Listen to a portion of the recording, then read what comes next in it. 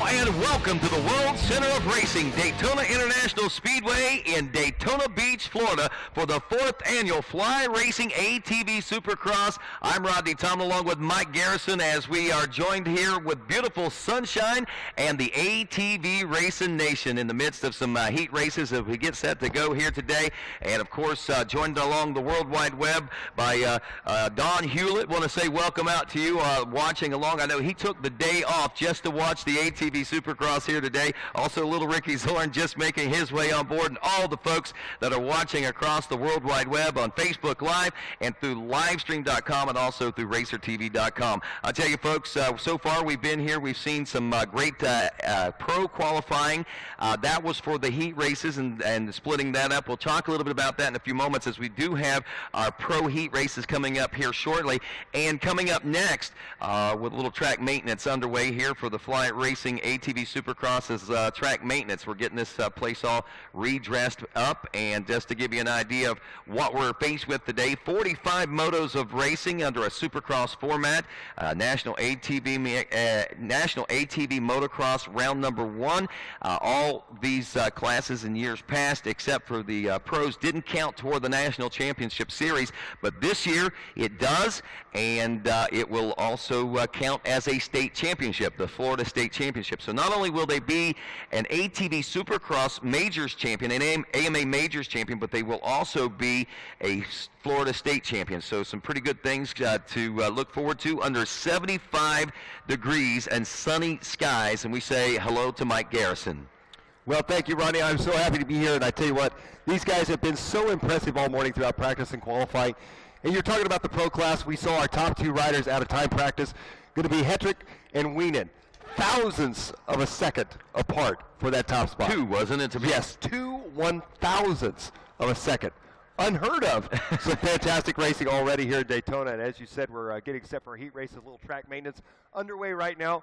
Our next heat race coming up going to be our WMX class as the women take the track here at Daytona International Speedway. And speaking of the women, this is who joins us here, riding aboard the number 11. She is a former WMX champion, and of course we're talking about Marion, Ohio's Megan Shepard, brought to us by Stuart Boyers Racing, Action Tire, LS4 Fibers, and Hauser Racing, as well as Rage ATV. You might remember her as Megan Manchak, but she is now Megan Shepard. She and Luke got married a few years ago, and she is still fast as ever. She opened up her racing season a couple of weeks ago in South Carolina for the Big Buck GNCC. She was over in Palatka this past Saturday racing the Wild Boar GNCC, and I believe she's headed to Georgia for the Maxxis General GNCC. So be interesting to see how things are going to fare for her here on the Supercross track. Neve Shaw, new to the class here in the women's class in 2017. Neve has been a threat that I know that a lot of these ladies and girls have been watching in their behind them, coming up behind them the last few years, ever since probably she was about 9 years old, to be exact, because this girl's been lightning fast. She races with the boys, she raced with the boys in the youth classes. She was right there neck and neck with them. She was the top in the girls classes, and even in the schoolgirl class last year, she was one of the top ones. This year, she moves right straight up into the women's class. And this one is going to be fun to watch, to see where Neve comes into this class. The 19 of Emily Young out of Orange Park, Florida on the Maxxis FTR Power Sports machine. Number 5, the 44-year-old Michelle Jenkins. Don't let her age fool you, folks. She's out of Wheels Up Girls Costa Racing back Suzuki. And the 822 of Sarah Tesler Hamlin out of Canada. And, Rodney, we've got a pile up in the first two of those ladies getting tangled up there. We'll hope they're okay as they work their way around here. Well, there's Emily Young. She's going to make her way into the number 1 position, as things are certainly different. That's Michelle Jenkins going right back at it in the number 1 spot. Those girls did a lot of battling there last season, so they're no strangers to this. So that means that Neve Shaw, Megan Shepard, both of those riders, and Matt, that might have been Sarah Tesler in the number 3 spot. So both Megan Shepard and Neve Shaw, our top candidates in this class, are both out right off the bat. Well, what a way to start the season right now for Jenkins.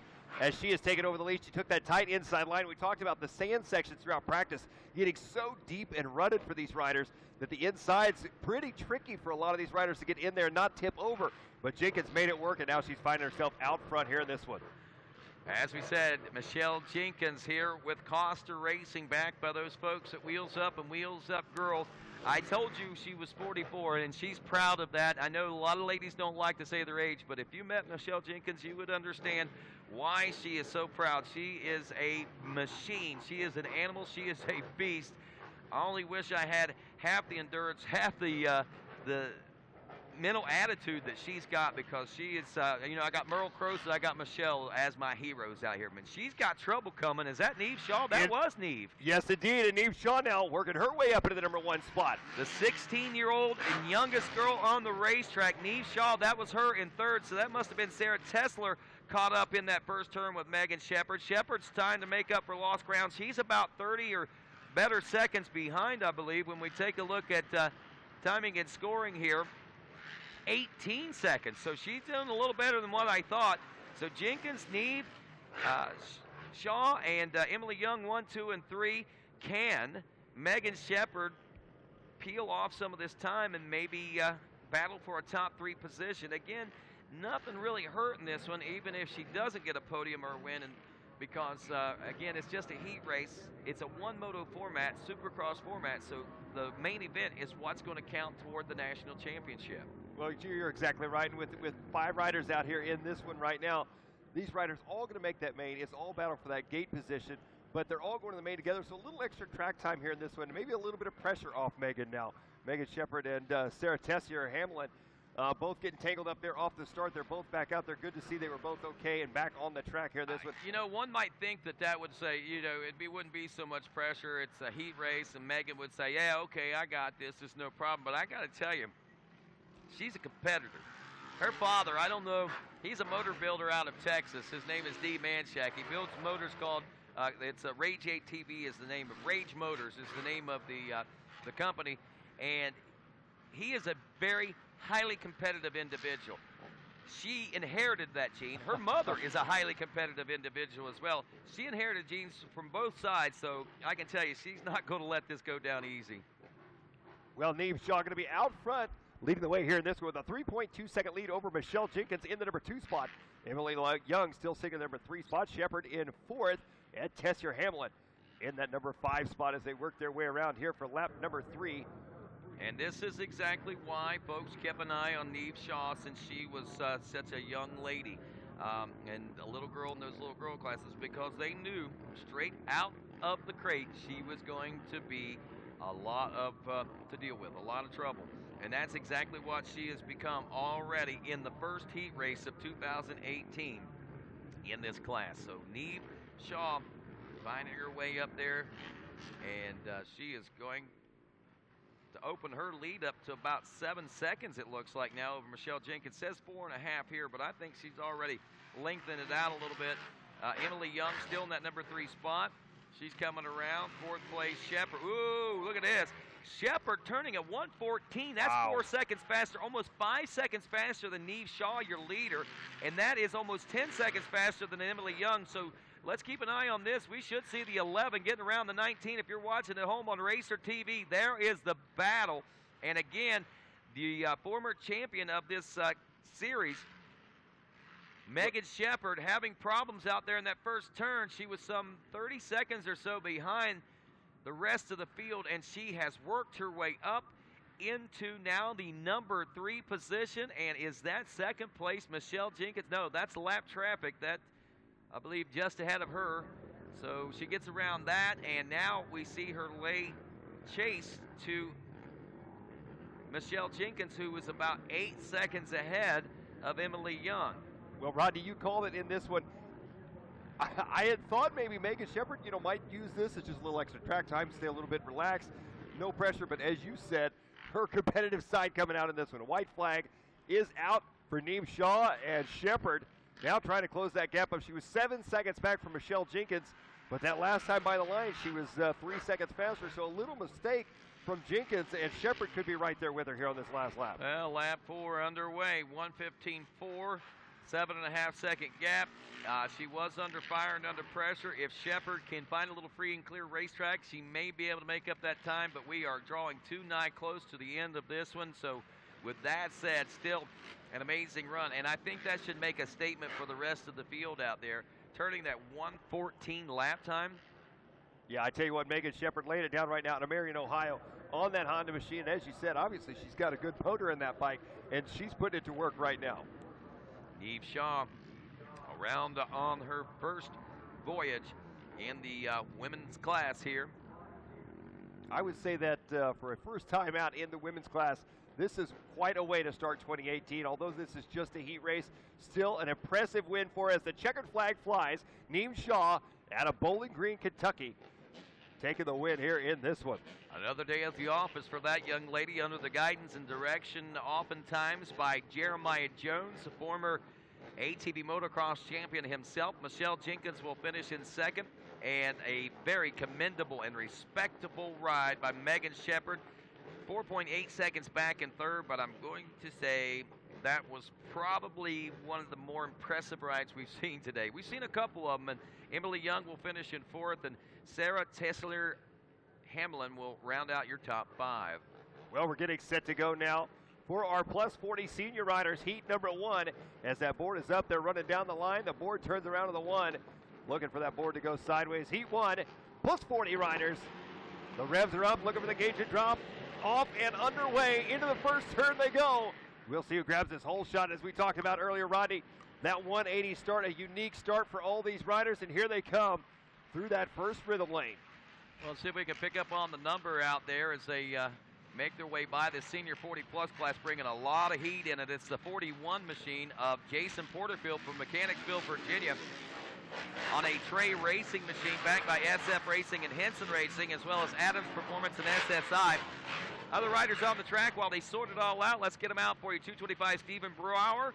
42 is Greg Lombardo. 946, Brian Gates. 539, CD Music. 71, Chad Spangler. Kevin Lenz, the number 13, is out there. 316, Daniel Dominizuski. 63, Derek Viller. 313, Michael Weaver. 99, Thomas Perfetto. 74, Derek Essen. And 723, Jason Jackson. Well, here they come around here for lap number one.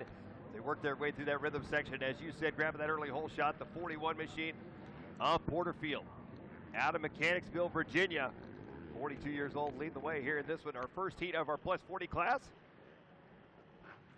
Top 6 riders will go directly to the main event. The rest of the riders all go to that last chance qualifier. We got a battle for the lead now. Derek Essen diving to the inside, not able to make the move though. Essen trying to put the pressure on him.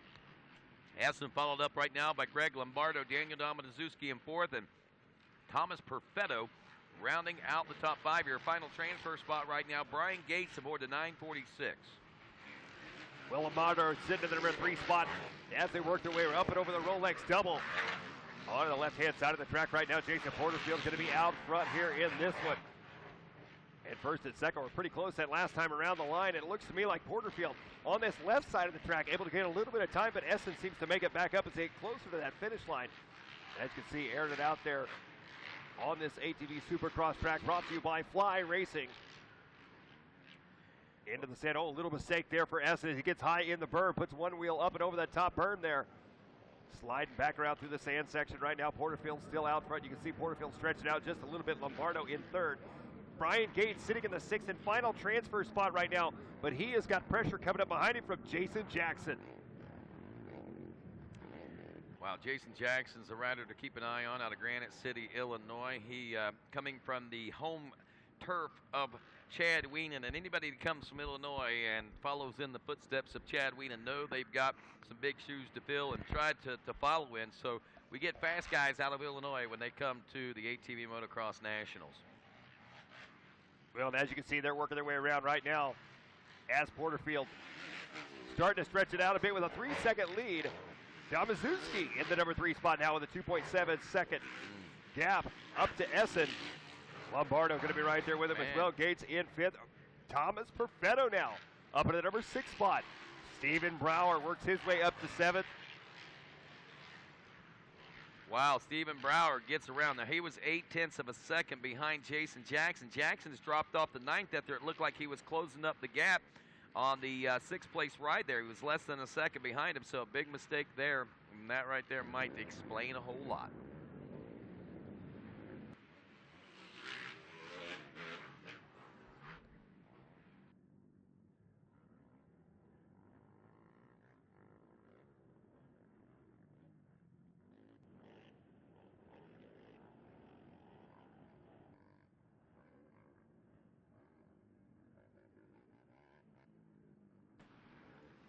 As they're working their way around, Jason Porterfield still going to be out front. We're looking at our leader here as he works his way around. Porterfield starting to stretch out his lead considerably here in this one. And Daniel Damazuski now up into the number 2 spot. Greg Lombardo up into 3rd. Derek Essen. And now Thomas Perfetto up into the number 4 spot. Derek Essen in the 5 spot. Brian Gates in the number 6 spot.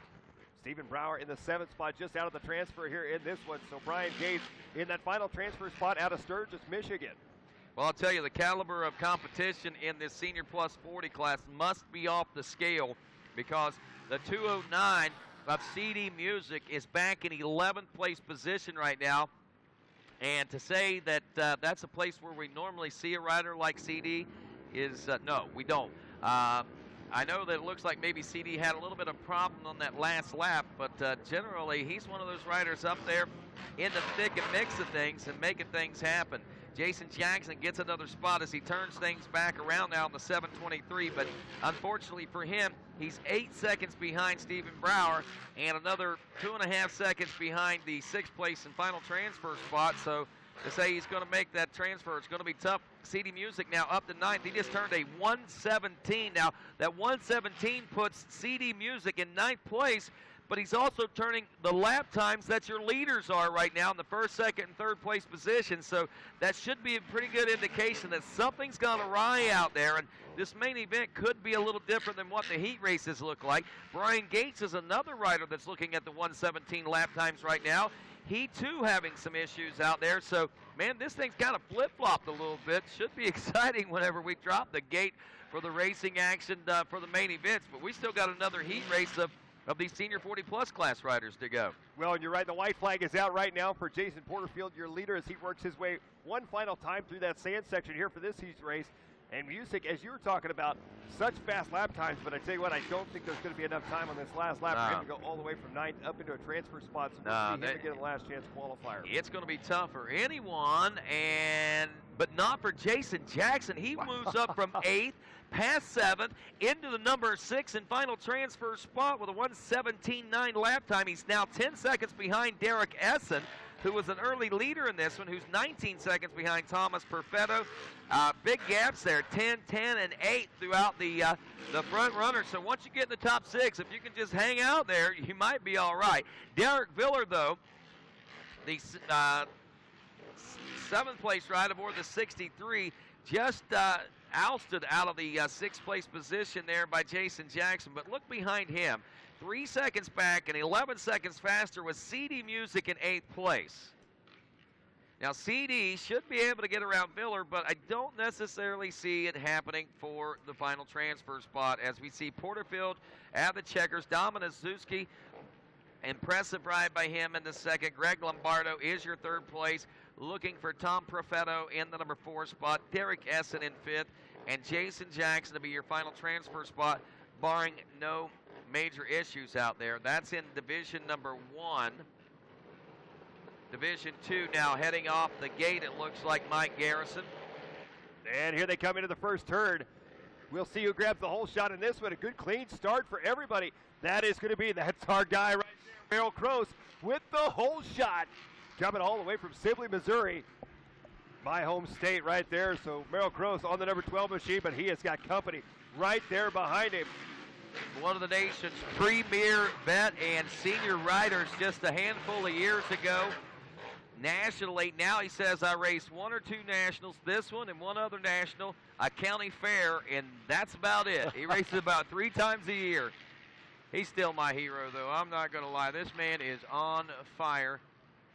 Had his hands full in the Pratt. Well, I wouldn't say Pratt was that. That wouldn't. in the 30-plus class we watched him in earlier. 30-plus class, yeah. Had a rough start, and that one got tangled up with a rider that tipped over, was unable to get around his bike, but he came right back to the front. We thought he was way out of a transfer position as well, and he wasn't. he came right back and proved us wrong. I love it. I love getting proved wrong like that as we wait for our first lap to be wrapped up here now. Well, he is out front leading the way already on lap number 1 with a 3.3-second lead for Cross out front. Dwayne Newton in that number 2 spot, BJ Sosby in the 3 spot, Lane Coyle in the 4, and Walter Whitehead in that number 5 spot. Well, I'll tell you about Lane Coyle. Lane Coyle is an avid 40-plus senior rider as well, and he's a rider that you'll see at GNCC, and then you'll see him at ATVSX. He's another one of those riders that likes to do the crossover stuff. It's kind of a fun game for him, and he does well at both. Walter Whitehead, as he said, in 5th, and it's Dwayne Springer, your final transfer spot aboard the 372. Robert Nagy, the 43, 3.5 seconds back in 7th, so he's got some work cut out for him. And Newark, Ohio's Brent McKee, the 111, is 8th place position. Only top 6 transfer in this. The others will go to that last the LCQ. I'm looking to see how many riders we had scheduled to be in this 13 and 13, 26 total riders in this senior 40-plus class. But as they make their way around, we've only had 8 of the 13 that have shown up. Well, Merrill Cross, meanwhile, out front lead the way with a 7-second lead now over Dwayne Newton in the number 2 spot. Newton on that number 93 machine. And here we're looking at a good battle shaping up. That's going to be for 3rd and 4th. That's going to be BJ Sosby on the number 6, followed by Lane Coyle on the number 33 as they work their way into the sand section. And it looks to me like the number 6 of Sosby taking that outside line. Coyle trying to take the inside line, gain a little bit of time on him. Up and over the Rolex double they go onto the left-hand side of the track now. And we've not seen, I don't think we've seen a single rider on that far sweeper over there take that inside roller. So everybody going around the outside of that trying to get the run at the wall. As they head down the backstretch now, the number 6 of Sosby starting to stretch it out just a bike length or 2 over Coyle in the number 4 spot. Walter Whitehead in the number 5, Springer in the number 6.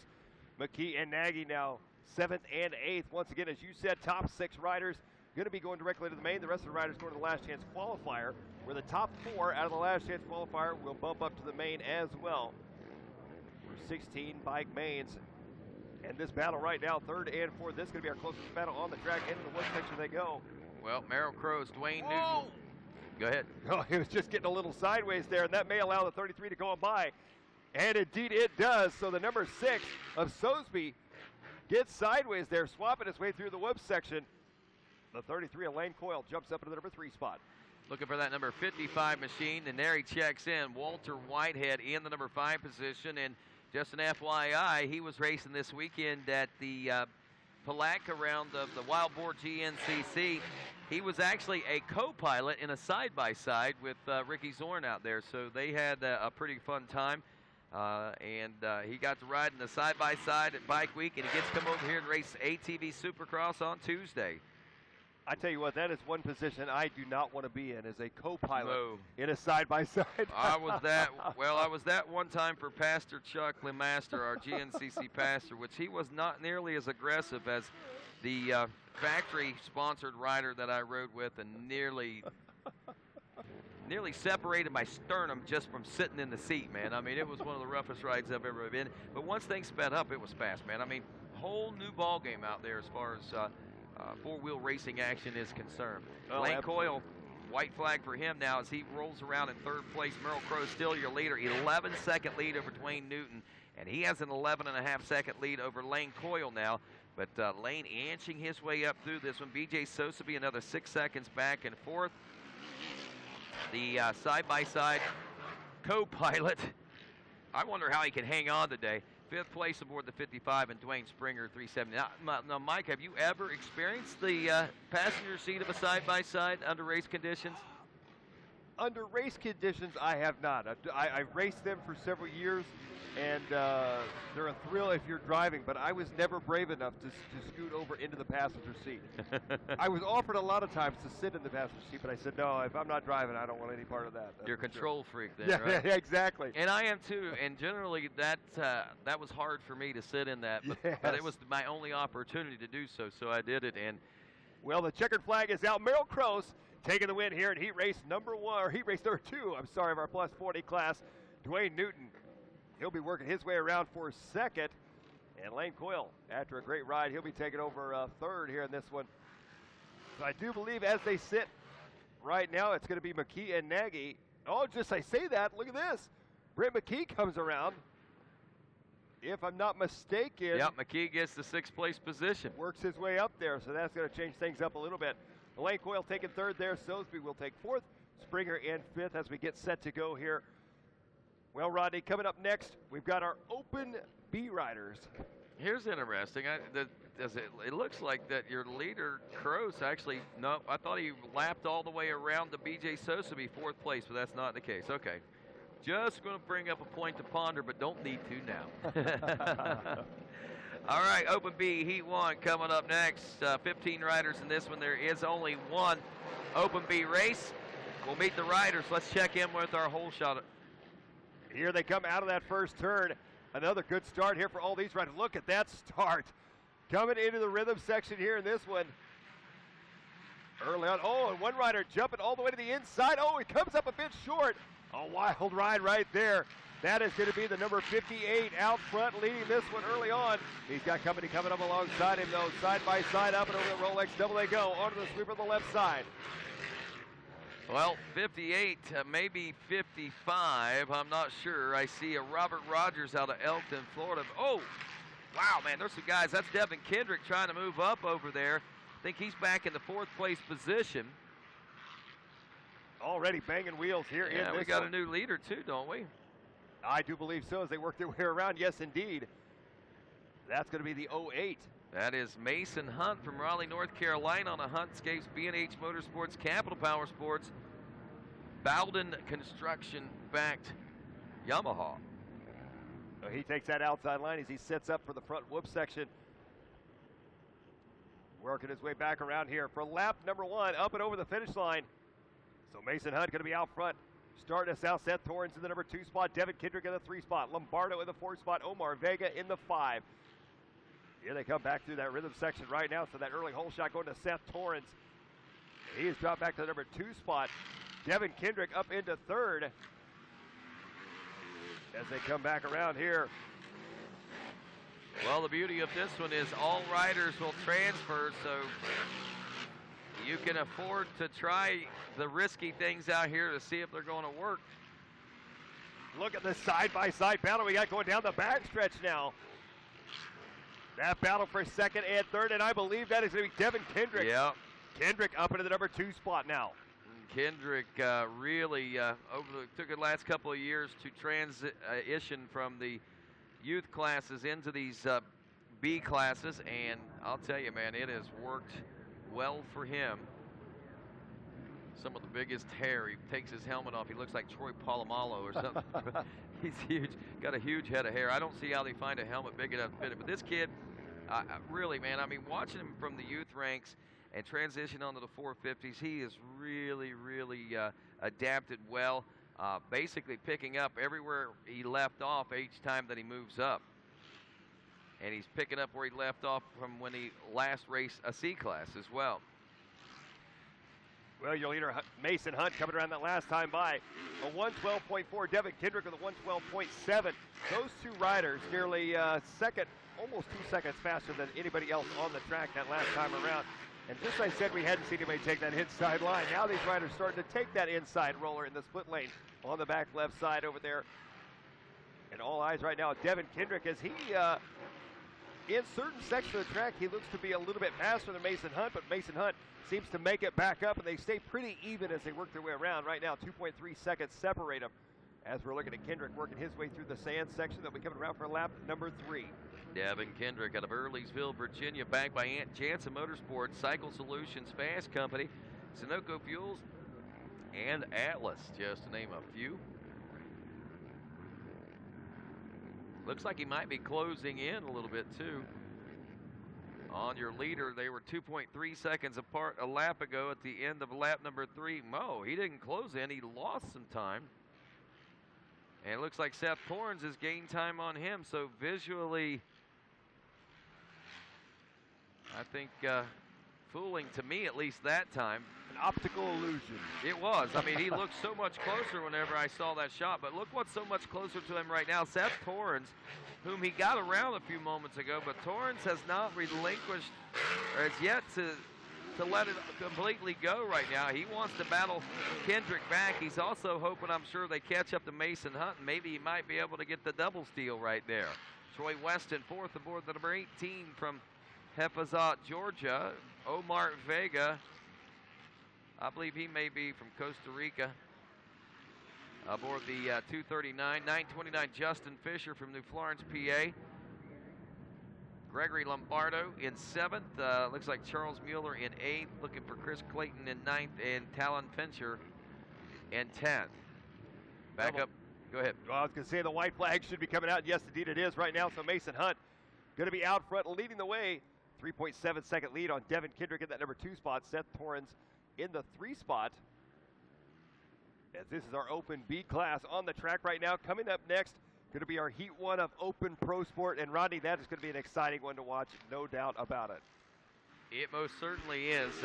You know, and again, we only get to see half the field at that time. But what's really neat coming up in this one, Joel Hetrick and Chad Weenan are separated. But Joel Hetrick and Thomas Brown are in the same qualifier. And also Chad Weenan and Nick Janusa and Jeffrey Rastrelli and Ronnie Higgerson are all in Division 2. This could get kind of interesting because Rastrelli's seen glimpses of greatness. Janusa has done extremely well here at his practice in the sand all winter long. And Ronnie Higgerson is a rider that's been coming on hard and strong fast lately. So these could come out a little different than maybe what we even expect for them to. Well, another rider that's coming on strong here in this one as he's looking for that checkered flag. One final turn through the whoop section, one final time. The 08 of Mason Hunt looking for a heat race win here in Open B, and he has got it here in Daytona. So Mason Hunt going to take the win here. This with Devin Kendrick coming around for that number 2 spot, and I believe Seth Torrens will cross the line in 3rd here in this. And you were talking to some of the pro riders earlier, and they were talking about the whoop section on the front side, the supercross style stadium whoops. That's not something a lot of these riders are used to, especially on the more outdoor motocross style tracks. And I believe it was Hetrick or Weenan, I believe, was really looking forward to it. He feels strong in the whoop section. Actually, Chad Weenan is a whoop specialist. He's a little taller than most of the other riders out there, and he's got a little bit more advantage when it comes in, especially when you get into deep sand rollers and things like that. Chad is virtually unstoppable, and that's one thing that they look at coming into these rounds. You wouldn't believe how scientific the racing strategies are in a lot of these camps out here. I can tell you right now, the Ty Lube Rockford Fosgate Honda team is very scientific. I can tell you that the Weenan Motorsports Factory Yamaha support program over there as well has a very highly sophisticated technological system and process to get it all sorted out. So this is good stuff, man. I mean, this is all scientific. They're all trying to get that extra that 1,000th of a second back out there. And that's what we're talking about. But we're down to pro sport class riders now. Get a chance to see some new faces in this one. The 52, Cody Ford, 24, Alan Myers, 35, Kirkland Jack, Jacob Stevens, 21, Noah Mickelson, the 112, Tyler Trent, 55, Logan Stanfield, 44, Josh Deemer, 14, Troy Hill, David Selecki, 26, 8, Sam Rabori. Big trouble there in the first turn, but a couple of guys getting out front there. That looks like Josh Deemer, quite possibly one of those riders on the 44. Let's see. McCain Richards, Grayson Eller, Tyler Turner, Jaron Cochran, and Catriel Altamurillo. And that is the 24 of Alan Myers from Sewell, New Jersey on the 969 Motorsports Walsh Elka Maxxis back machine. That's a Suzuki as he takes it to the front of the pack now. And behind him, that's a tough one to tell. I keep wanting to say and think that is Cody Ford, but nope, that's not. There's a couple of people that's got some white bikes that's similar to Ford's machines now, but we'll wait till we get around there. That's the 21 of Jacob Stevens. I believe Stevens is influenced, if not a part of Ford Brothers Racing, so that could answer a lot of those questions. Well, that's maybe the 28 I'm looking at now. Okay. Well, here they come through the whoop Tyler section. Turner. Oh, several riders getting sideways. The 21 machine swapping left and right there. So 28, 28, Tyler Turner is back there as well out of Langhorne, Pennsylvania. So we're seeing already position jockeying. And one rider that we haven't seen or heard a lot of yet, but I think we're about to, is the number 100 of Noah Mickelson on the Rockford Fosgate Tyloob Honda. Well, Alan Myers going to be out front leading the way. Tyler Turner in that number 2 spot. And right now we are looking at a fantastic battle between, I believe that's going to be Cody Ford and Jacob Stevens. Yeah. Grayson Eller just behind them. So these two riders, teammates, as they are railing through the sand section right now. They were bumping wheels and Nerf bars heading into the berm on the backside of the track. And here they come back around right now. They're closing that gap up on Tyler Turner in the number 2 spot. Well, like you said, teammates running 3 and 4, Cody Ford and Jacob Stevens. Visually, until you see their number, well, if you see them, tell they've got different riding styles, but nonetheless, both of them are fast. Another rider to watch out for, 4th place is Stevens, but right behind him, Grayson Eller, 1.5 seconds back, and I think he lost 1.3 seconds of that on that particular lap. A lot of riders losing a little time on that lap to Alan Myers, who now runs a 104.762. The next fastest lap is a 106.064. And that's Tyler Turner in second right now. Oh, a little mistake there for the 21 of Jacob Stevens. Trying to take that inside line on Cody Ford. So Ford and Stevens right now, look at this. They have caught up to Tyler Turner. Wow. For second, third, we and got fourth. a new fastest lap turned by 13th place ride, Noah Mickelson, the number 100. Mickelson just turned in a 104.753, which is only about 15 1/100ths of a second faster. It's getting so fast, I gotta think about how fast it is. Well, look at this charge through the whoop section right now as we got a battle of second, third, and fourth. Our 4th place rider, Jacob Stevens, trying to cut up the inside of his teammate there. Up and over the roll on the inside. Second, third, and fourth into the rhythm section once again. Tyler Turner, he knows he's got pressure coming up behind him right now. Cody Ford sitting at third. Jacob Stevens will be interesting to see what lines they take here through the set. All 3 riders protecting that inside line. Well, I got to say, I'm quite impressed by these riders, as each one of these pro sport riders are very, very fast. This being the first round, we don't see them taking really any unnecessary risks. They seem so very calculated right now, like they've been doing this all season long, and this isn't the first round. Well, you're absolutely right, and I think a lot of these riders, I'm sure they had to remind themselves, this is just their heat race. Being a supercross format, main events is, I think, when we're going to see these riders pull out all the stops. And look at this, an inside line move here by the 21. Not going to get the drive, though. Jacob Stevens still hanging on to that number 4 spot. Tyler Turner in the number 2 spot. Meanwhile, Alan Myers, he is checked out here in this one with a 4.5 second lead. And I tell you what, right now, Tyler Turner at number 2 spot. Cody Ford has got a much better drive through the whoop section. Cody Ford, look at the inside. Not able to make the pass on him, though. Ford gets a better drive, but Ford follows that same line through the whoop section right behind Turner and is unable to make the pass. Oh, a little bumping and grinding there between the teammates. Well, Ford right now has got his own race going on, and so does the 21 of Jacob Stevens. He's not going to let these guys get too far ahead. He's going to try to pass them both, even though one is his teammate. But Cody Ford switching it up. Drag race down the front stretch now. A bike link separating the two of Tyler Turner and Cody Ford. Cody Ford side by side. Now he pulls ahead. He's got the inside line on the upcoming turn, and he's got the number 2 spot. Jacob Stevens goes blowing by as well, and here comes, is that Noah Mickelson? That is Grayson Eller. Okay, Grayson Eller. Yeah, Eller back there on that Rockford Fosgate Tyloob Honda himself, teammates to Noah Mickelson there. It'll be interesting to see where he is. Wow, and look at the drive right there from the number 21 of Jacob Stevens. Stevens working his way up in the number 2 spot, or 3 spot, I should say, chasing down Cody Ford through that whoop section. Meanwhile, out front, no idea the battle's going on behind him is Alan Myers. Myers grabbed that lead early on in this one. He is out to a 7-second lead right now with Cody Ford in the number 2 spot. Jacob Stevens in the 3 spot. Grayson Eller right there behind him in the number 4 spot. And Eller has now gotten by Tyler Turner. Wow, up to 4th place position. He is only 1.037 seconds behind Jacob Stevens. So I didn't realize Eller was closing up that hard and fast on him right now, but the 171, Grayson's coming, folks. Well, the white flag was out last time by. This is going to be the checkered flag lap. We are looking at Alan Myers out of Sewell, New Jersey.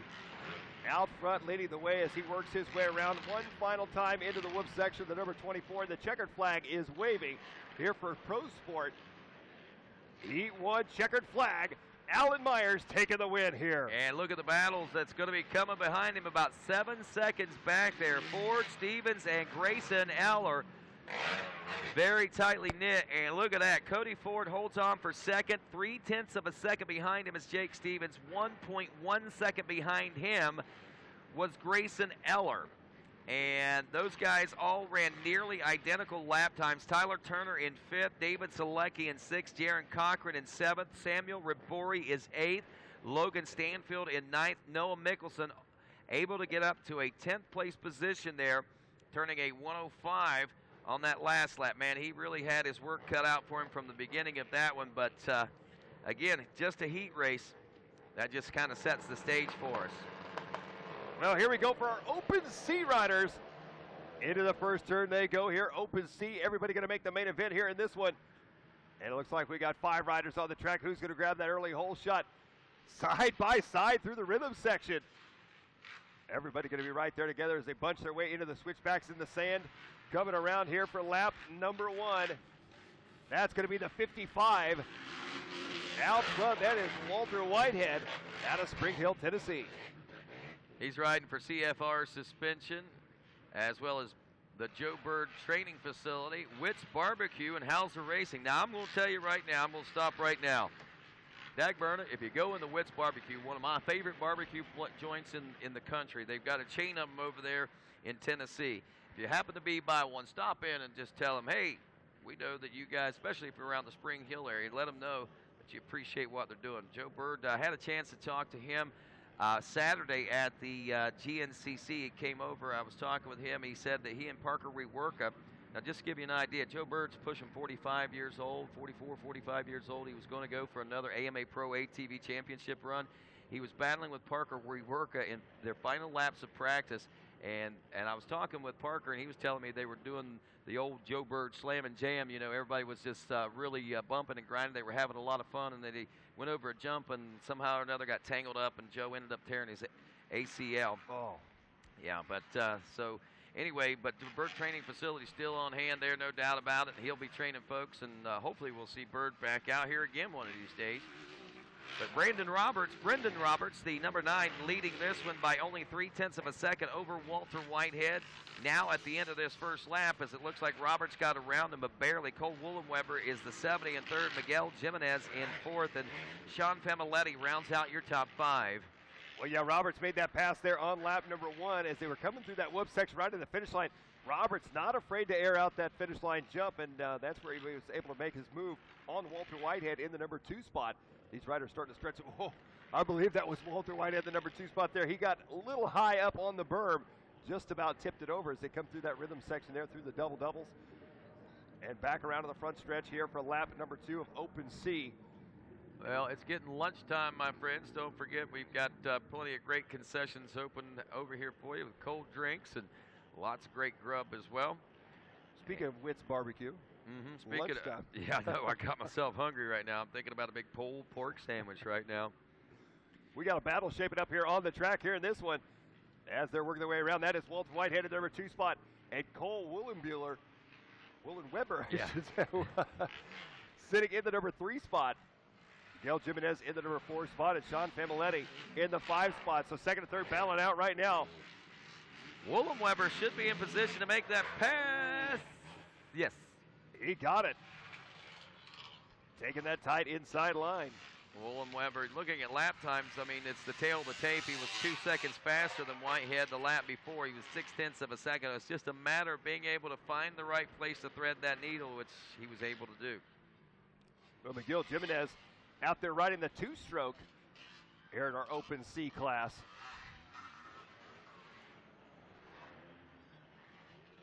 As they're working their way around right now, Brendan Roberts going to be out front here in this one. Walter Whitehead in the number 2 spot. Cole Willem Weber in the number 3 spot. Miguel Jimenez in the 4 spot. Sean Familetti in the number 5 spot here for Open C. And Rodney, coming up next, we've got our AMA Pro ATV Motocross Championship Heat number 1. Yeah, I think I'm going to take a nap, man. That's going to be boring. You know, I just can't see me getting excited about this at all. Not. We have got some incredibly talented individuals coming up here in Heat number 1 and Heat 2 in just a few short minutes. Meanwhile, back on the track here in this one, Brendan Roberts going to be out front leading the way with a 117.1 that last time by. And Woolen Weber working his way up into second. Whitehead drops to third. Jimenez in fourth. Familetti in the number 5 spot. Want to welcome Jeff Warwick from Jackson High School, and a big fan of the 969 Motorsports out of Jackson, Tennessee. He says, go 969 in the comment board on live timing and scoring there at MyLab. So if you're watching on there and watching live timing and scoring, we encourage you to comment and say, hey, tell us who your favorite racers are, as Brendan Roberts makes his way around. On his way, what looks like to a heat race win, which will give him gate choice heading into the main event. Well, and Cole Woolen Weber in that number 2 spot right now. Last time by, he was 4.8 seconds back from your leader, but I think he's closed that gap up just a little bit right now as white flag is out. As Brendan Roberts taking the white flag, 1 lap left to go. He had a 117.5, a 116.5 there for Woolen Weber. So Woolen Weber has closed the gap up on him by 1 second last time around, as they've got 1 lap left to go in this race. Here comes Brendan Roberts. Roberts taking that outside line. Woolen Weber, I thought he was going to go for the inside line. He goes for the outside as well. On that number 70 machine, airing out the Rolex double onto the left-hand side of the track. He goes now. Walter Whitehead still in third. Miguel Jimenez in the 4th spot. And Sean Familetti rounding out your top 5 here in our Open C heat race. Once again, going to be coming up next, our AMA Pro ATV Supercross riders. Of course, our ATV Supercross here at Daytona International Speedway, presented by Fly Racing. As you were talking to Jason Thomas earlier, he is here with us this weekend. And super pumped to be a part of the event. That's one thing that I think is really cool, is how much effort Fly Racing puts into the ATV Motocross series in a whole. And to be able to be title sponsor here at Daytona, I know it's prestige that they are certainly happy to be able to afford, that's for sure. Well, checkered flag is out in this one. Brendan Roberts takes the win. I tell you what, though, Cole Woolen Weber closing that gap up to 1.6 seconds. He will take second. Walter Whitehead going to be working his way around for, I do believe, third, with Miguel Jimenez going to take fourth. And Sean Familetti off the track early here in this one in that number 5 spot. As we hear the bikes getting fired up, getting set to go. Heat number 1 of our AMA Pro ATV riders. Well, heat number 1 will show our second fastest qualifier on the day, and your defending series champion, the number 1 out of Seneca, Pennsylvania, on the Rockford Fosgate Tylube Honda, Joel Hetrick. Also lining up in Division 1, the number 84 from Sanger, Texas. He is a CST Tire sponsored rider, and he is also the Quad Cross of Nations individual world champion, Thomas Brown. Riding aboard the number 9, he hails from Live Oak, Florida. And, of course, he's your 2017 Pro-Am champ, Parker Weworka. Number 41 machine, he is coming to us from Davis Junction, Illinois. The 41, Zach Kazamarzik. The 135, teammate to the number 1. Of course, hailing from out of Salisbury, North Carolina, Hayden Mickelson. We also have Factory Sam Rowe, the number 38 out of Menasha, Washington. Brett Music, the 209 out of Vernonville, West Virginia. And Drake Kaling, your rookie, the 798 out of Brimfield, Illinois. Well, Rodney, I tell you what, Joel Hetrick trying to grab that early hole shot, but he makes a mistake in the first turn. Hedrick now finds himself buried in the field. It's going to be the number 38 coming out on top early on here in this one. That is going to be Sam Rowe leading the way here in this one as they work their way onto the backside of the track. Oh, man, I can tell you right now, Sammy has been waiting for this moment right here to get out front of the field and see where he stands. And I'm going to say, Sammy might be the first to admit it. You know, maybe I'm not completely ready to lead this all the way, but I sure like the idea of being able to try. And there's Thomas Brown back in the number 2 spot. The World Quad Cross of Champions champion is on his way to trying to work his way into the number 1 spot. Side by side battling he goes, and there he is. Thomas Brown, now your leader. Joel Hedrick back in the number 3 spot. He's right on the rear wheels, having to slow down, but now gaining some ground and making the pass in the second place. Goes a part of the Team USA World Champion, Joel Hedrick, and your 2017 AMA Pro ATV champ. Well, I tell you what, Hedrick right now is on a move here in this one as he chases down your leader. Hedrick taking that tight inside line through the sand section. Of course, he was the second fastest qualifier today, but he only missed the top spot by 0.02 of a second. This is going to be some fantastic race here in this one, and he is now really putting the pressure on your leader, Thomas Brown, as Brown is feeling it as they head onto the back section. Up and over the big back double they go. Well, last time these riders met on the racetrack in Italy at the World Championship race, they raced in motos against one another, and Thomas Brown actually bested Joel Hedrick as he took the overall win individually and helped secure the World Championship win for the team. So right now, Thomas has a little bit of an advantage as far as that goes because he won last time they were out head-to-head together like this. Well, I tell you what, Hedrick trying everything that he can, all sorts of different lines. And Ronnie, one of the things that I'm noticing here is on these tight inside corners, the sand sections, the insides aren't necessarily the faster line. Just I say that, though, there goes Hedrick on the inside there. He is going inside, and I've watched him. I mean, the one thing that he hasn't done is followed Thomas Brown through very many lines, and the reason why is because he needs to try and find a place to get around, and that's exactly what he's done. So battle for the lead right now. Joel Hedrick, the number 1 out front, Thomas Brown in second. As they come around for lap number 3 complete. Lap times, if you're wondering, in the 102 and 103 range, so we're not seeing those blistering fast lap times, but that's not what we need to see. What we need to see is the great racing, and that's what's happening right now. Well, Hedrick jumped out, and it looked like he was going to start to pull away from Brown, but look at the drive through the whoop section for Brown. He has now closed the gap right back up on Hedrick. Well, I'll say something. One thing about Thomas Brown, he may have issues sometimes throughout the season, but you put a marquee event out before this young man, and he becomes one of the premier racers in the world. Obviously a world champion. Thomas is also a star of videos that you might watch on YouTube, ATV versus MX Unleashed, or MX versus ATV, and there's videos of he and some riders down in Texas, Andrew Short, they were doing some videos together, and they actually rode the same track. It's pretty cool stuff. You ought to check it out. Well, right now, Hedrick going to be out front. There you see Hedrick taking that inside line once again. Thomas Brown, he's trying to carry his speed around the outside as they come back around into the rhythm section right now. Joel Hedrick going to be out front leading the way. Thomas Brown in second. Sam Rowe in the number 3 spot. Hayden Mickelson in the 4. Coling, Music, and Wawerka. Your top 7 here in this one through the whoop section. Wow, look at Hedrick right now on a move. Up and over the front, double finish line they go. Here for lap number 4. This is a 6-lap race for these riders. Next time around, they'll be getting the white flag. A 1.4 second gap between them right now. Hedrick that last time by with a 102.473. New fast lap of the race for Hedrick. Out front here, this is Thomas Brown with a 103.4. Drops back just a bit. And we've got a good battle shaping up now between 3rd and 4th. Yeah, Hayden Mickelson, teammate to Joel Hedrick, up to 4th place now. Sam Rowe, your 3rd place position finisher, or rider right now. He got the whole shot in this one. And since that time, Brown and Hedrick have kind of checked out, but he's been fending off riders behind him, and now it's Hayden Mickelson.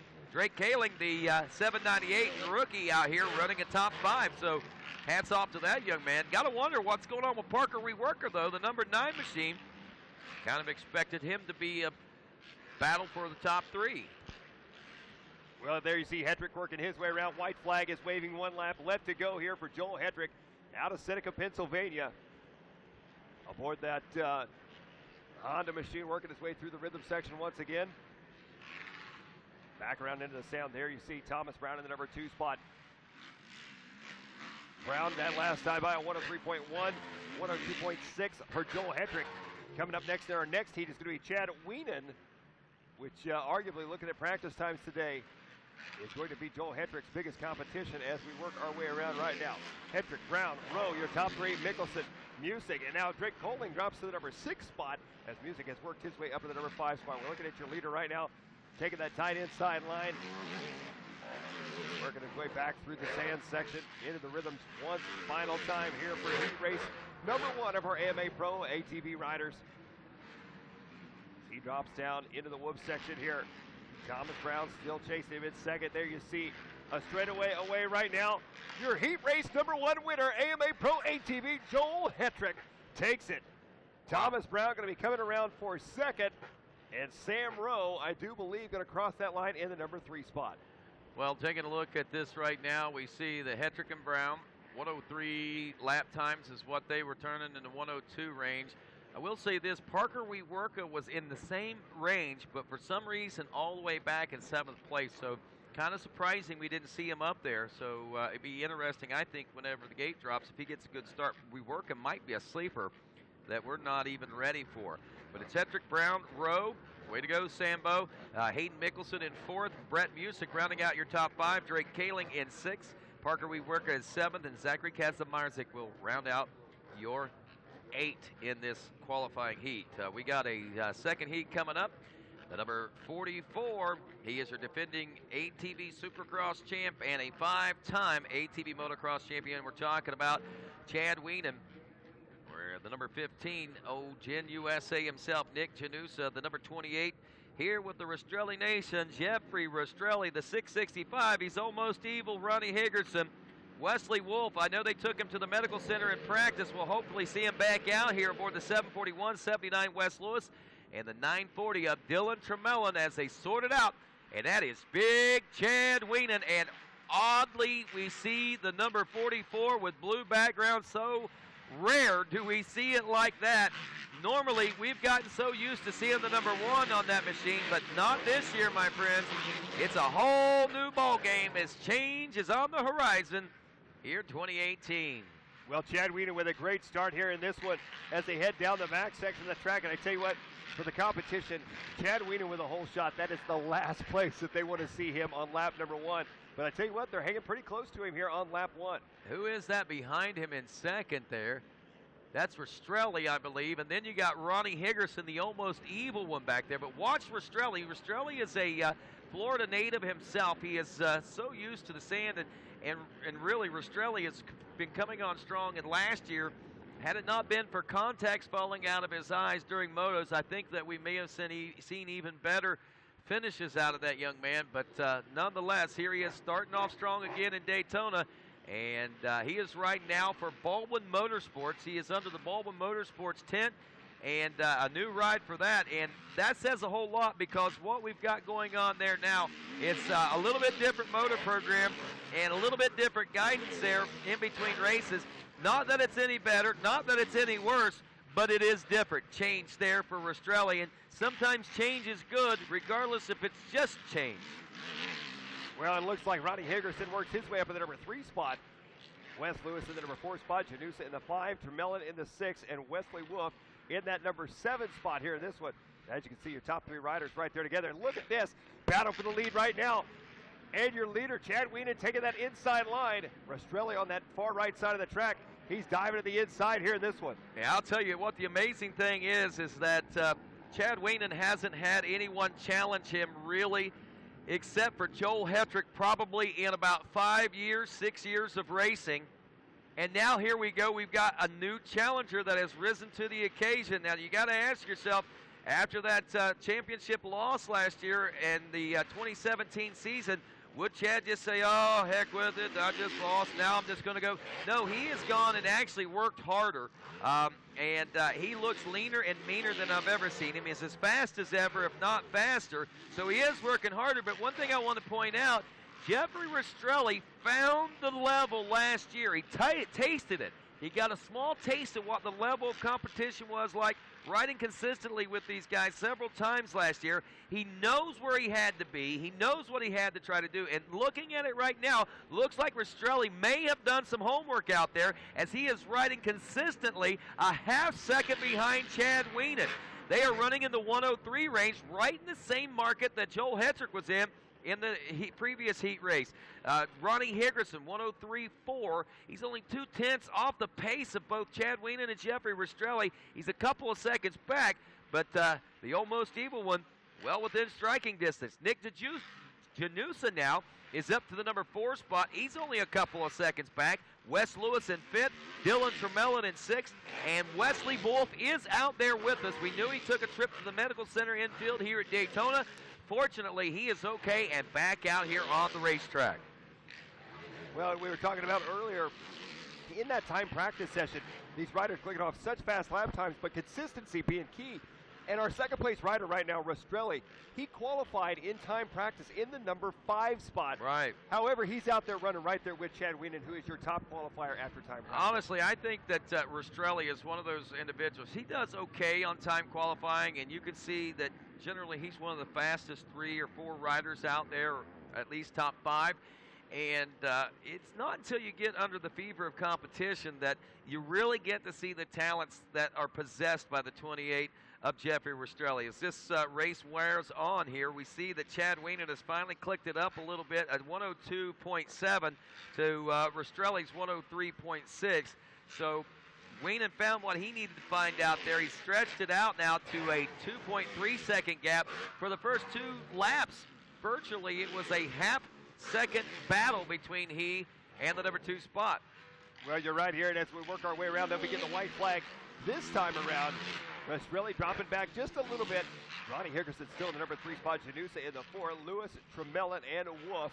And as you said, good to see Wolf back out there, as he did have quite the crash in the earlier practice session today. Oh, a little mistake there for Rastrelli. Oh, another mistake by Rastrelli. Rastrelli all over the track here in this one. Ronnie Higgerson with 3.3 seconds back, but a few more mistakes like that could cost him. Here we're looking at your leader, Chad Wienen. White flag is out for the number 44 rider. That's it. I want you to look back there in the 3rd and 4th place position. Ronnie Higgerson and Nick Janusa, I believe, are somewhat tight together. We're going to see what the official time is. Less than a second between the 665 and the 15 in 3rd and 4th place. So here's where a battle is shaping up as Chad Wienen makes his way around on his final lap and setting the stage for a great gate choice coming into the main events later today. Wienen, Rastrelli, Higgerson, Janusa, and Wes Lewis is who we're watching right now, the 79 machine on screen. Well, down the backstretch goes that battle. 4th, 3rd, and 4th that you were talking about. There's Chad Wienen in his final lap around. There is our second place rider. Look at this battle we've got going here. Janusa looking all over. Janusa dives to the inside. Looking to make the pass for 3rd. Not able to make it happen, though, through the rhythm section one final time. A great battle between these riders. Janusa going to try and set him up here. Janusa diving back to the inside. They slam up against the berm and down the backstretch. They go into the whoop section. It's going to be side by side. Checkered flag is out. Chad Wienen with the win. Rastrelli takes 2nd. Higgerson takes 3rd. And Janusa 4th. Quite a race right there for those riders. As we head on to our next race, which is going to be our junior plus 25 heat race. Yep, production A, production B. You guys need to be in staging. Also 450C, you're just around the corner there.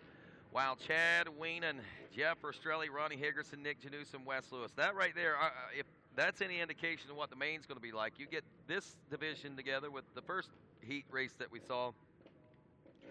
I'm thinking that this might be the best fly racing Daytona ATV Supercross competition we've ever seen. And every year has been off the scale. Well, here we go for our junior plus 25 class. Looking for that gate to drop here in this one, and we are off and underway into the first turn. We'll see who grabs the early hole shot here in this one as they come out of the first turn. Good clean start for them. Jumping their way into the rhythm section.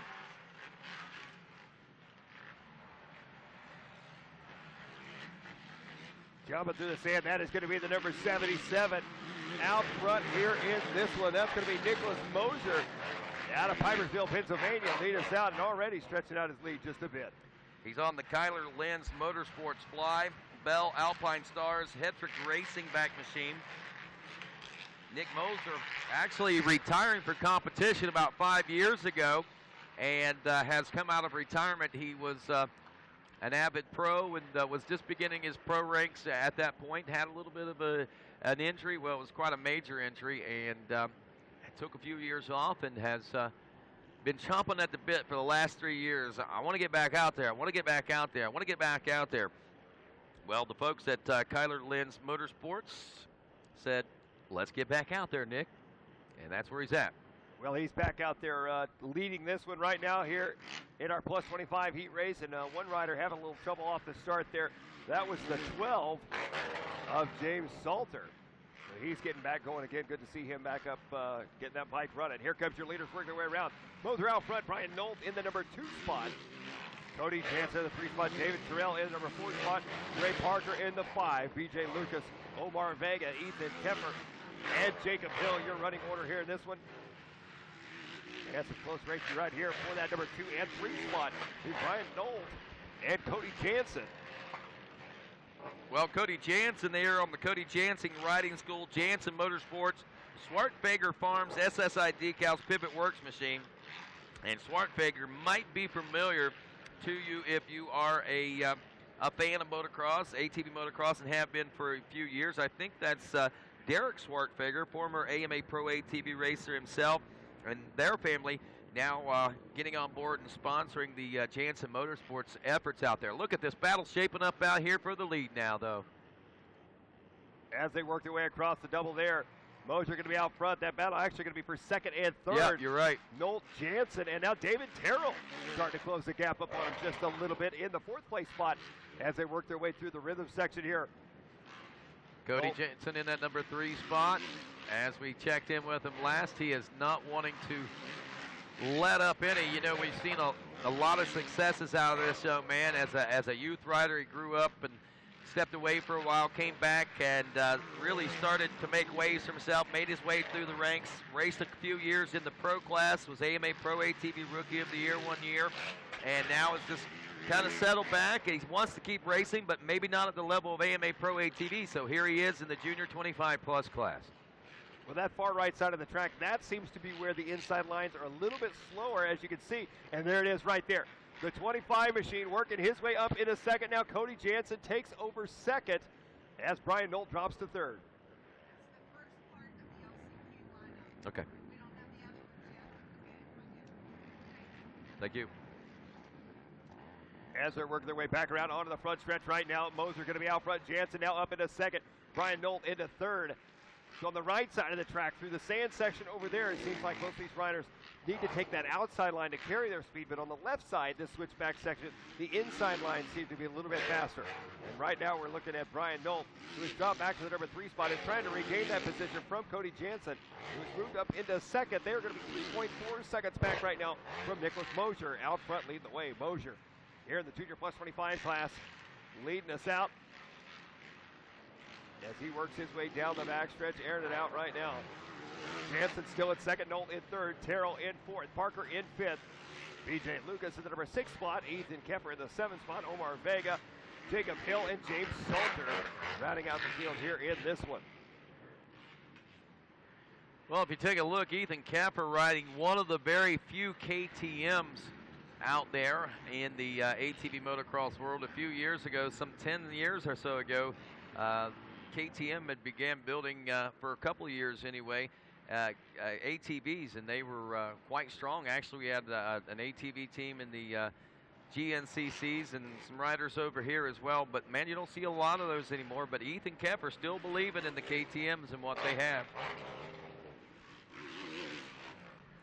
Well, Nicholas Moser out front stretches lead out to 3.4 seconds now over the rest of the field as Jansen in that number 2 spot, Brian Nolt in the 3 spot, David Terrell in the 4, and Gray Parker in that number 5 spot.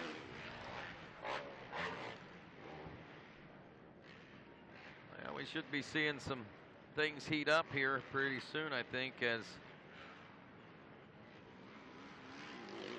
looking at 10th place ride, James Salter. He's about 41 seconds back. So I don't know what happened to Wetumpka, Alabama's James Salter, but this guy, he's got the speed to be running up into the top 5, maybe even top 3. At least that's what his lap time so far are reflecting, but it looks like possibly a bad start for him. It doesn't wane well here as the white flag is out now, Mike Garrison, and Nick Moser has just a little time to go before he sets himself up for the likelihood, or at least a major possibility, of becoming the Fly Racing Daytona ATV Supercross champ for 2018. Well, and I'm sure that just like everybody here, that is his ultimate goal as he works his way over the Rolex double onto the left side of the track. One final time here. This one, Cody Jansen was 3.4 seconds back from him that last time by the line. You see, though, Jansen really turning up the heat, it seems like, here on this last lap. I don't think there's going to be enough time for him to catch your leader, but he's definitely still got the speed towards the end of this one. As he doubles his way into the back corner section, Nicholas Moser out of Pipersville, Pennsylvania, on that Honda, looking for a heat race win here in this one. Here he comes back into that rhythm section once again here. Checkered flag going to be coming out this time around as he drops down into the 181 final time. Number 77 of Moser. Through the whoop section. And the checkered flag is out. Moser with the heat race win here, plus 25. Cody Jansen, he'll be working his way around in that number 2 spot. Well, I can promise you that this junior 25 plus class is going to be very, very interesting this season. It is going to be a great battle, no doubt about that. We got 3 laps in. I'm not sure what happened, whether we've got situation, but Nick Moser is your winner. Cody Jansen in third, Jansen in second, Brian Nolt in third, David Terrell in fourth, Gray Parker rounding out your top 5. So a little track maintenance going on now for these junior 25 plus class riders.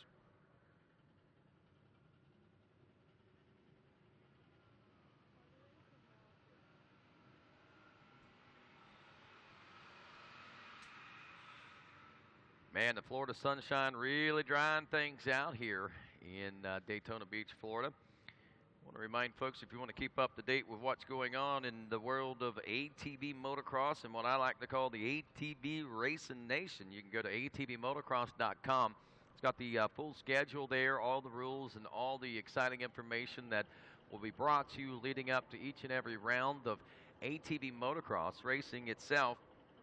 All season long, go to atvmotocross.com to keep up to date with what's taking place.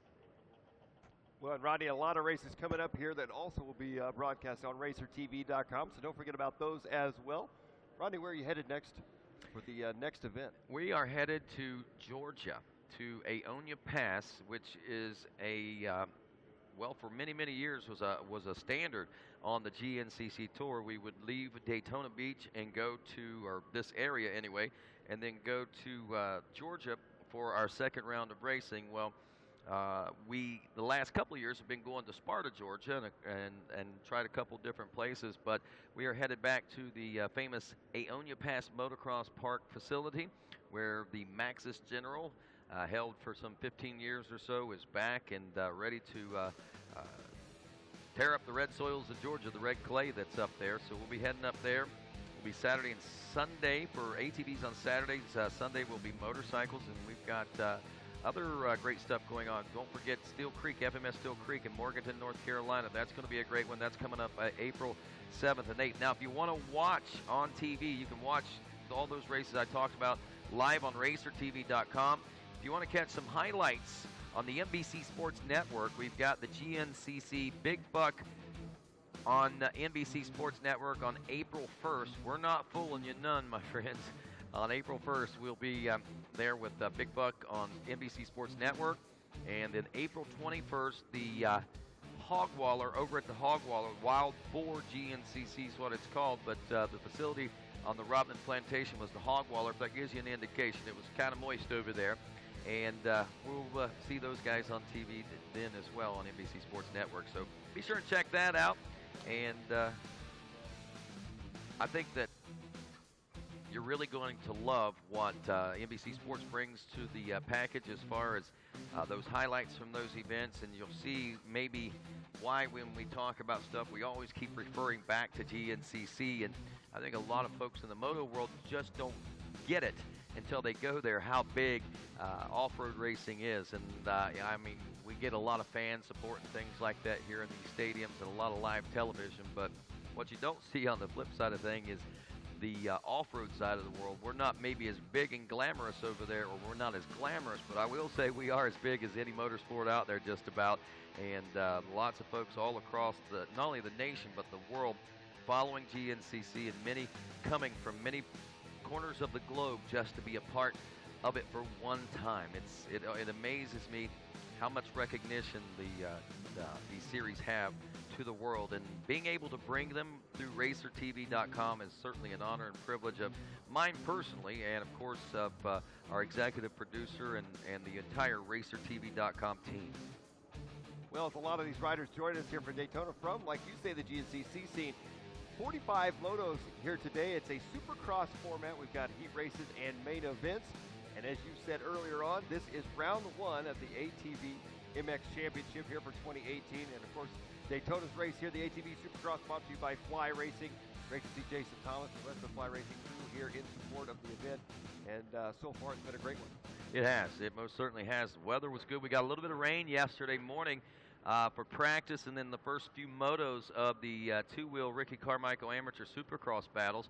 But past that, I mean, the track, it stayed moist. We kept some partly sunny skies yesterday, which kept the track crew from having to work and do a lot of maintenance. However, there was some that needed to be done. But overall, they didn't have near the water bill yesterday, I think, that they could have here today with the sunshine raining down like it is right now. Well, yeah, beautiful day here in Daytona Beach. As track maintenance underway right now, as you can see, the water truck's getting a little water down on the track here. Don't forget to follow Racer TV on social media as well, at Racer TV, and use that official hashtag Racer TV. And there you see Racer TV on Twitter, Facebook, and Instagram. Follow us for all the latest in racing news, and of course the racing broadcasts from, as Rodney said, around the nation. GNCC racing to amateur motocross racing to ATV racing and a little bit of everything in between. Well, the final bit of water getting laid down on the track here for track maintenance here in this one as we get set to go with race number 19. That'll be our Production A heat race, followed up by our Production B heat races. We've got two heat races of those coming up. We'll lead into our 450C class and then into our college class. And then we'll head into our last chance qualifiers for those riders who did not make it directly out of the heat races for one final shot to fight their way into the main event before we get started with our mains at race number 30. Sounds like the bikes are getting all fired up, getting set to go here for Production A heat race, race number 19.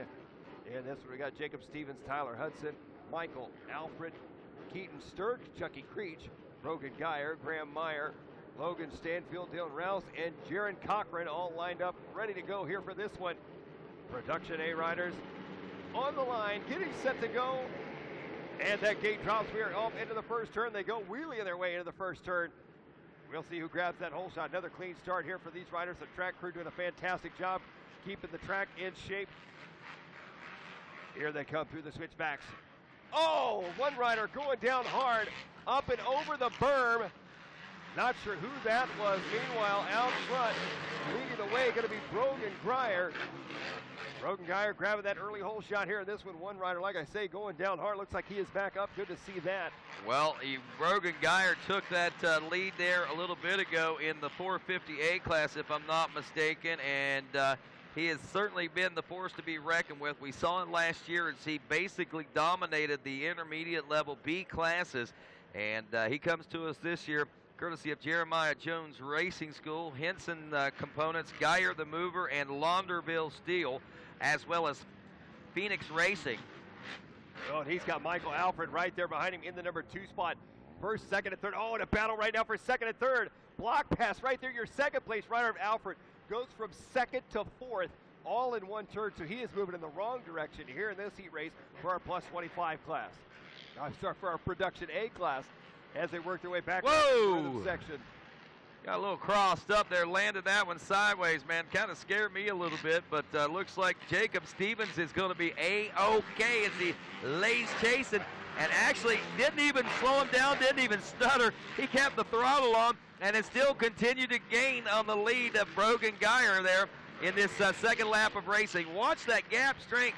Now, whether or not he'll be able to get around him is yet to be answered. But right now, these guys are about to lock horns in a heated battle here in this production A heat number 1, and the first time they've met in this class in 2018. Actually, the first time they've ever met in this class. Well, you saw Brogan Geyer take that inside line, and just how deep and rutted this track is starting to get here in Daytona. And definitely the line's all changing up here this one. I said 1.1 seconds. I'm going to say it's about that, if not a little tighter right now. So Jacob Stevens certainly keeping Brogan Geyer on his toes. Jaron Cochran checking in. 0.8 of a second is where we're at now between Geyer and Stevens. So that's tightening up. 1.5 seconds back to Jaron Cochran. Michael Allred 1.5 seconds back. And then we got Tyler Hudson, only 0.7 of a second back. We got some battles going on right now. Where do we watch, Mike? Right up front is where we're going to keep an eye on right now, and that's for that number 1 position. Top qualifying spot, trying to claim the majors title as well as the state championship. Well, we saw this with the amateur bike riders yesterday. As these two start battling with one another, they have a tendency to go into offense and defense mode. And what that's going to possibly allow to happen is Jared Cochran in the number 3 spot to catch up to these guys. As they're so worried about battling one another, they actually slow down a bit and allows the 3rd place rider to catch back up. So we'll see if that's the case in this one. Although I got to tell you right now, the 24 of Brogan Geyer out front out of Brew, Indiana, he looks solid and is now starting to stretch out his lead. There you go. And what looked like was starting to close up, now starting to stretch back out. Brogan Geyer, the mover and the shaker out here today. I believe his dad owns a thing called Geyer the Mover. His family owns Geyer the Mover Moving Company. Couldn't be a more fitting name. He's a mover and a shaker out there right now. Absolutely, you're absolutely right on that one. The 21 of He does Jacob do that Stevens. check up from the neck up. You got to wonder if he's getting a little concerned or just wondering who that happens to be. Well, and as you can see now, it looks like Stevens closing the gap back up just a little bit. Well, we saw this a lap ago, and then whenever we got into the other portion of the track, we saw Geyer start to stretch it out. Got to wonder if maybe Stevens might have picked something up that last time around. He tries to, go in the inside. It looked like that line must have busted out for him as he nearly come together with Brogan Geyer. Well, yeah, Stevens trying to show him a wheel right there. Unable to make the pass happen as they work their way back through the rhythm section, coming around to the front side now. Into the whoop section they go. We'll see if Stevens can get the drive through this one, and it looks to me like Brogan Geyer with a little bit run through the whoop section. Yeah, that's where I mean the rhythm sections and things like that seems to be where Brogan is able to separate himself from Jacob Stevens out there. And then I don't know necessarily if it's a certain part of the track or the style of the track that Stevens really seems to excel on, but right here in this sand section, oh boy. A poor line choice right there for your leader, Brogan Geyer. Yes, it was. Oh! Brogan, and he's on the berm. Jacob Stevens, the friendly little bump out of my way. And Brogan Geyer now into second. Jacob Stevens is your new leader. Jaron Cochran back in third, 5.4 seconds back. And Brogan Geyer has to be satisfied that Cochran wasn't so close, or he may have lost the number 2 spot. But here's something to think about. Couple more laps, a lap and a half or so to go. Brogan Geyer might be a little fired up right now. Well, I was going to say, if I'm Brogan Geyer right now, I've got fire in my eyes as I'm chasing down, trying to catch back up to Jacob Stevens, who has taken over the lead with 1 lap left to go now. 1 lap as they work their way back around here.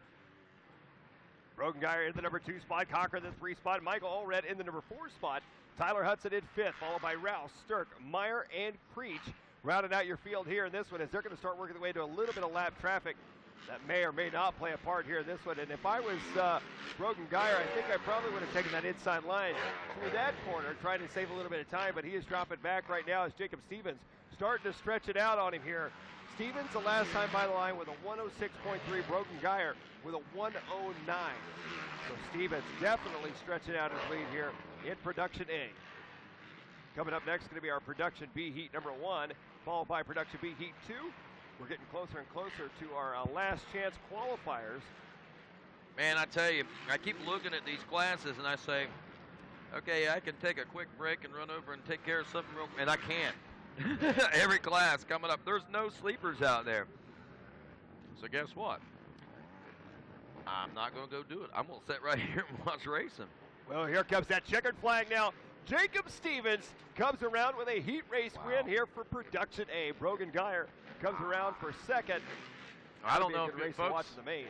For you folks watching this, been following this championship season, you might recognize that there's a lot of change out here. Stevens up to the A class, Brogan Geyer up to the A class, Cochran in the A class, and guess what? They're top of the A class. We knew they were fast coming up through. We didn't know what it would gauge like once they got into the A ranks, but look at this, my friends, and so highly competitive with one another as Stevens takes the win, Geyer in second, Cochran third, Allred fourth, Tyler Hudson in fifth, and that will round out the top ones. Well, we're getting set to go here. 2 heats of our Production B class. Production B Heat 1, looking for that gate to drop. We are off and underway into the first turn. They go, wow, ripping a big wheelie right out of the gate for one of those riders. And I do believe that is going to be out front, if I'm not mistaken, the number 8. That's Carson Parrish. I can tell you right now, just from the color of his machine, his gear, don't even have to look at the number, but look at this, 109, Gage Scaletti. Whoa! Top C-class rider last year has now moved himself into the top of the B class right off the bat. Well, here they come up and over the wall now, down the backstretch. They are going to be side by side. A fantastic battle between these two riders as they work their way onto the back right-hand side. Carson Parrish, he's on the outside line, looking to dive to the inside. Here they come into the sand section, and they make a little bit of contact. Parrish now up into the number 1 spot. Parrish taking over the lead here in this one. Parrish takes that outside line. Oh, our second place. Oh, they bump Parrish. Goes all sorts of sideways. Parrish looks back over his shoulder now as Parrish drops back to the number 2 spot. Parrish looking to dive back to the inside. A fantastic battle between these two riders. Look at them side by side through the whip section right now. Parrish back to the front.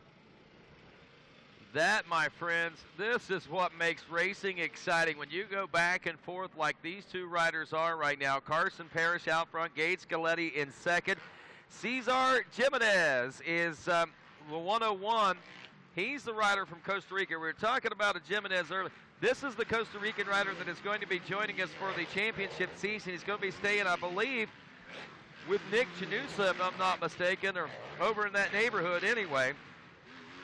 Juan Lopez out of Miami is running 4th. Cole Brobiak, the 529 in 5th. And Devin Kendrick is 6th place right now in this Production A class.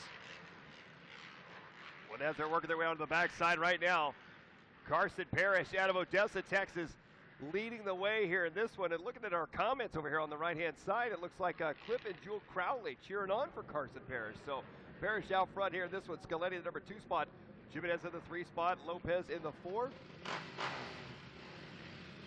And oh, look at this. We got a side-by-side battle now. Down the front stretch they go. Parrish. Scaletti trying to dive to the inside, but Parrish closes the door on him, gets a much better drive through that whoop section. Gage Scaletti now, he's got a lot of catching up to do as they work their way back into the rhythm section in the center of the track.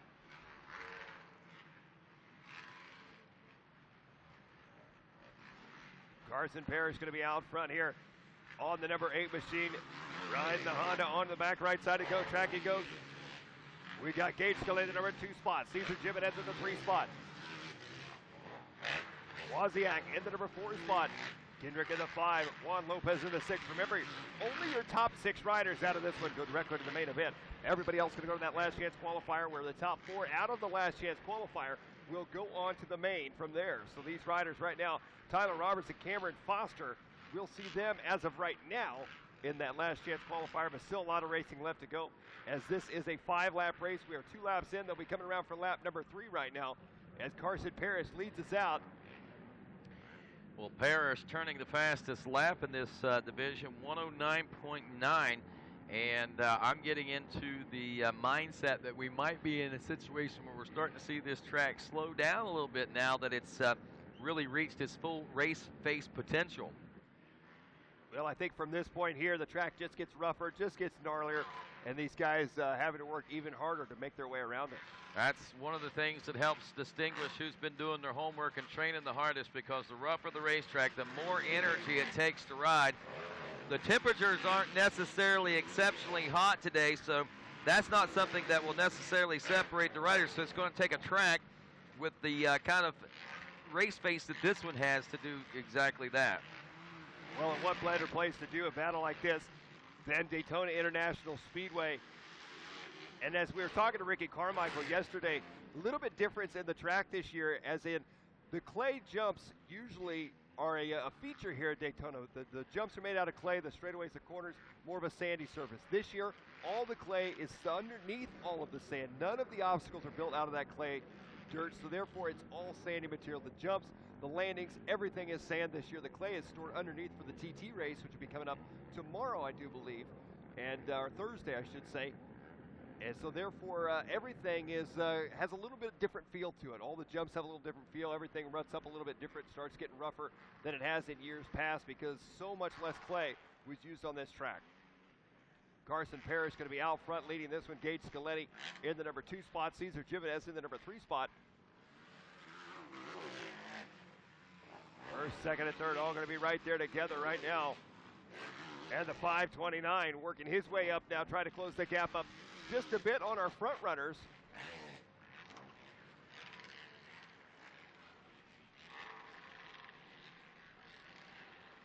As they work their way around onto the backside right now, they'll be getting that checkered flag this time around. I do believe, as this should be a 5-lap race, indeed it is. Carson Parrish. One final time through the rhythm section here. As you can see, Parrish stretches lead out to 3.1 seconds. Gage Scaletti in the number 2 spot. Cesar Jimenez in the 3 spot. Through the whoop section here. Here comes Carson Parrish. Production B, heat number 1. Checkered flag is out. Carson Parrish with the win here in this one. So a good ride for Parrish there. He looks back at the back of his bike there. Gage Scaletti in the number 2 spot. Cesar Jimenez going to take 3rd. Cole Broziak taking 4th. Devin Kendrick taking 5th. And it looks like Juan Lopez will round out that top 6. So we'll see Cameron Foster and Tyler Roberts back out in our last chance qualifiers here very shortly for our Production B class. Production B, heat number 2 on the line right now as we get set to go. Our heat number 2 riders on the line in this one: Seth Torrance, Donovan Cox, Talon Fincher, Mason Hunt, Nick Crawford, Jacob Alba, Matthew Bernard, and Richard Pinella. And just looking at the lineup out of this one, we've got riders from all across the nation out here for Production B heat number 2. You can see they're all lined up ready to go. Looking for that gate to drop here. That board goes sideways, and we are off and underway into the first turn. And it looks like those inside gates once again proving to be the hot spot on the track as they work their way through that first rhythm lane coming around right now. Production B heat number 2 coming around out front. Oh, and it looks like already a change up for the lead. That's going to be the number 58. Oh, and the 37 getting all sorts of sideways. The 58 is Seth Torrance out there with the lead early on. Crawford was right there with him in the number 2 spot, but Crawford making a bit of a mistake, drops back to 2nd now. And a freight train of riders down the backstretch, side-by-side battles right now. 2nd and 3rd once again. Same deal with this one. Your top 6 riders go directly to the main. 4 will come out of the last chance qualifier. And take a look right now at the 37 of Crawford.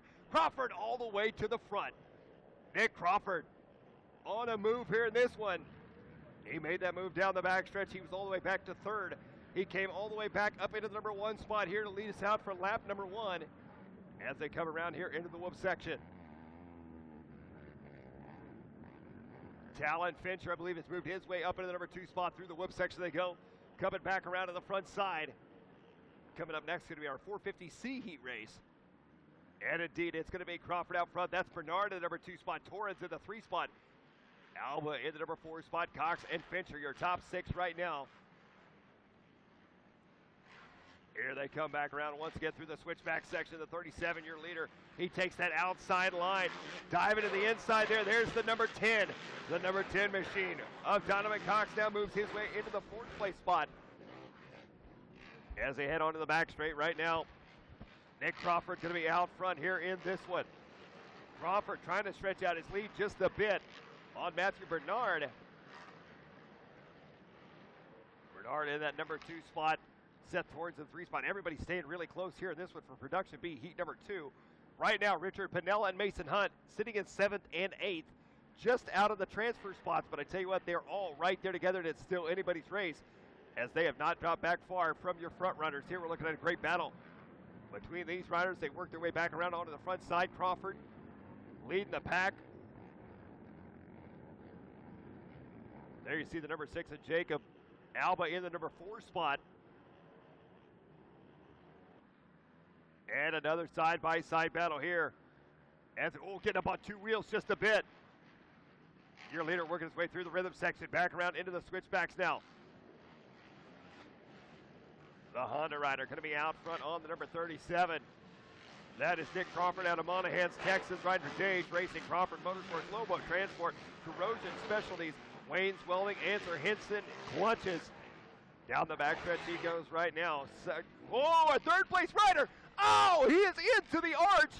Our 3rd place rider just about tipping it over, and he puts it into the arch there. I do believe that was Jacob Alba, and yes, indeed. Wow.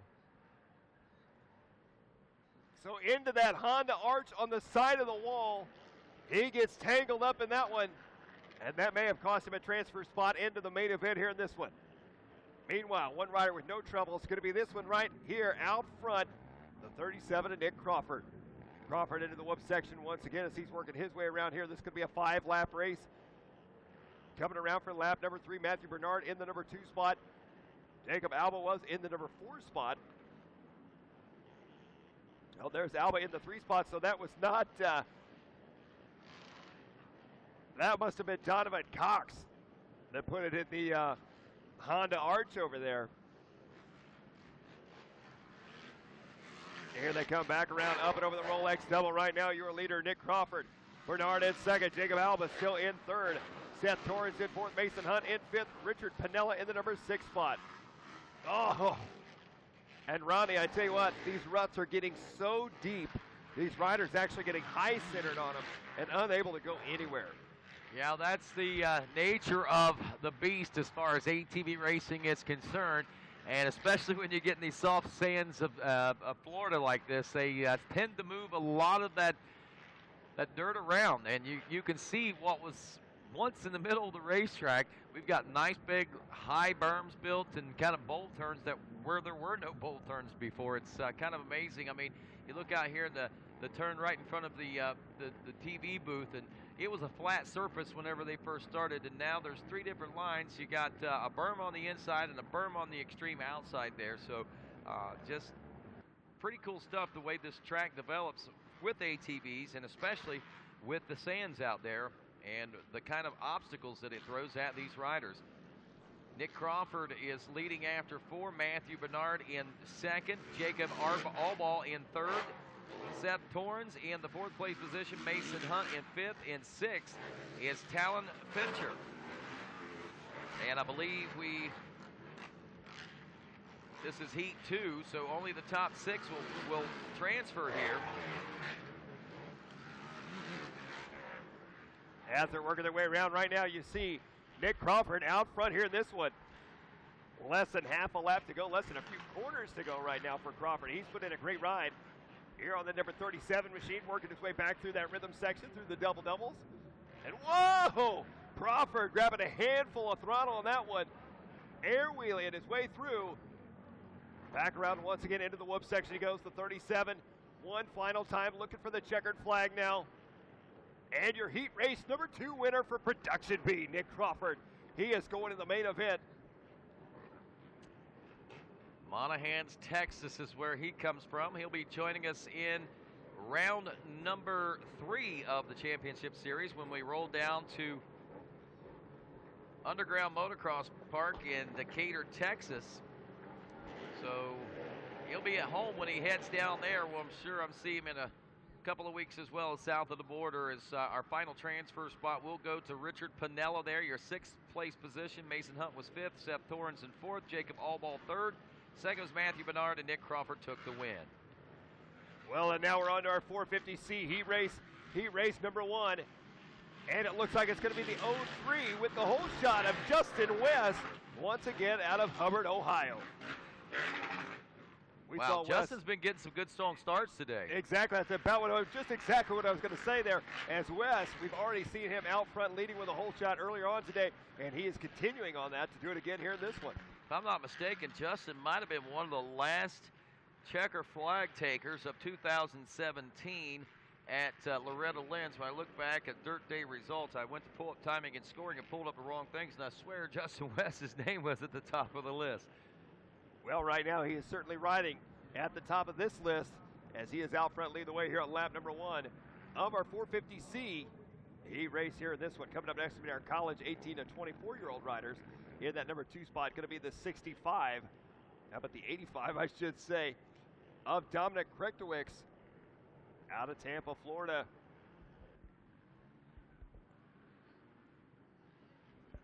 So Justin West out front. Dominic Krechtowicz is your 2nd place ride aboard the 85. Steven Schoberg in 3rd aboard the 71. Jacob Hiemauer is 4th. Sarah Tessier Hamlin is your 5th place position. Maxim Bernard is 6th. Alexander Delbon in the number 7 spot. Nick Bogren is your 8th place position, and I believe all these riders will be transferring. There's as many as 14 in this heat race of the 450C class, so they all have the opportunity to advance to the starting line for the main event. But Justin West right now, a little over a second lead at the end of the first lap, is obviously the man to beat out here today.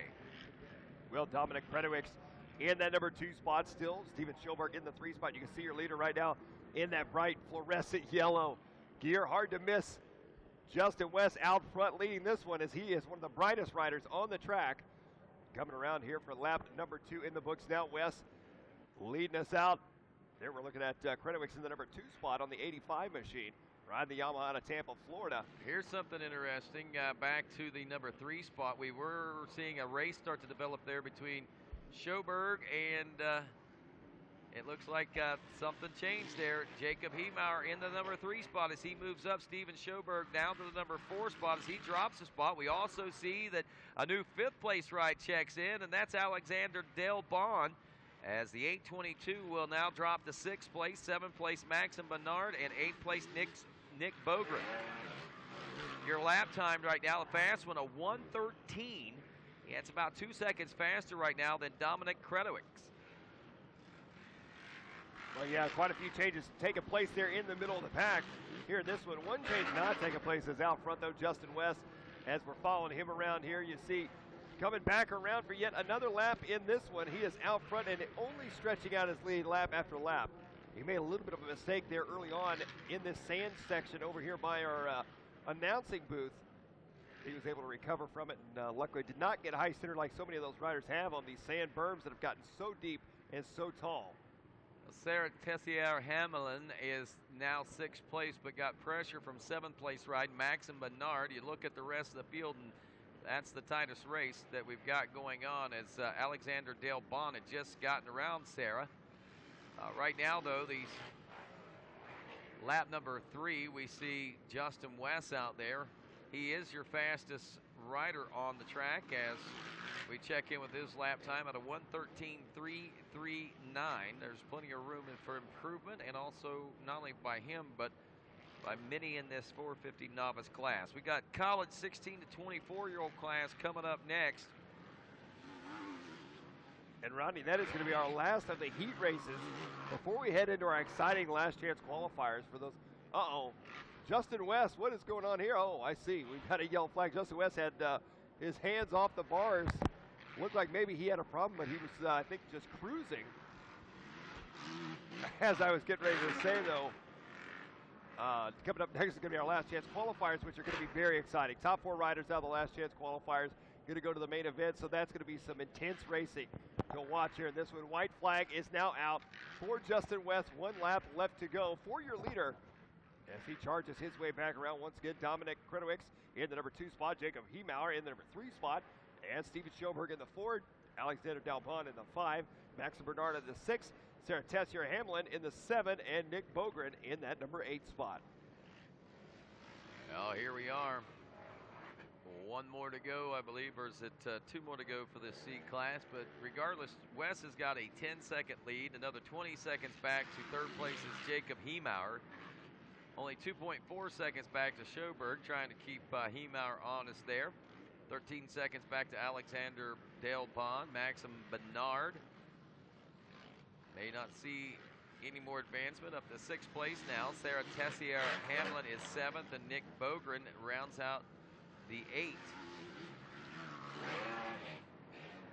So Justin West drops from a 1:13 blistering lap time to a 1:19.544. So either he's gotten comfortable.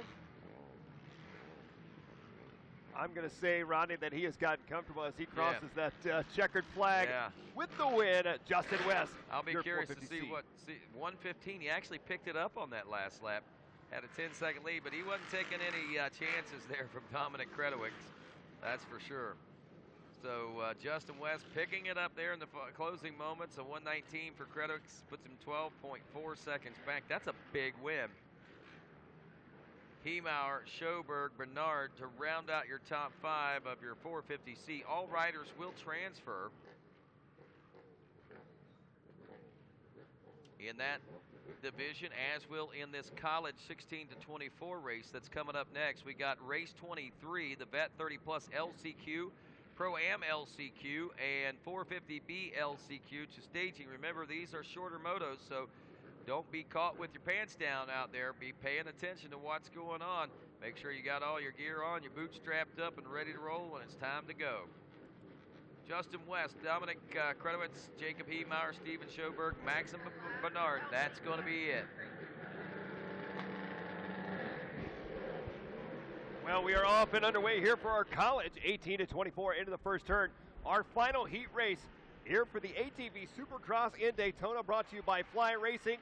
And look at this, a great start here for these riders. Everybody going to be right there together as they work their way through that first rhythm lane. It's going to be, who's that going to be out front? Oh, Tamarino's banging bars. The number 12 diving the inside. I believe that is Tyler Trent early on. And it looks like Trent may have dropped back to the number 2 spot now. Well, Nick Royalty out here with us in this, and aboard the 265 out of Indiana. 51, Jacob Allison of the Farewell, Michigan. 47 is Graham Meyer out of Amana, Iowa. The 70 of Cole Woolenweber from Bow, New Hampshire. The 36, Robert Gifford from Denison, Connecticut.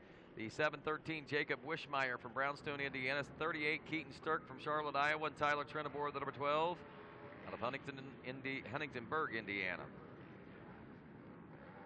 So college 16 to 24, 8 participants in this one, and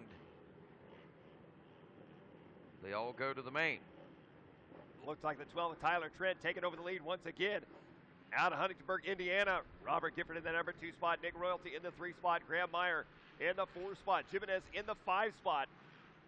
Your leader right now trying to stretch down a little bit. A good battle shaping up though here, 2nd and 3rd, as they head their way through the sand sections. That's going to be Robert Gifford on the 36 and Nick Royalty on the 265. Royalty all over the back of him right now. Up and over the Rolex double they go as they sweep their way back around. Up and over the Honda wall, down the backstretch now. Nick Royalty trying to pressure hard on Robert Gifford in that number 2 spot. He wants to take that away from him here in this heat race.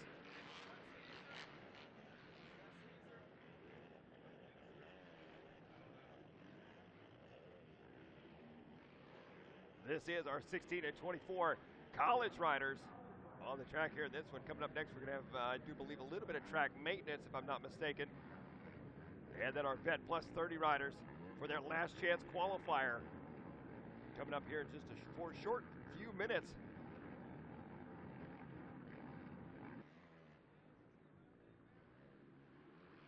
Here they come back around right now. Tyler Trent going to be out front. Nick Royalty up into the number 2 spot now. Robert Gifford in the number 3 spot. Cesar Jimenez in the 4. And as you can see, all these riders still pretty close here in this one as they work their way back around. Right now you're looking at the number 12 of Trent Tyler. And there, look at this battle. We got side by side.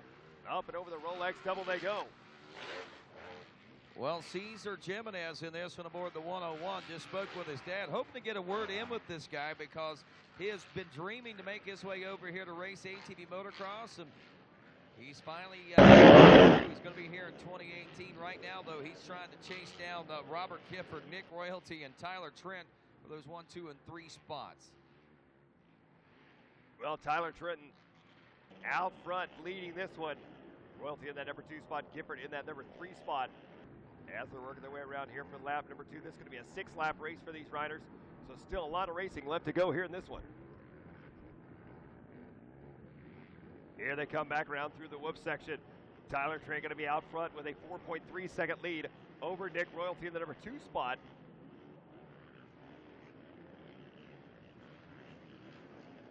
Cesar Jimenez in the number 3 spot now. So Jimenez has worked his way up into 3rd. He's now, our second place rider up on 2 wheels as Cesar Jimenez has closed the gap up just a bit on him here. They were 2.7 seconds apart last time by the line. You know, I'm watching Nick Royalty at the 265. I'm thinking that I might see him race a little off-road racing as well for some reason.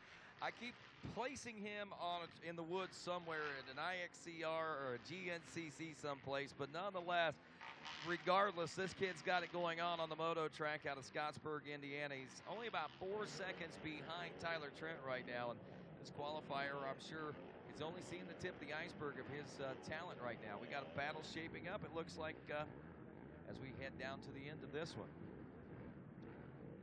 Well, they worked their way through the whoop section once again. Diving back and forth. Oh, and I see yellow flags up by the finish line now. As they come back around, we'll see what those yellow flags are for. And one rider down. Not sure who that was going to be. That was our second place rider. I do believe that Cesar Jimenez is now up to 2nd. Yes, he is. No. Tyler Trent. That was our leader. Yeah, Tyler Trent is now back to at 7th place position. So Nick Royalty, the 265, has moved into the number 1 spot. Cesar Jimenez now into the number 2 position. He was 4th just 2 laps ago. He's really made up some ground out there. Wow, it's a tough break there for Tyler Trent. He was out front in control of this one, looked to be leading the way.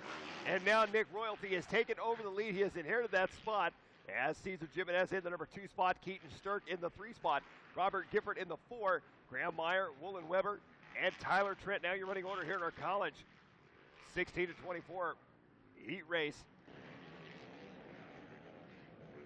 LCQ is going to be starting here in just a few moments. Remember, LCQs will go a little faster. There's not as many LCQs as there were heat races, and as well, there's not heat races, so there's only one of each one of these. Laps are shorter, so they're going to come pretty quick. Race 23, 24, 25, 26, and 27. Should be thinking about getting over to staging. Vet 30 Plus, Pro-Am LCQ, 450B LCQ, Senior 40 LCQ, and Production B LCQs. Should all be thinking about heading down toward that staging area to pre-stage and get yourselves ready to go today. Well, Cesar Jimenez right now going to be 6 seconds back from Royalty. So Nick Royalty looks out front in control of this one. He is trying to check out. You see him right there as we're following him around the track through the sand section he goes. Royalty in control with less than half a lap to go here in this one. He got the white flag last time around. Doubled his way through. Tyler Trent back out on the track, starting to work his way back up through the pack as he is back up in the number 6 spot now. And here comes your leader, swapping a bit there as he heads into the whoop section. Checkered flag is waving. Our college 16 to 24 class, Nick Royalty with a heat race win here in this one. Coming around for that number 2 spot, going to be Cesar Jimenez. Jimenez crossed the line, grabbing that checkered flag. Keaton Sturck taking third. And Ronnie, we are off and racing now with our last chance qualifier. Our Vet Plus 30 riders. I do believe this is going to be their last chance qualifier as they come out of the gate here in this one. Well, I want to welcome Mikey Wayne Simpson, my co-host of GNCC Racing and GNCC Live over there. As he's watching, and he wants me to tell you, Mike Garrison, double thumbs up, brother. You're doing a great job. I appreciate that. I'm having a great time, that's for sure. And as Rodney said at the beginning of our broadcast here, a little bit newer to the four-wheel scene, and I'm pretty impressed, I got to say. I am pretty impressed. I knew you would be. I knew you would be. Royalty out front, Jimenez in second. Now this one's opened up quite a bit. Jimenez, again, the rider that we've talked about, I believe, is moving here to the U.S. to race the entire 2018 season. He was one of the top riders from back in his home country there, and he wants to face the ATV Racing Nation here in the U.S. to see how he stacks up against that one. Keaton Sturck in third, Robert Gifford in fourth, Tyler Trent is fifth after leading, dropping back to seventh, and then gaining a couple spots there. Cole Woolenweber is sixth, and Graham Meyer will round out your 7 riders in that one, it looks like. So we're getting ready to go. Vet 30 Plus LCQ is already rolling, I believe, as they've already made up 1 lap of racing. As we take a look, Chucky Creech, the 25 machine out of Nashville, North Carolina, leading this one. Kirby Cook, the 53 out of Mount Airy, North Carolina, second. Stephen Roy Akers, he told me it's 2 names, Roy Akers. His last name is 2 names, Roy Akers. That's his last name, but Stephen is the 49. He's in third, and Bucky Gardner out of Clayton, North Carolina, rounds out the final transfer spot. You got Tyler Smith back there, about a half second behind Bucky Gardner, so that final transfer spot seems to be the hot one right now.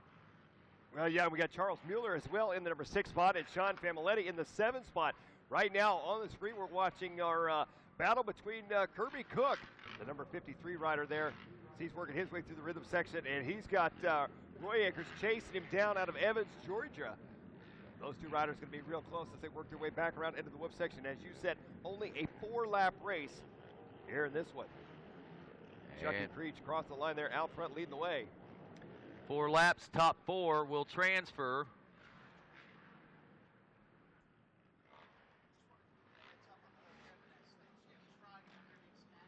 Here they come back around right now. Our Vet Plus 30 last chance qualifier. Chucky Creech going to be out front. Kirby Cook in the number 2 spot. Roy Akers in the 3 spot. Bucky Gardner in the 4 and trying to transfer spot here in this one. Tyler Smith going to be 2 seconds back from him. Look at this battle we got going on right now for second. Kirby Cook and Stephen Roy Akers. Side by side now, it looks like to me. Roy Akers trying to make the move on him. It looks like they're going to make it stick here as they work their way onto the backside of the track. Coming back around. They'll be getting the white flag this time on this one. The 49er Roy Akers works his way up into second now as Kirby Cook drops back to third. Wow. There you go. He was wondering whether or not we were going to get to say his name or not today, Mike, and we have so far in this LCQ. And if he rides like this in the main event coming up here shortly, we might have a lot to say during that time as well. Now, one thing to point out, none of these heat races count towards the main other than helping you find your gate position and pick. And if you're in a class like this or an LCQ class it also decides who is going to get to make it into the final 16 riders out there on the starting line. Well, yeah, definitely a unique supercross format, the heat race, but the main is what it counts for all the marbles. And so these guys battling for their heat races. If there's multiple heat races, they're battling just to make it into the main. But obviously, like you said, gate position, and it's been crucial. We've seen these gate position on this one. 16 riders, that's a full gate here in Daytona, and a gate position is going to be key for a good start. A good start leads to typically a good race for these guys. As you can see, your leader right now, Chucky Creech, working his way around. Nashville, North Carolina. Less than a corner away now as he works his way through the whoop section. Breach looking for a last chance qualifier win here in our plus 30 vet class. And a trip to the main event. And there it is, checkered flag for Chucky Creech. Creech going to take this one, and he is advancing on to the main event and going to be coming around in that number 2 spot. Stephen Royacres, he crosses the line here with a checkered flag as well in second. Kirby Cook looking for third. Bucky Gardner looking for fourth. Tyler Smith was 3 seconds back in that number 5 spot, so it looks like Bucky Gardner, as he works his way around, I do believe it's going to take that 4th and final transfer spot. There it is. Yep, there's Bucky. Bucky. 30 class. There's Bucky. He's in, and we have the LCQ, or we have the Vet 30 Plus class now lined up. Top 4 from this one makes a total of 16, as we pointed out. We go to the Pro-Am LCQ. Sam Rabori, Hayden Mickelson, David Selecki, Porter, and also Altamirano. Well, and I tell you what, we ran into this with the bikes at the Ricky Carmichael Amateur Supercross. Man, what happened there to Hayden Mickelson? Looked like he might have got a little off track, but he finally gets back into the rhythm, man. He had tough time to go. He had a really good qualifying session in in AMA Pro ATV class racing, but the Pro-Am class hasn't really been as favorable to him, and that's the one he expected to really excel in, but, you know, it's still early, and once he gets those early race jitters out of the way, it might be a whole different ball game.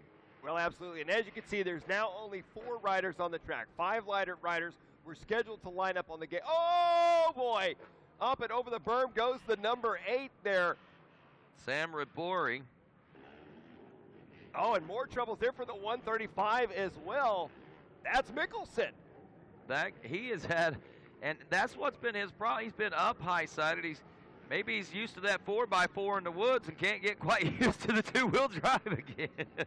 Well, I tell you what, as I was getting ready to say, though, only 4 riders in this one. All 4 are going to make it to the main event. We had 5 riders scheduled to line up, only 4 lined up. However, you got to run that last chance qualifier for gate position. So all 4 of these riders, despite their troubles, are going to make it into the main event here today. Well, it is Craig Porter up front on the 100 slash, and David Selecki is second, and they still try to figure out who's 3rd and 4th. Craig Porter out front, leading the way by 4.3 seconds over Selecki in the number 2 spot. Mickelson in that number 3 spot. He is going to be 21 seconds back after a troublesome first lap here in this one. And if you're Hayden Mickelson, the only thing that I can think to do right now is just use this time for a little bit of extra track time. You're going to make it to the main. As Craig Porter going to be out front. Selecki in the 2 spot, Mickelson in the 3 spot, Rabori in the 4 spot.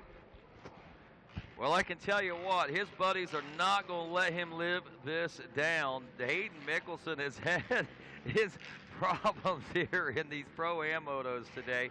And fortunately, they haven't been anything really off the wall, just kind of crazy little things it looks like is happening, and he's been okay. It's just been just little weird things that have taken place. Craig Porter, David Selecki, 108 and 109 lap times on those riders, 5 seconds separating them. All 4 of these riders will transfer, it appears, into the LCQ. We're going to give it a chance to find out how it will pan out as we still wait on Hayden Mickelson. He was 21 seconds back of David Selecki. He's now 16 seconds back. Be interesting to see how much time maybe Mickelson can shave off there in the next lap and a quarter or so. Well, and the rider that did not make the gate in this one was Altamirano. So not sure what happened exactly there, but unfortunate not to see them on the line as well. So Craig Porter still going to be out front. David Selecki going to be in the number 2 spot. Hayden Mickelson in the 3 spot. And Samuel Rabori in the number 4 spot. So Rabori off to a rough start in this one. Mickelson off to a rough start. Now they're getting this little bit of extra track time. They're all going to be making the main together. And Craig Porter looking to have the best gate pick of these 4 riders. As he's working his way around, white flag is out now for your leader. As Selecki going to be 5 seconds back from your leader, coming through the rhythm section right now. Airing it out. Back into the sand section here. We're looking at the number 26 at David Selecki out of Acton, Ontario. Making the trip all the way down from Canada. all the way down to Daytona Beach, Florida. Well, David makes the trip to all the ATV Motocross Nationals. He is one of the premier riders, and I'll tell you, another rider I talked about, kind of surprising to see Hayden Mickelson in this one, but David Selecki is another name that I'm really surprised to see. You'll probably see what we're talking about whenever they hit the main events here in a few moments, but yeah, that goes also to tell you just what kind of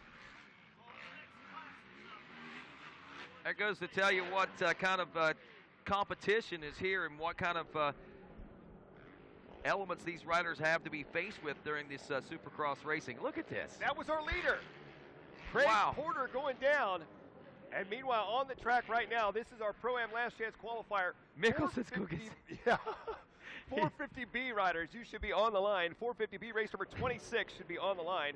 Race number 27, our senior plus 40 riders, you should be in staging. And race number 28, Open Pro Sport, you should also be in staging.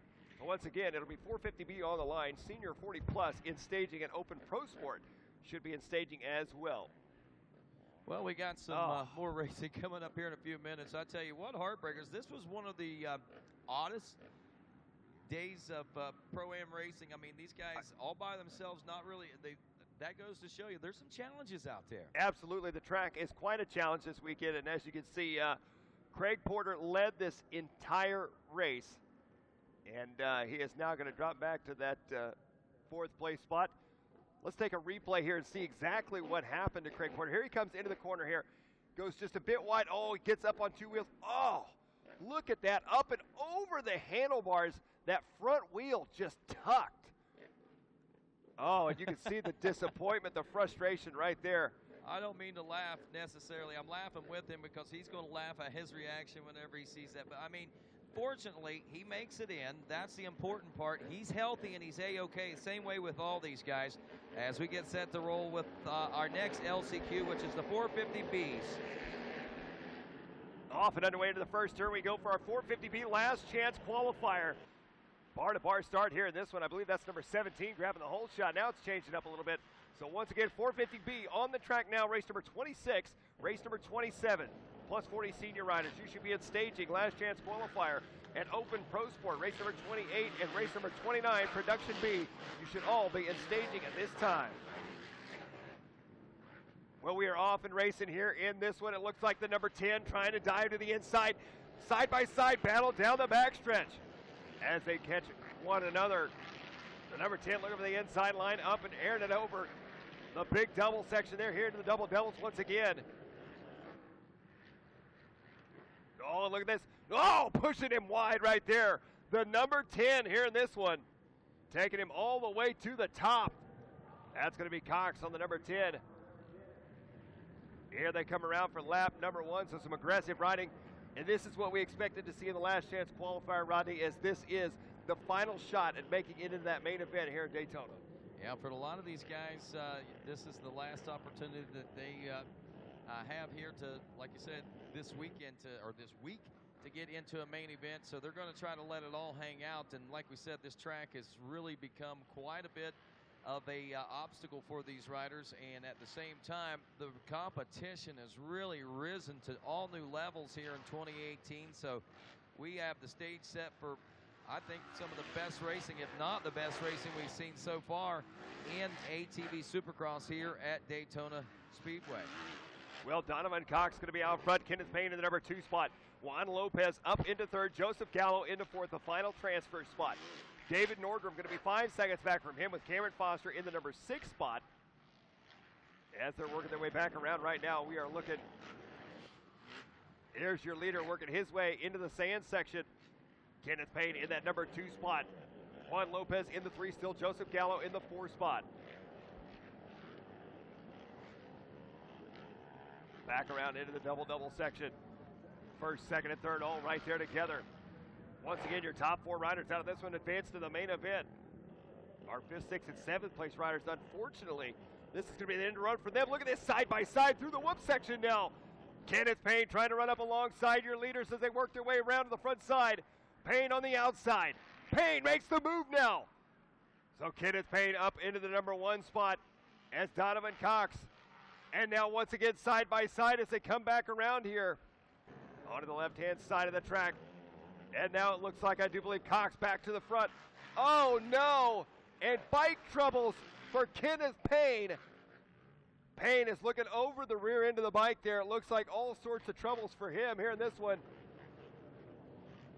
And what a heartbreak for Kenneth Payne as he was up front, battling for that lead position. He's trying to get that bike fired back up and get going once again. What a heartbreaker for the Payne train there today, but in the meantime, that's going to open the door for Cameron Foster, David Norman, and Richard Pinella to sneak on by. So all of a sudden, Payne, who was looking at a transfer position with only a lap and a half or so to go, now finds himself trying to get that machine fired back up so he can drive it back to the pits and watch the main event. Well, yeah, and I tell you what, Rodney, not only a transfer position, but a win in itself. And he's now got the bike back up and going, but I just don't think there is any way or any time left in this one for him to move back up. So Donovan Cox still going to be out front. White flag is out. Juan Lopez in the number 2 spot. Look at Lopez. Lopez now closing the gap up on your leader as Donovan Cox taking the inside line here. Lopez goes to the high line. Lopez trying to close the gap up on him. Joseph Gallo in the number 3 spot. Kenneth Payne was in the 4 spot. However, I got a feeling he's going to drop back. Yes, indeed, Cameron Foster has now taken over the 4th and final transfer spot here in this LCQ. And Lopez, not sure what happened to him there on the left-hand side, but he lost a lot of time to your leader, Donovan Cox. He was closing the... Oh, no! Donovan Cox has got bike troubles. Your leader, Donovan Cox, on the backstretch. The bike is dead. Unbelievable. Look at this, and now Cox has got the bike back going once again. Nobody wants to take the win here in this last chance qualifier. Everybody that's leading it just seems to hand it over. As Juan Lopez now out front, looking for that checkered flag. He rolls his way through the whoop section. What a race right there. 450B last chance qualifier. Juan Lopez. A knack right there to celebrate as he is going to the main event here in this one. Donovan Cox, even with the stalled bike on the back straight, finishing up 2nd. There you see with Lopez high-fiving the fans as he goes by. Joseph Gallo will work his way around looking for a 3rd place finish in this one. And I do believe Cameron Foster, after the misfortune for Kenneth Payne, yes indeed, there's Gallo and Foster. Wow, close battles for them, 3rd and 4th there. Both those riders going to the main event as well. What a race we had there. Nordrum will finish 5th. Pinella and Payne rounding out your top 7. Top 4 riders, that last one went to the main event, and now top 4 riders out of this one will be going to the main event. This is our senior plus 40 riders, last chance qualifier. The gate drops. Oh, a couple riders having trouble right off the start. Getting caught up in the gate here in this one as they're working their way around right now.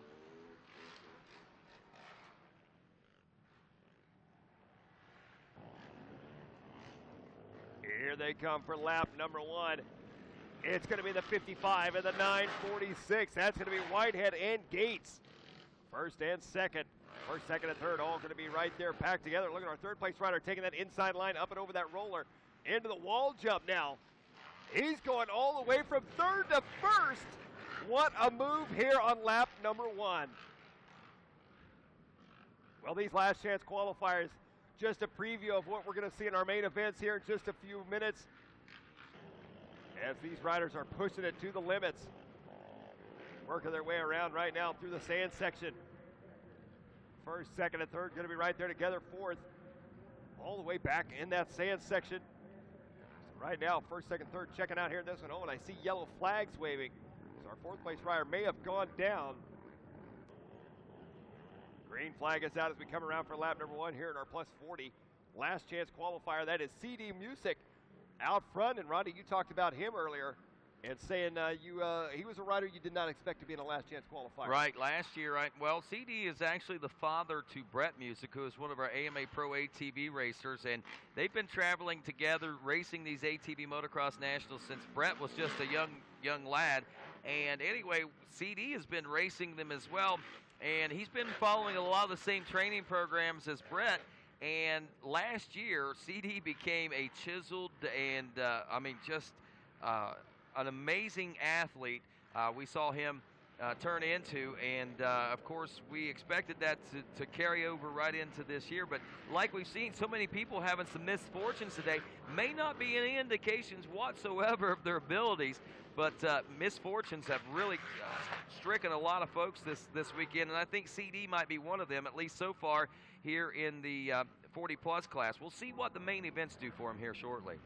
Well, you're absolutely right, and there's the 55 right there at Walter Whitehead.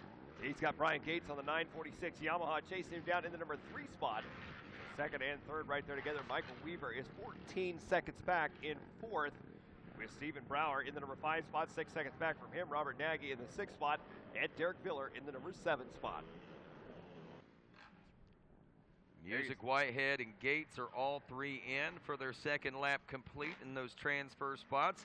Michael Weaver should be checking in next. He was about 14 to 15 seconds behind the third place ride at the end of lap number 1, and I would assume that probably going to open up a little bit more unless he found a way to pick up the pace out there. Stephen Brower, only 6.5 seconds behind him, could be looking to capitalize and take advantage of any misfortunes, and Weaver is in now. Well, Ronnie, take a look here at the 946 of Brian Gates. He is putting the pressure on right now on Walter Whitehead. They work their way down the backstretch into the double section. He tried to make a move on him in the sand section, wasn't quite close enough. He's going to take the inside line now. Whoa, bumping wheels. Walter Whitehead around the outside. The outside line seems to be a little bit faster. Oh, but he has to check up. Brian Gates trying to make the move on him there. Whitehead now stretching it out just a bit. Through that rhythm section they go.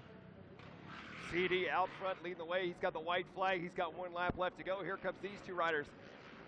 And a good battle right now as well. I believe that is going to be possibly 4th and 5th. We'll have to wait and see when they come back around here. That may be for our final transfer spot, if I'm not mistaken. Here we're looking at the 946 Yamaha rider of Brian Gates out of Sturgis, Michigan, as he works his way around, coming back into the sand section right now. The 55 of Walter Whitehead in second. I tell you what, CD Music out front of the 209 Honda out of Burtonville, West Virginia, with a 1:15 lap time last time by, a 15-second lead for him. I would say he has got this one in the bag in our Senior Plus 40 last chance qualifier.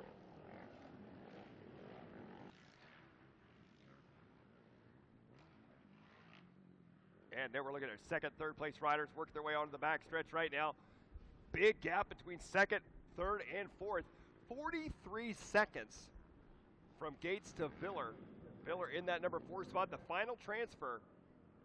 Michael Weaver has dropped down into the number 5 spot now. Robert Nagy in the 6th spot.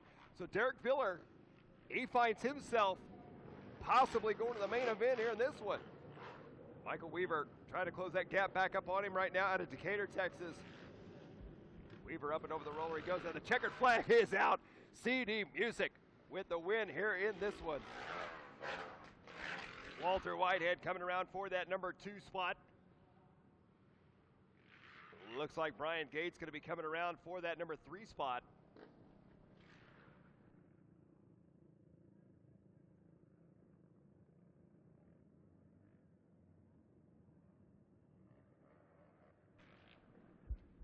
And Brian Gates does get that number 3 spot. Derek Viller on his way around looking for a number 4 spot finish. As we are getting set to go here, on the line is race number 30. That is going to be our vet plus 30 riders on the line. Pro-Am main event in staging and production. C Rider main event in staging as well. So we're getting set to go here.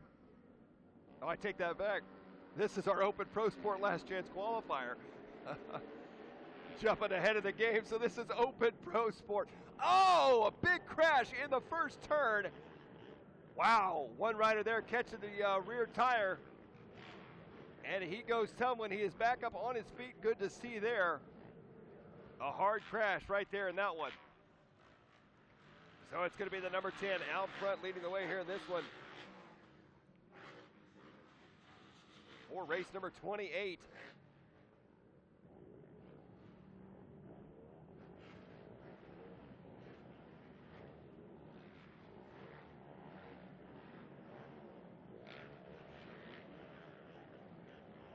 as they're working their way around here for lap number 1.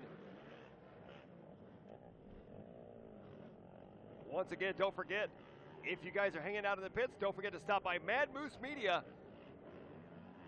They've got all the photography action this weekend. They've been taking some great shots throughout the entire event, starting with the Ricky Carmichael Amateur Supercross for the bikes.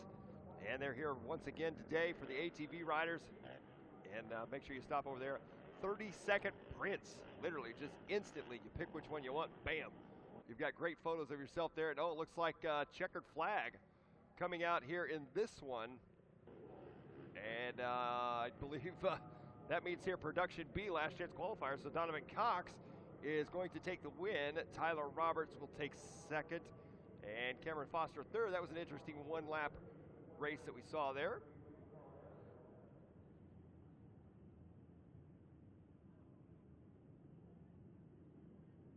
Do you believe the rider that went down there on the start? I believe medics are attending to him at this time.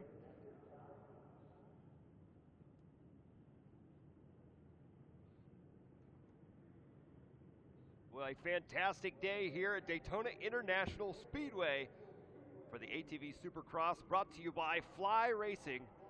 Jason Thomas of Fly Racing in the house this weekend as well. Those of you tuning in and watching on RacerTV.com, I want to thank you for tuning in, as we are just a short time away now from our main events to get underway. Our first main event going to be our Vet Plus 30 riders. Shortly following them will be our Pro-Am class, which then leads into our Production C riders as well. So it looks like we are about to do a bit of track maintenance here.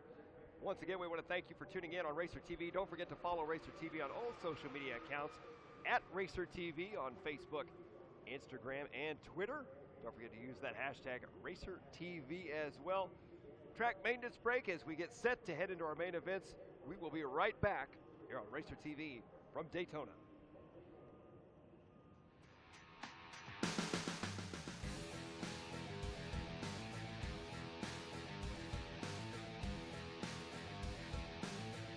As we find a few-minute break here in the program with the track maintenance and, of course, getting set to roll into the main events, I want to take this opportunity once again today to bring out a couple of folks that have helped make this event so very possible, and not only possible, but brought it to the level of which it is. We're talking about our Fly Racing representatives, of course, Jason and Chris here, and I think a lot of people know Jason Thomas from the two-wheel world, and we're getting very familiar with you here in the four-wheel world. But the one thing that we have noted for so many years, man, is the dedication that Fly Racing has to the ATV racing community.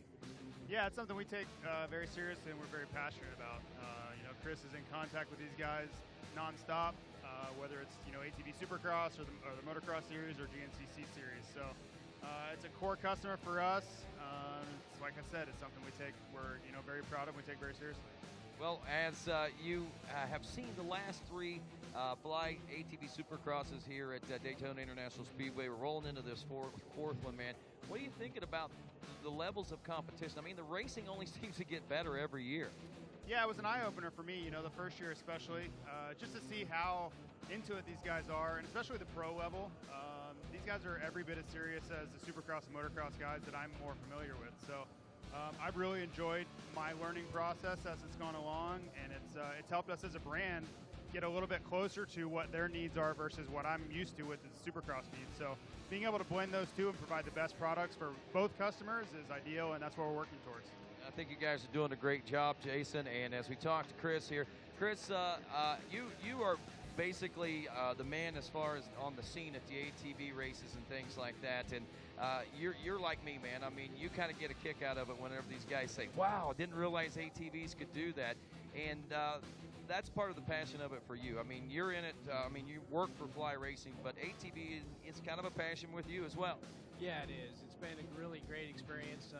Been doing this now 13 years in rider support, so I deal with everybody from the Pee-wees and age classes to the pro level. So yeah, it's a good time, and I love watching everybody enjoy it as a family, and it's just a good time. Now, we talk about Fly Racing.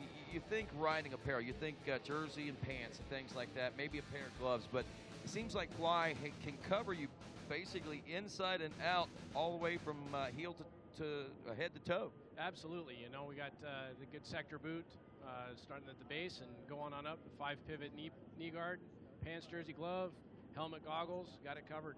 Probably got underwear and socks and things like that too, right? Yeah, some good base layer stuff we just improved this year, and thick and thin socks, whatever your preference is, we got it. Well, I got to ask you, you know, and that's probably one of the things that a lot of people may forget whenever it comes to dressing for success is the Under Armour that you got to put on. I mean, we think about how good we look, how durable the gear is that we have over top, but those under gear is just as important sometimes. It is, especially with on the four-wheeler side. You sit down a little bit more. There's a little bit more bike contact between the rider.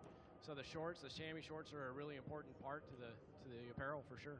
So you guys got it all covered. You got the display set up down here, inviting folks to come down and check it all out, huh? Yeah, we brought in our new 2018 and 0.5 mesh gear, and on display on our mannequins. And stop by, check it out, and check out the pro main. We got all our top guys wearing the new stuff. I was going to say, I mean, a lot of the guys in the pro class wears fly, right? Oh, absolutely. I think today I've counted all but 4.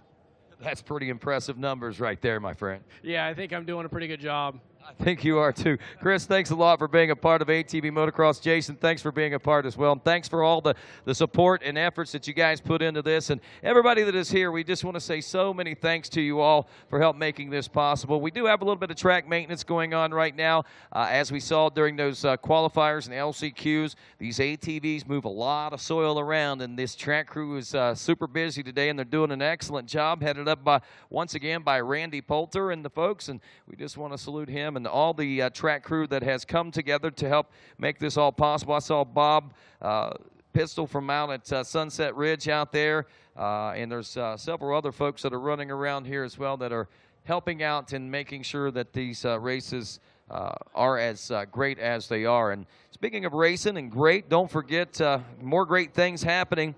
Of course, here at the Speedway, several things going to be going on throughout the course of the week. There's still some TT and some flat track and some road race type stuff that's going to be going on. But if you're in the market to move north and go into the woods and play a little bit Saturday and Sunday, we're going to be at Ionia Pass. You'll definitely want to tune in to racertv.com to watch that live, as we'll be streaming that there from Washington, Georgia, and hoping for the beautiful weather and sunshine and kind of temperatures that we're seeing right here in Florida as we kick off the season here on the moto side of things. And right now we are gearing up to get these machines back on the starting line, and we will have our starting lineups for you here in just a few moments as we head on back down to the tent here where Mike Garrison stands by and ready to give you some race call by play-by-play. I believe I'm going to hand things over to him for the most part for the rest of the day. I'm going to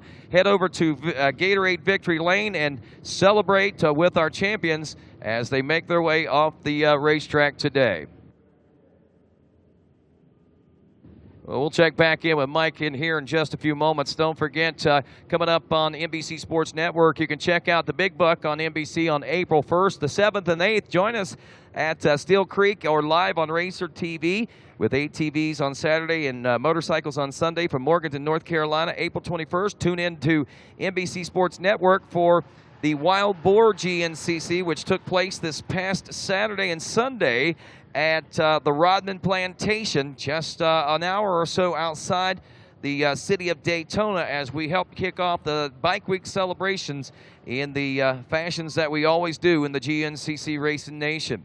ATV Motocross here for us at Racer TV is a big part of it as well. We want to say thanks to the fans that have made their way in. I look down the grandstand area, another capacity crowd here with us in 2018. That's one of the great things that we've been noted and taking note of over the last few years. The crowds that come in just to watch the ATV Supercross is phenomenal, and we're glad that each and every one of you folks have made your way in. And if you're watching here on racertv.com, you might note that we do have our first class making it to the starting line right now, and we will be getting our sheets for you here in just a few moments to let you know exactly who's going to be taken to the racetrack here in just a moment. I believe it's going to be our Vet 30 Plus class, followed by the Pro-Am and Production C. Stand by. We'll continue with more here from Daytona International Speedway in just a few moments while track prep resumes.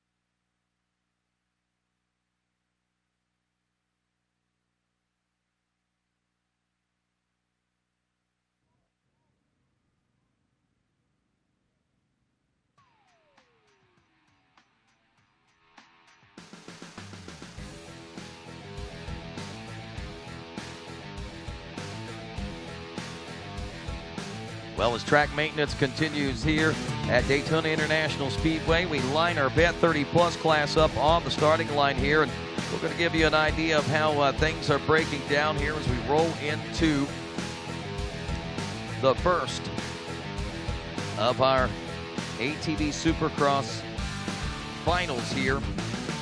And the Vet 30 Plus class, 16 entries narrowed down to that from several, about 30-some there in the beginning. We're down to 16 now. Of course, they are coming to the line like this. The 22 out of Naples, Florida, he took a heat race win on the Wiener Motorsports Walsh Racecraft Bag. That's Travis Snyder. The 42 of Greg Parker from Humboldt, Tennessee on a Parker Power Coating 441 Express Bob's House of Honda.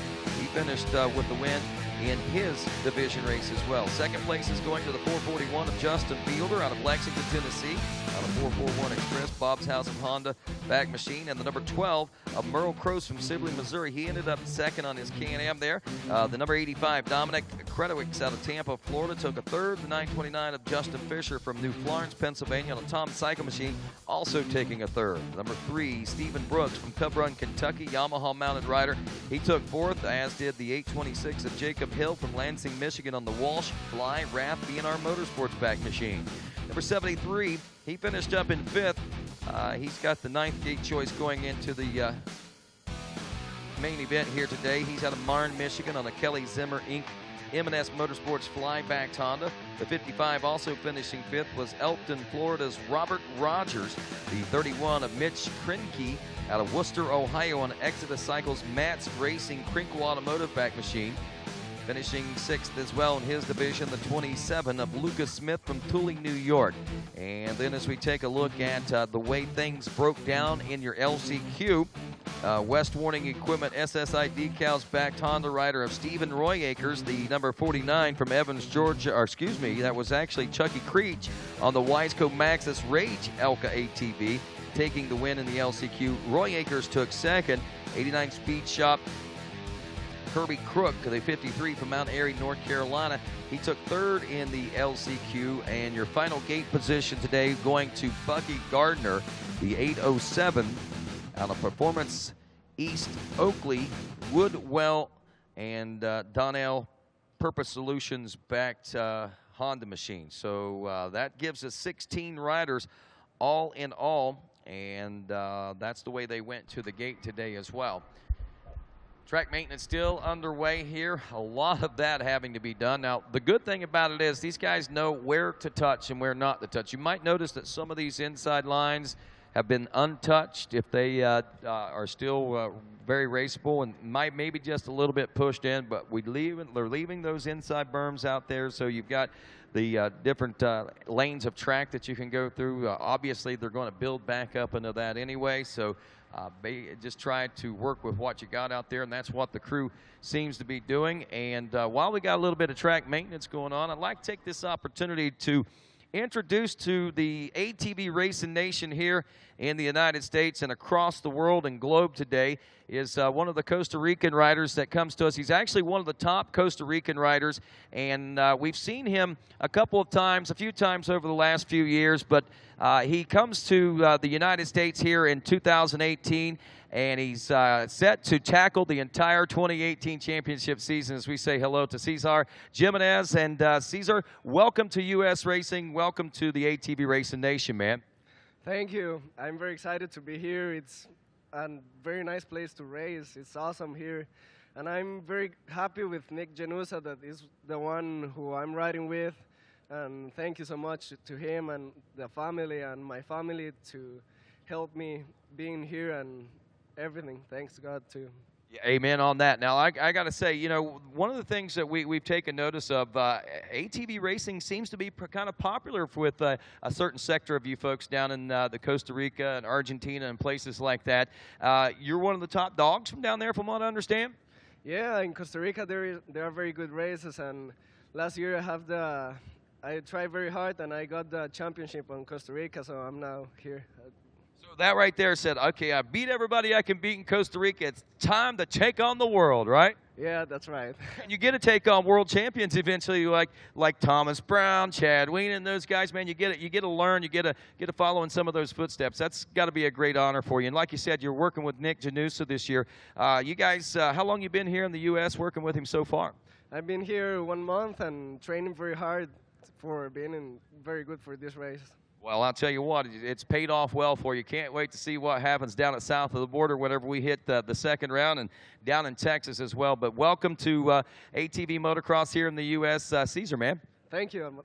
All right, Cesar Jimenez, a part of the Gen USA Nick Janusa team and a part of the ATV Racing Nation out of Costa Rica. Glad to have he and all of our new visitors have made their way here to the U.S. in 2018.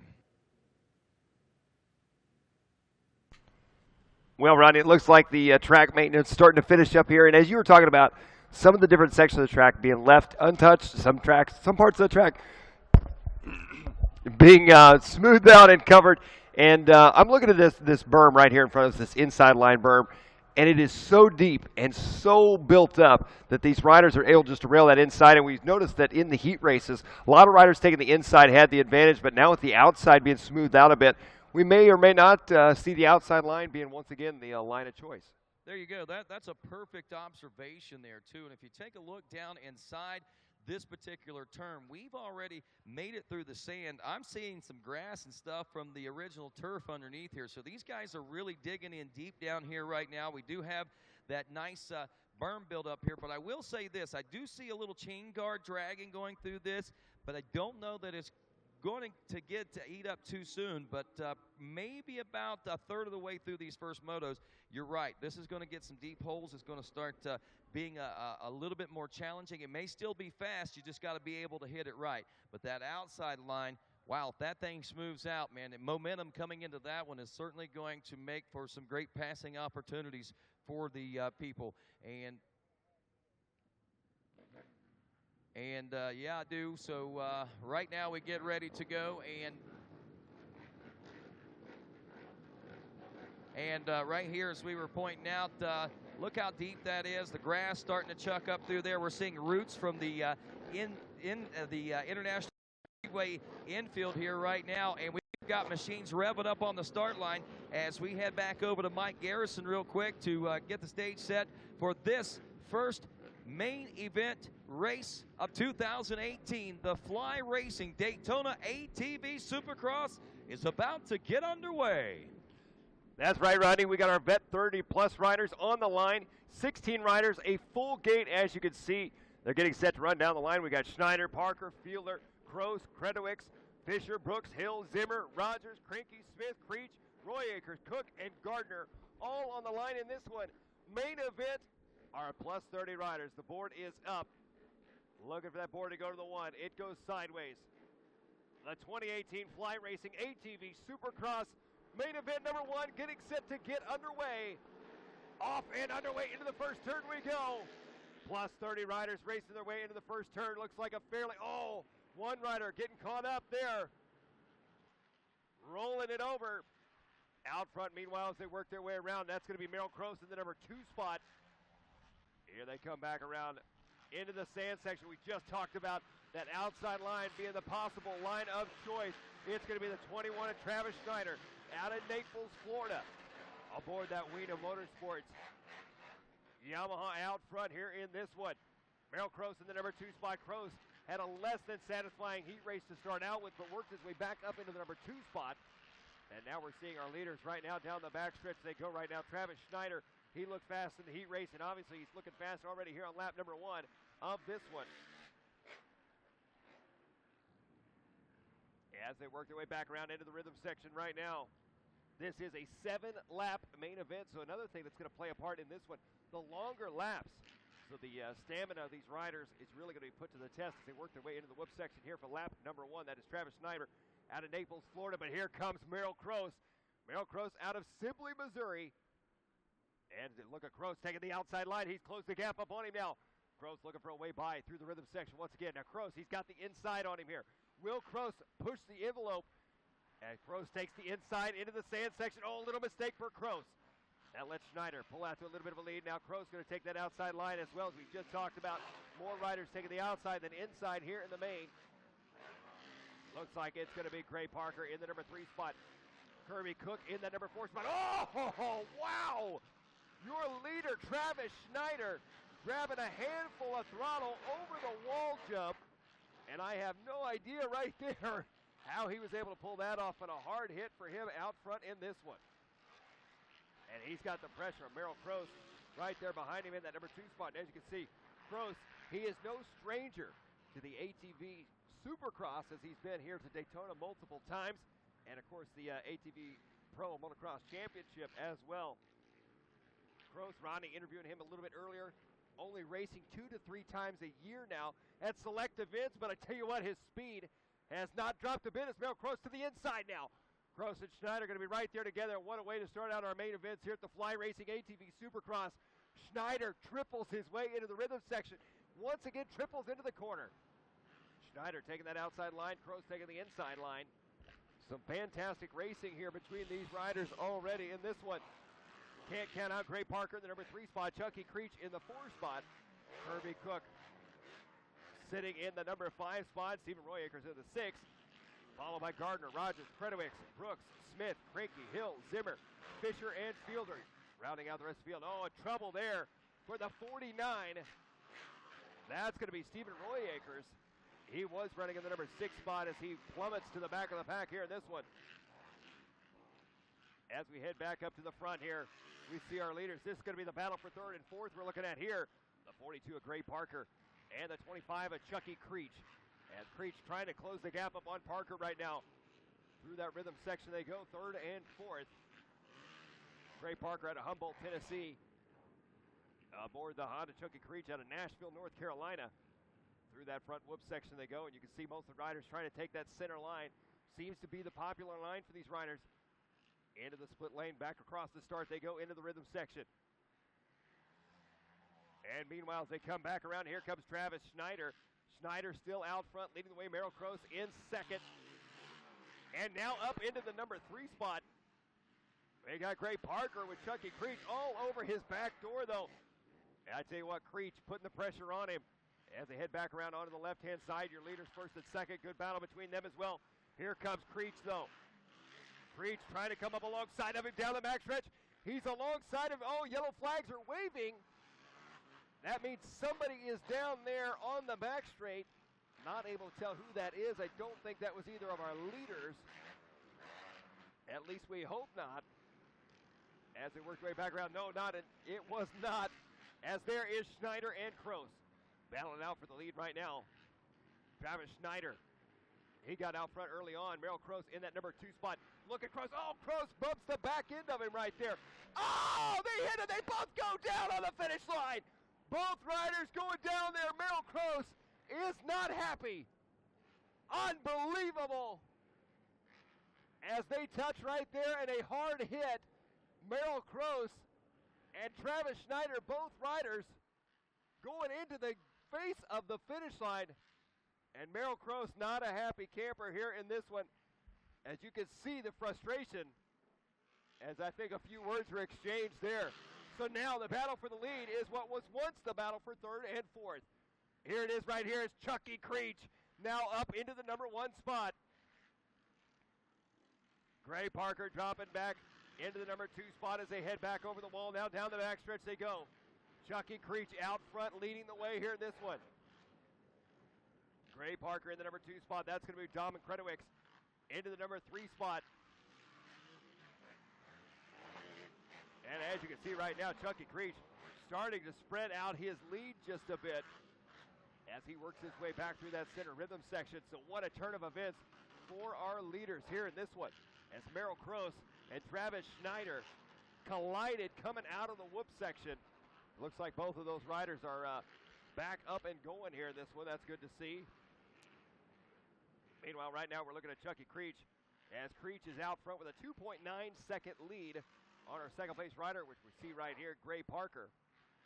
Parker airing it out through that rhythm section. He's out there on that Parker's powder coating 401 Express, Bob's House of Honda, and Walsh Racecraft TMM Honda. Wow, what a turn of events. I'm still in shock here. This one, Dominic Kredowicz in the number 3 spot. Now Robert Rogers in the 4 spot, and Kirby Cook now rounding out your top 5 here in this one. And they were taking a look at your leader as he's working his, no, I take that back. Yes, that is Chucky Creech as he works his way around right now.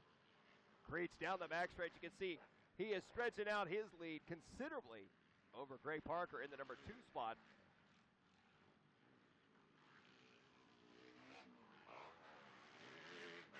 As they're working their way back around once again.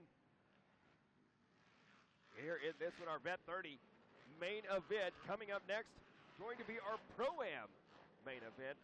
Of course, that'll be an exciting one to watch as well. Our Pro-Am riders on the line. Our Production C and 450B main riders. They are going to be in the staging area, getting set to go. As the white flag is now out, 1 lap left to go for this rider right here. That is Chucky Creech. He was battling for what he thought was a possible 3rd place podium finish, and now finds himself leading this race by a considerable margin here in this one. Over a 3-second lead for Chucky Creech over Gray Parker in the number 2 spot, and Dominic Kredowicz in that number 3 spot.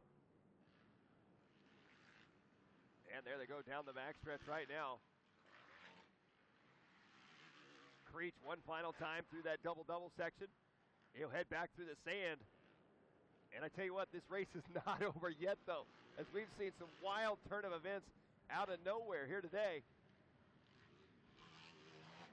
As Creech working his way back around through the rhythm section right now, he drops down, coming around onto the front straight. One final turn right now for Chucky Creech. Back through the whoop section. And ladies and gentlemen, that checkered flag is waving.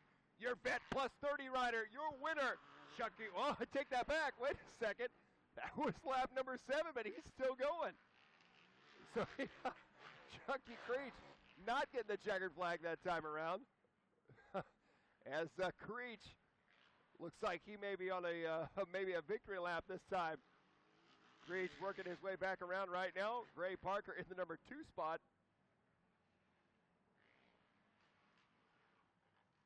As they head back around onto the backside of the track. So our sheets here showing this is a 7-lap main. Looks like they may get a bonus lap here in this one. As you can see, your leader there kind of whipping it a bit over the back double section into the double-doubles he goes. As he comes back around into the sand, perhaps maybe this will be the one final time for Chucky Creech. Gray Parker still in the number 2 spot. Dominic Kredowicz in the 3 spot. Rogers in the 4 spot. Fisher, Cook, Schneider, Hill, Ruyakers, and Fielder. Your top 10 here in this one. Here he comes through the whoop section now in this one. And another lap. There's the checkered flag we were looking for. Chucky Creech with the win. Creech, your plus 30 vet champ here at the ATV Supercross, brought to you by Fly Racing. Gray Parker going to be working his way around as he's looking for a 2nd place finish here in this one. And he's got it. And coming around for that 3rd and final podium spot, Dominic Kredowicz out of Tampa, Florida. So congratulations to Chucky Creech, a great ride for him there. And what a turn of events there. You can see your top 5 for our Bet Plus 30. Chucky Creech taking first, Gray Parker taking second, Dominic Kredowicz taking third, Robert Rogers taking fourth, and Justin Fisher rounding out your top 5. Well, coming up next, we've got our Pro-Am class. Our Pro-Am main event on the line right now. As these riders getting set to go, this is going to be an exciting race to watch, no doubt about it. Some of the fastest here also in the Pro-Am class. We'll see some of these riders later on as well in our AMA Pro class. And you can see a full gate of riders here in this one. 17 riders entered into this class, all looking for the gate to drop. Pro-Am main event. Board goes sideways, off and underway into the first turn. Who's going to grab the whole shot here in this one? And look at all the riders getting pushed a bit wide. That inside line, once again, proving to be the hot line. And it looks like, I believe that's going to be the Rockford Fosgate Honda. Yes, indeed it is. That is the number 100 of Noah Mickelson. Mickelson out front with the early hole shot here. This one leading the way. First, second, third, and fourth, all right there together.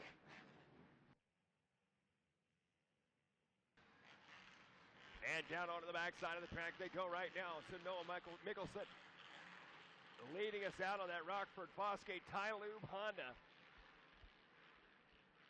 As he's working his way around here for lap number 1.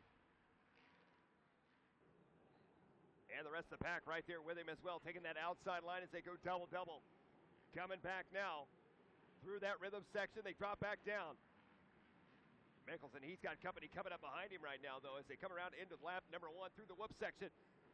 Through the front stretch now, Mickelson out front. Up and over the finish to Alan Myers, going to be in the number 2 spot. Hayden Mickelson in third. So we got Noah and Hayden. A Mickelson sandwich right now from Myers. And look at Noah Mickelson starting to stretch out his lead. Hayden Mickelson now with a boom. So now we've got Noah out front. Hayden up into the number 2 spot here in this one. Alan Myers dropping back to the number 3 spot as they work their way onto the left-hand side of the track. Down the backstretch now. It's Noah Mickelson out front. Hayden Mickelson in second. Alan Myers in third. Brandon Hogue in fourth.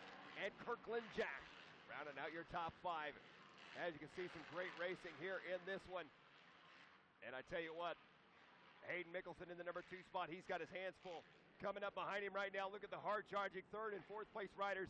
That is going to be Brandon Hogue in the 35 of Kirkland Jack as they battle their way back around here onto the front side. Noah Mickelson out front early on here in this one on the number 100. Through the whoop section. Look at the drive right there. Hayden Mickelson. Unbelievable drive into Mickelson around the outside. He makes a block pass right there. He now moves ahead of Noah. Hayden Mickelson now your leader here in this one. Noah Mickelson drops back to the number 2 spot. They're side by side once again as they come back into the sand section. Third and fourth going to be right there together with them. Some of the greatest racing we've seen all day right here at our Pro-Am main event. Back onto the left-hand side of the track they go, and look at this. First, second, third, and fourth, all right there together. Alan Myers in third, Brandon Hogue in the number 4 spot. And up and over the double-double section, the Mickelson brothers. Right now in control of this one. It is going to be Hayden Mickelson out front, Noah Mickelson in the number 2 spot. As they come back, look at the big air right there from Noah Mickelson. In the number 2 spot right now, Hayden going to be out front, leading the way here in this one.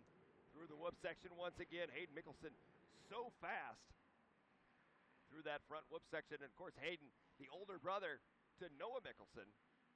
Hayden going to be 20 years old. Noah Mickelson, 18 years old. Out there getting it done right now. Brandon Hogue in the number 3 spot. Alan Myers in the 4 spot. Brett Music up in the number 5 spot. Followed by Jack, Ford, Lewis, Turner, Porter, Hill, Zimmerman, Selecki, Rabori.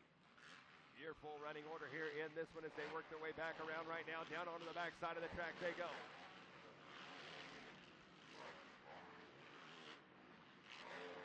The Mickelson brothers sitting 1 and 2. Putting those Rockford Fosgate Tylube Hondas right where that team wants them to be. First and second, but I tell you what, Brandon Hogue right now in the number 3 spot on the number 2. He's out there riding for Corrosion Specialties, Launderville Steel. Maxxis Tires, TD Motorsports, Elka Suspension, and On the Box Nutrition out of Kennard, Kennard, Nebraska. He is trying to put the pressure on him right now. And here they come back around right now. Another lap in the books. That is 4 laps into this one. You can see the Mickelson brothers, first and second. And both of them taking that tight inside line as they work their way through the sand section. Right now, the 2 of Brandon Hogue in that number 3 spot. Alan Myers still in 4th. Brett Music in the number 5 spot. Music going to be 6 seconds back from this epic battle we've got up front between our top 4 riders. These guys have been so close this entire race. And I tell you what, right now, the Rockford Fosgate Tyloo Honda team has got to be all smiles as they're watching from the sidelines as the Mickelson brothers taking that team to the top here in this one. Still 3 laps left to go. Keep an eye here on Brandon Hogue. Hogue dives to the inside. I tell you what, though, that inside line on that particular turn in the sand, it just sucks so much speed out of it. It doesn't seem to be the fast way to go, but if you can get on that inside and cut back across, oh, little mistake there. The 100 of Noah Mickelson gets a bit high on the berm there, cost him a little bit of time. Hayden Mickelson, wow! Noah Mickelson triples the finish line. If I'm not mistaken, I believe that might be our first ATV rider that we have seen triple that section. Well, here they come back into the sand once again. Your top 4 riders all going to be right there together up and over the Rolex double A go. Back onto the left-hand side. Hayden Mickelson out front. Noah Mickelson in the number 2 spot. And still, once again, all 4 of these riders right there together. Some fantastic racing here at the Fly Racing ATV Supercross Daytona International Speedway. Back into the double-double section now. Lap 5 in the book. They'll be getting the white flag this time around. And once again, Hogue trying to take that inside line there. Hogue. Now, Hogue, you watched him there. He swept a little bit wide. He didn't quite have the inside line on Mickelson. Look at this. We've got a battle of the brothers right now as Noah Mickelson trying to make a move back on Hayden. Hayden Mickelson out front. And I got to say, Hayden is just a bit quicker there. Wow. Aired it out right there. Hayden Mickelson aired out the big triple there on the finish line. A little bit faster through that front whoop section as well. Noah Mickelson in that number 2 spot. Brandon Hogue still in 3rd. And Alan Myers still in 4th. It is still anybody's race at this point. Oh boy, the number 100 makes an outside line. Noah Mickelson taking that outside line, trying to make a move on his brother, but that's a risky line to take. We've seen several riders lose positions in that particular corner by taking the outside. And just as he did that, Brandon Hogue just about took it away from him. Look at the battle now for 3rd and 4th. Down the backstretch they go. Brandon Hogue and Alan Myers, 3rd and 4th. Up and over the double-double section they go, and I do believe Alan Myers now. Myers up into the number 3 spot. So Alan Myers says, I am tired of watching this. I am taking over. So Myers has worked his way now up into 3rd. Brandon Hogue drops to 4th. As that checkered flag should be coming out this time around. Down the front stretch they go. Nope, I take that back. Once again, not a 7-lap race. Got a feeling possibly our sheets are wrong out here. Meanwhile, though, Alan Myers up into the number 3 spot as we see some yellow flags waving.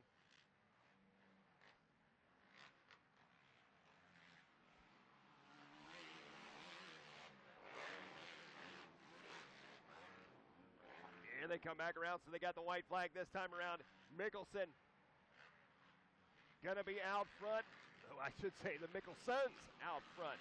Alan Myers in that number 3 spot. Brandon Hogue in the 4 spot. Brett Music in the 5. Ford, Lewis, Hill, Zimmerman, Turner, Porter, Selecki, Rabori, and Jack, your running order. Well, now, ladies and gentlemen, with 2 corners left to go, we've got a fantastic battle here between the Mickelson brothers. Look at them going side by side. They've stretched it out a bit on Alan Myers. And right now, Noah Mickelson looking for an inside line move on Hayden. Both riders going to take the outside. They bump wheels just a bit. That's all it's going to take right there.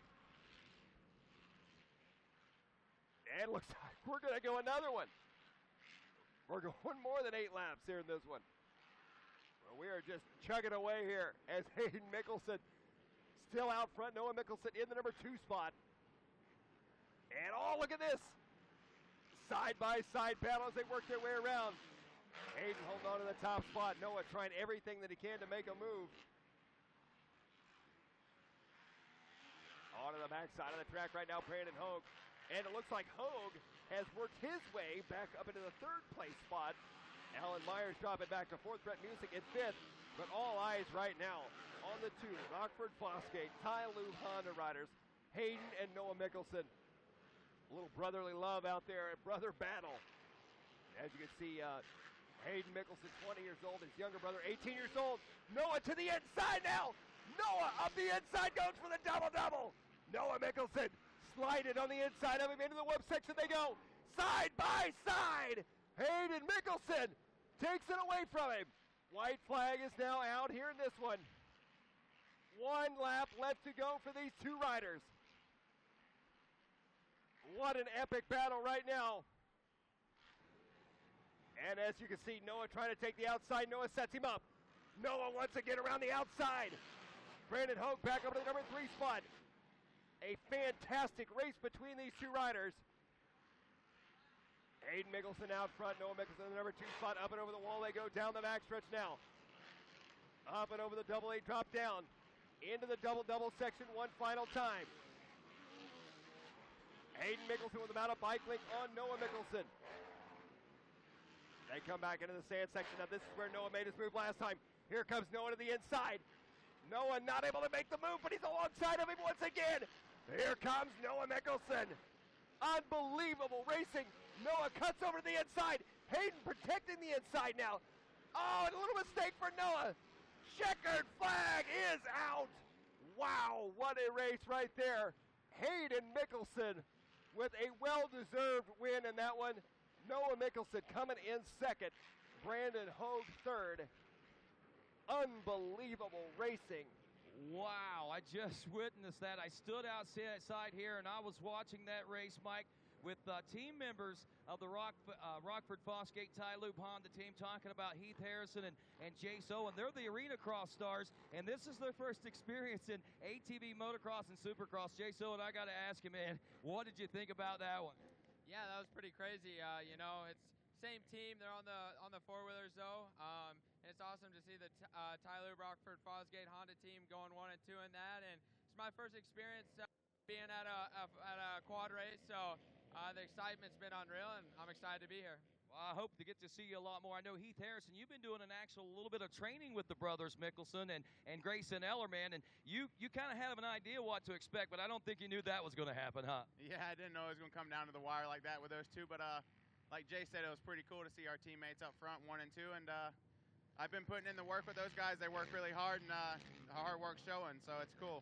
And you got to go out and race some Arena Cross this weekend, right? Yes, sir. We head off to Denver this coming weekend for the Arena Cross, and then the weekend after that's in Idaho where the points reset for the race, the Ricky Carmichael Championship, so should be a good time. And you might be in the running for that, huh? Yeah, we hope so. All righty, man. Thanks for stopping by. We'll check in with you later. Well, back to the racing on the track here in this one. Our Production C main event off and underway. It's Tristan Allery grabbing that early hole shot aboard that Baldwin Power Sports Walsh Racecraft Elka Rath Dawson 100% ODI Honda out of Wadesville, Indiana. Oh, a little bit of a wild ride there here on lap number 1. And just behind him there going to be the 03 of Justin West. We saw Justin West grab several hole shots in qualifying today, leading and winning some heat races. And Justin West hoping to do that here in the main event. As they work their way around, Justin West sitting in the number 2 spot. First, second, and third, all pretty close here in this one. Look at West get a great drive up the inside here in this one. West trying to dive to the inside. Good line for West right here, and I believe West's going to come up alongside now with your leader, the 100. They are going to be side by side. Tristan Allerelli still out front, up and over the wall on the back side of the track they go. West in the number 2 spot. Oh, and West alongside now. Justin West has made the move. Allerelli dropping back to the number 2 spot. So Justin West taking over that number 1 spot now. Allerelli dropping back to the number 2 spot. Through the sand pit they go right now. Jacob Hughes in the number 3 spot. First and second through that rhythm section they go. Third place not out of this one either. Still a lot of racing left to go as they work their way back around here. Coming back around to the start finish line. Into the whoop section. Justin West trying to pick up where he left off in the heat races. Whoa, good line right there for our second place rider. That was Tristan Alarelli wheeling out of the whoop section, up and over the roller before the finish line. Actually, a quick line there for Alarelli. These riders spreading out just a little bit right now as Justin West out front on the 03. Suzuki out of Hubbard, Ohio. He's out there riding the VVR wheels up. Hauser, Wraith, JASR, HMF, Pivotworks, Henson, and Walsh Suzuki, 34 years old. Out there, one of the oldest rider on the track here in Production C. And he is not letting the youngsters take advantage of him whatsoever as he is out front in control of this one. Justin West, last time by with a 1:11. Alarelli with a 1:13, so he was 2 seconds a lap faster last time by the line.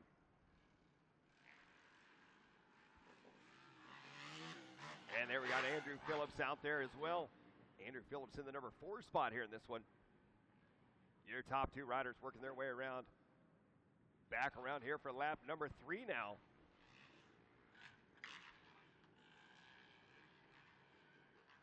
And Justin West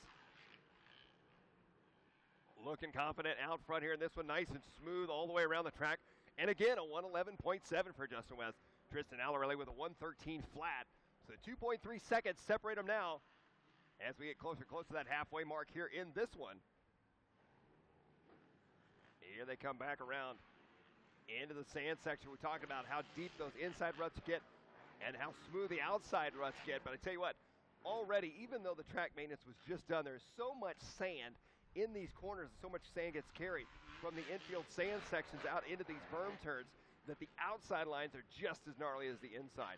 As we get closer and closer to our AMA Pro ATV riders, that's going to be an interesting race to watch, as well as the track. It's going to be rough, it's going to be gnarly, and those guys, they've got a 15-lap main event ahead of them. Well, Justin West in control of this one here on the 03 machine, as he is working his way around right now. Tristan Alarelli in that number 2 spot.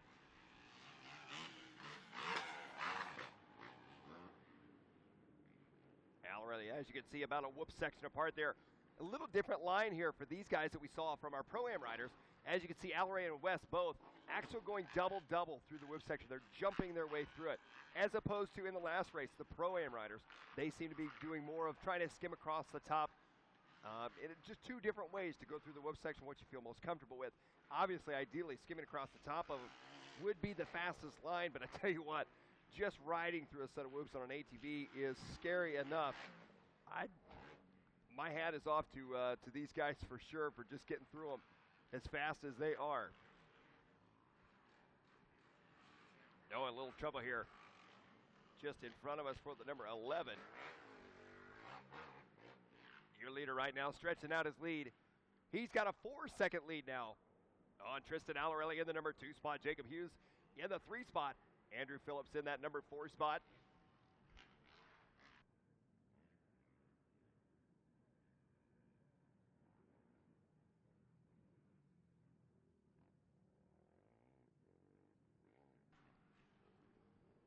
And this is our Production C main event on the track here in this one. Justin West putting another lap in the books that time by continuing to stretch out his lead here in this one.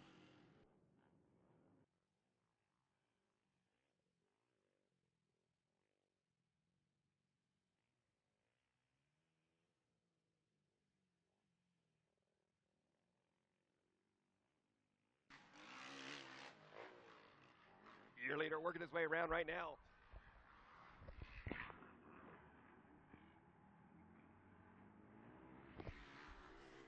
Justin West down that backside of the track. He goes once again here in this one. Now his lead 9.7 seconds for Justin West. Tristan Alarelli in the number 2 spot still. So this race pretty spread out here in this one. As we talked a little bit about yesterday, to say that you have won at the Daytona International Speedway is truly incredible. The World Center Racing right here at Daytona Beach, Florida, a very special event here for all of these riders. And definitely a race to remember, that's for sure. And Justin West trying to remember it with a win here in the Production C class. As he comes around here for lap number 6, white flag is out. 1 lap left to go for your leader right now. Oh, get a little bit squirrely there. As Wes with 1 lap left to go here, looking for a race win, a main event win here in our Production C main here at the Fly Racing Daytona ATV Supercross. Oh no! Your leader, he just about tipped it over. He took the inside run here on this last lap, and he just about tips it over. Tristan Alarelli in the number 2 spot. There we're looking at our second place rider as he works his way around. He is going to be 15.5 seconds back from your leader. Jacob Hughes in the number 3 spot. Andrew Phillips in that number 4 spot. This is our Production C main event. Coming up next is going to be our 450B main event. That's going to be another great race to watch as well. And here comes your leader, the 03 Suzuki out of Hubbard, Ohio. Looking for a win here in front of the Daytona International Speedway crowd. Through the whoop section he goes, double. Checkered flag is waving. Production C main event, your winner, Justin West. West taking a big win here in this one. Nearly 15 seconds ahead of the second place rider as our second place rider works their way around Tristan Alarelli.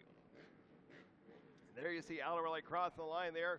Checkered flag is out for him as well. Here comes the 66 of Andrew Phillips, who is actually going to be a lap down from these guys. So Jacob Hughes, here's Jacob Hughes working his way around for a third place finish and a final spot on that podium. Well, on the line now, we've got our 450B riders. And I tell you what, we got 16 riders on the line, and any one of these riders could be taking home a win here in this one. That board is up. Looking for it to go sideways. Here we go. 450B. Main event off and underway as they race into that first turn. A full gate of riders in this one. A tight 180 start. Who's going to come out of this one with the whole shot? Look at them all right there through the rhythm section. I do believe that's going to be Parrish with the whole shot. And it is indeed Carson Parrish out front leading the way. It's going to be the number 10 in the second place spot. That's going to be Donovan Cox out of Conway, Arkansas. As they head back onto the back side of the track right now. So Parrish out front leading the way. Donovan Cox in the number 2 spot. And look at Parrish already starting to stretch out that lead early on here in this one on the rest of the field. Through the switchback section, he goes into the sand section. And Ronnie made a great point early on talking about that sand, as the sand actually started to get pushed off the track in that section, and the initial straightaway itself was not near as deep as the corners itself. And look at this, we got a side-by-side battle now. That is second and third. Donovan Cox looking to the inside on the number 10. Oh, they bump through the whoop section. And it looks like Cox is going to be dropping back to that third place spot as they come around to the front side now. Up and over the finish line they go. Matthew Bernard up into the number 2 spot now. Bernard makes his move on Cox. Devin Kendrick in the number 4 spot. Suda in the 5 spot. Well, here comes your leader right now. The 8 of Carson Parrish out of Odessa, Texas. 17 years old out front, leading here in our 450B main event. There you see second, third, and fourth all right there together as well. Donovan Cox trying to close that gap back up on Matthew Bernard. Bernard out of Canada, making his way down to the Sunshine State. And I tell you what, Donovan Cox, he is sitting in third, but he's got trouble coming up behind him. As Devin Kendrick, not far back from him right now, as Kendrick starting to close that gap up. And look at this, Kendrick now all over the back wheel of him. Oh, Kendrick having a little bit of hard time getting around through that corner there as he works his way back into the bowl turn. Into the double-double section they go, coming back around. Look at this, a freight train of riders right there behind Donovan Cox. Matthew Bernard in that number 2 spot. I tell you what, Carson Parrish right now trying to check out early on here in this one. Here comes that three-way battle, second, third, and fourth. As they enter that rhythm section, I take them back, that's third, fourth, and fifth. Your leader, Carson Parrish, down to a 5-second lead here in this one. Donovan Cox in the number 2 spot. He takes that tight inside line on the number 10. He's got Devin Kendrick right there behind him on the number 11 machine. There we're looking at Matthew Bernard, our second place rider. There we see second, third, and fourth. And I tell you what, Donovan Cox has been strong all day long. But here in this one, he is feeling the heat as Devin Kendrick really stepping it up for the main event. Kendrick comes up a little bit short there. Scrubbed a little bit of his speed as he heads through that double-double section. Now Kendrick, I had a feeling Kendrick might try to take the inside there, but instead he followed Devin Cox. We'll see if Kendrick takes the inside on this turn. And yes, he does, but I tell you what, that inside is so tight. Kendrick not able to make the move there on Donovan Cox. As they come back around right now, you can see second, third, fourth, fifth, sixth, and seventh, all within a straightaway on one another right now.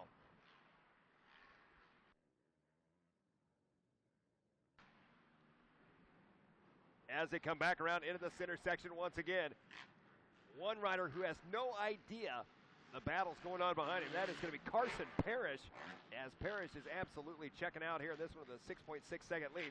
And look at this, we may have a pass here as the number 10 takes that tight inside line. Oh, a little bobble there from our fourth place rider. And sitting a lonely second right now is Matthew Bernard. He is 6 seconds back from your leader and 2.3 seconds ahead of Donovan Cox. But Donovan Cox right now, he is holding strong under this pressure. And I tell you what, you got to hand it to him. Oh, little mistake for Cox there. That may be enough for the number 11. Kendrick, look at the inside now. Kendrick! Oh, they bump bars! Kendrick, wheel-to-wheel contact as Kendrick takes that outside line. Now Kendrick up into the number 3 spot. So Donovan Cox make a little bit of a bobble on the back section, and it left just enough room, and now Donovan Cox dropping back once again. Look at this, the number 6, Jacob Alba. Alba on a move here in this one, and Donovan Cox is moving in the wrong direction here in this race as he is dropping back one after another here. As they come back around right now, it's now Kendrick up in the number 2 spot, Alba in the 3 spot. Rosiak in the number 4 spot. Donovan Cox has dropped back to 5th now, and he's got Colton Suda right there behind him in the number 6 spot. Right now, we're looking at that battle as Devin Kendrick down the backstretch. He goes. He's got Jacob Alba in the number 6 out of Laura, Ohio, coming up alongside of him as they head up over that big back double section into the double-doubles at the end of the back straight now. Here they come in. Look at this. 3-way battle now. Whoa! Up onto 2 wheels they go. And a fantastic move right there. I believe that was the 529. Broviak taking over that number 3 spot to the number 6. Now Jacob Alba going to drop to the number 4 spot. Here they come back down the front stretch right now. All eyes have been on this battle for 3rd, 4th, and 5th this entire race. As they come back around, crossing over the start lane there. Broviak in 3rd right now, but he has got his sights set on Kendrick. And take a look at this. Broviak to the inside. Kendrick, though, closes the door just in time. Oh, no, and Kendrick goes wide. Broviak to the inside. I tell you what, Broviak right now, he is on a move here in this one. Taking that inside to inside lane right there. He's going to try and come up alongside him down the backstretch.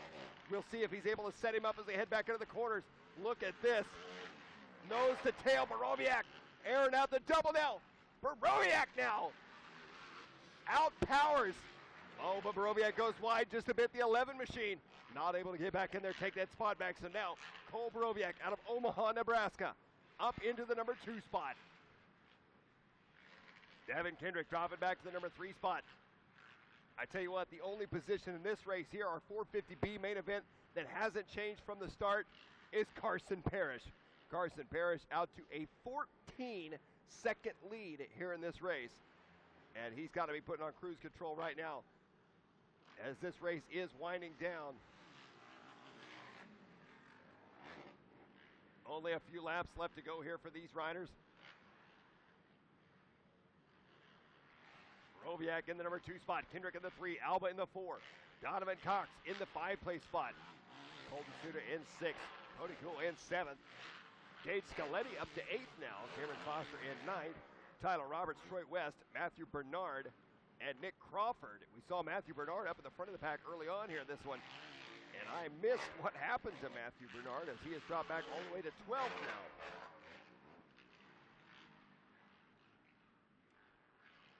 As they're coming back around here, you're looking at the 529 machine. Cole Broviak out of Omaha, Nebraska. He has worked his way through the field.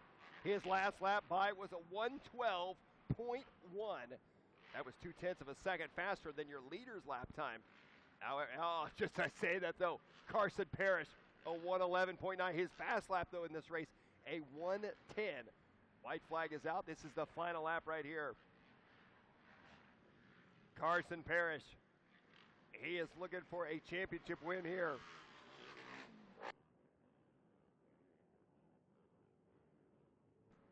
And as you can see, that battle still raging on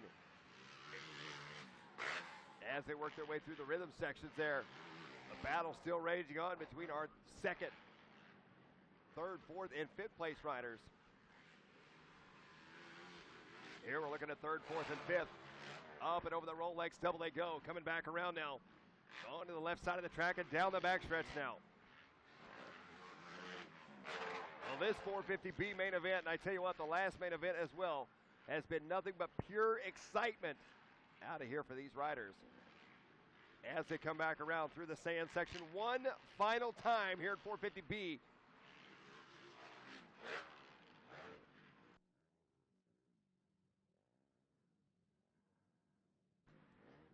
Looking for that checkered flag to be coming out right now. As they come across, Carson Parrish with the win. Coming around for second here in this one, Cole Borowiak with second place. And that battle for third, fourth, and fifth. Here they come flying across the line. It's going to be Davin Kendrick. 0.8 of a second right now ahead of Jacob Alba. And Donovan Cox will round out your top five. What a fantastic race here in this one. Your winner, the number 8 of Carson Parrish out of Odessa, Texas. A fantastic ride for Carson with a 17-second lead. Well, now we move on to our next main event. This is going to be 450A riders on the line. 12 riders on the track here in this one. As that board is up, getting set to go sideways. Some of the fastest ATV riders in the nation. 450A off and underway. As they race their way to the first turn, you see several riders trying to use that outside burn, but it's going to be the inside line once again with that early hole shot.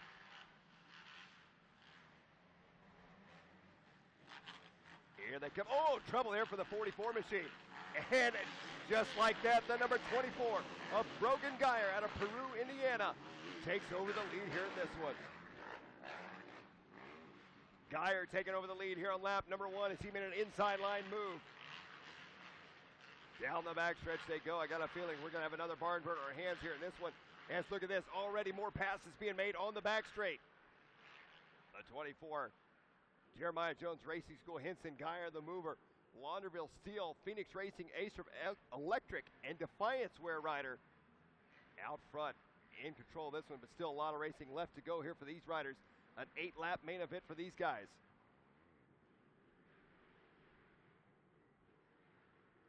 And good battles right now taking place in the middle of the pack as they come across the line. Brogan Geyer going to be out front leading the way. Logan Stanfield, the number 2 spot. Grayson Eller in the number 3 spot. We saw Grayson Eller early on in the day, and I tell you what, Eller is going to be one to keep an eye on in this one, as he is well capable of taking home a win. Here we're looking at Eller right there, the 171. Out of Salisbury, North Carolina, he's aboard that Rockford Fosgate Tylube Honda machine. On to the left-hand side of the track, he goes trying to chase down Logan Stanfield, the number 2 spot. So Geyer and Stanfield both from Peru, Indiana. Stanfield out there on that team, 969, Walsh Maxis, Elka, Fly Racing, Tennessee Valley Solar, Markers Exhaust, Raft, Goldspeed, and Napa-backed ATV as he works his way around. Well, first, second, and third going to be pretty close right now. As Grayson Eller trying to close the gap up just a bit here on Stanfield. Back through the rhythm section once again. And now I tell you what, the 55 machine He is feeling the pressure. Look at Eller now. Eller with a great drive through the whip section. He doubles his way in there, coming out of the finish line section. Across the start lane they go. Back into that middle rhythm section, these two riders. Second and third chasing down Brogan Grier. And both riders taking that tight inside line. That's definitely being the fast line so far here in this race. As Eller looking for a way to make up a little bit of time on second. Stanfield that last time by with 106.7. Grayson Eller actually had the fastest lap of the race so far on that last lap by with a 106.6. But Stanfield was a 106.7 and Geyer was a 106.9. I tell you what, these top three riders are nearly identical in times. Travis Woodring in the number 4 spot, Tyler Hudson in the 5th place spot, Deemer in the 6th, followed by Royalty, Allred, Gifford, and Rouse. And look at this, we got a battle shaping up here for that number 1 spot as they head into the whip section on the front side of the track now. Whoa! Your leader getting all sorts of buck wild. Brogan Grier grabbing a handful of throttle through the whip section. I tell you what, that was fast. As he was swapping side to side, he took a look over his shoulder to make sure Logan Stanfield wasn't coming into him on that one. Stanfield about a bike length back from him, take that inside line. And right now, Grayson Eller still in the number 3 spot. As they work their way up and over the double on the left-hand side, once again, Eller dropping back just a bit now in the number 3 spot as Stanfield has really turned up the heat here in this one. Stanfield, that last lap around was a 105.6. Look at Stanfield now. Stanfield to the inside. Logan Stanfield taking over the lead. But Brogan Geyer says no way. Oh, no! No way! Unbelievable luck right there. And you can see the frustration. Brogan Geyer and Logan Stanfield. Wow, the smoke just pouring out of the back of Geyer's machine there. And what a heartbreak. As you can see, he is disappointed here in this one. He was chasing down your leader. What a heartbreak there for Geyer. Well, back to the front, though, here in this one. So now it's going to be Logan Stanfield out front at Grayson Eller in the number 2 spot. That's going to bump everybody up here in this one as Travis Watring going up into 3rd. Let's take a replay here of what exactly happened to our leader that last time around. Take a look at this here. And he came up a little bit short on that triple. Comes off of this right here. And boom, right there. I thought maybe there was contact, but there was no contact whatsoever. That bike, it looks like that motor just seized up right there for him. You can see him raising his hand, letting everybody know he is not going anywhere. So what a heartbreak there. As we are back to racing here in this one. Logan Stanfield going to be out front leading the way. Grayson Eller in the number 2 spot. Travis Watring in the number 3 spot. Tyler Hudson in the 4 spot. Josh Deemer, Nickel Royalty. Michael Allred, Dylan Rouse, Robert Gifford, and Brogan Geyer. Your top 10 now. And we talked about this young rider here earlier, Grayson Eller.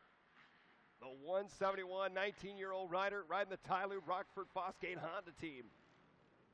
He is closing the gap up now on Logan Stanfield.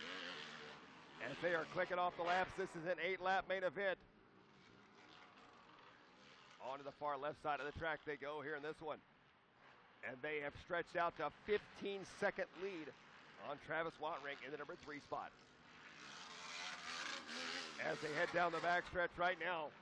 And it looks like Eller dropping back just a little bit from your leader. So Logan Stanfield turning up the heat here, as he may have known that Grayson Eller was closing the gap up on him. And it seems that either Eller had some trouble that last lap by, or Stanfield simply turned it up a notch. Coming back around here for lap number 6 now. Into the whoop section they go.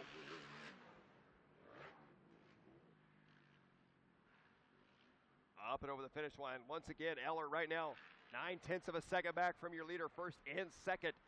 That is going to be one of the closest battles on the track. Another good battle shaping up between Josh Deemer and Tyler Hudson for 4th and 5th. But all eyes right now on your leaders, first and second. And as you can see, it looks like Grayson Eller falling back just a little bit now from Logan Stanfield. Down the back straight they go. Stanfield out front. Stanfield, I tell you what, seems to be a little bit quicker on that left side of the track. Eller seems to make it back up on the right side. Both riders with 106.4 second lap time. Last time by the line, so pretty even pace between the two riders as they'll be coming around this time.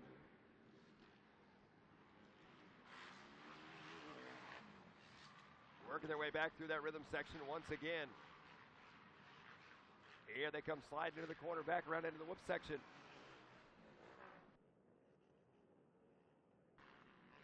And it looks like that white flag is out. One lap left to go here in this one for Logan Stanfield. Grayson Eller in the number 2 spot. Wattring in the 3 spot. Deemer and Hudson, your top 5. And Logan Stanfield last time by with a 106.9. Grayson Eller with a 107.5. So Eller right now, he is going to be 1.5 seconds back from your leader. And assuming he can keep it on I started to say 2 wheels. How about 4 wheels? Logan Stanfield right now is looking at a potential 450A title win here at the ATV Supercross in Daytona, brought to you by Fly Racing. As he's working his way around through the sand section once again. One final time now. Back through that rhythm section. Out of Peru, Indiana. Coming through the whoop section, and you can see that checkered flag just ahead of you. Oh boy, he gets a bit sideways. Ladies and gentlemen, your 450A winner, Logan Stanfield. A great ride there for Logan Stanfield. Grayson Eller coming in the number 2 spot. And a heartbreak situation there for Brogan Geyer, as he obviously would have been up there battling with the front runners here in this one as well. Looks like Tyler Hudson will come around for that number 3 spot here in this one, out of Enid, Oklahoma.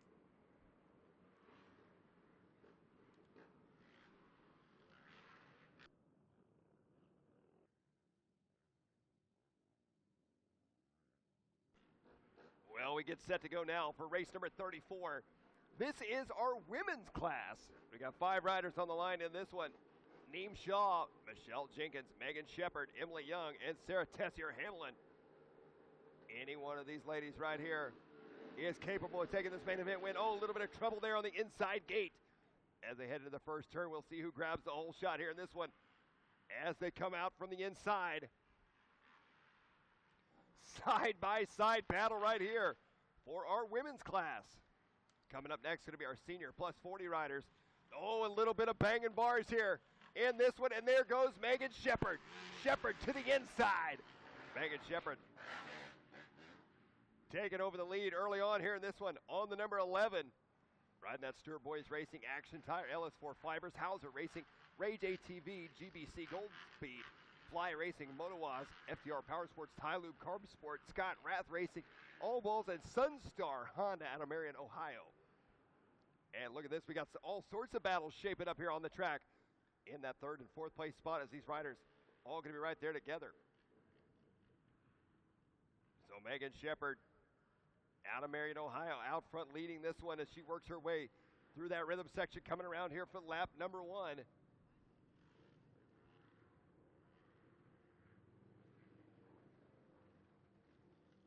Coming around into the whoop section right now. Lap 1 now in the books here in this one. This is our women's class main event here in this one. Coming up next is going to be our senior plus 40 riders, followed up by our Open B, and then we'll head into our Pro Sport Pro-Am A riders. Well, we got Megan Shepard out front. Michelle Jenkins in that number 2 spot. She's going to be 2.3 seconds back. Neem Shaw in the number 3 spot, and Sarah Tessier Hamlin in the 4 spot.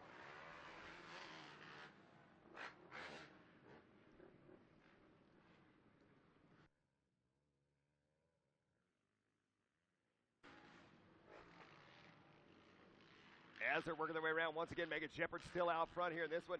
Rodney talked a lot about Megan earlier on in the day, and Megan proving herself right now out front in control of this one, as she is working her way through the sand section here for lap number 2.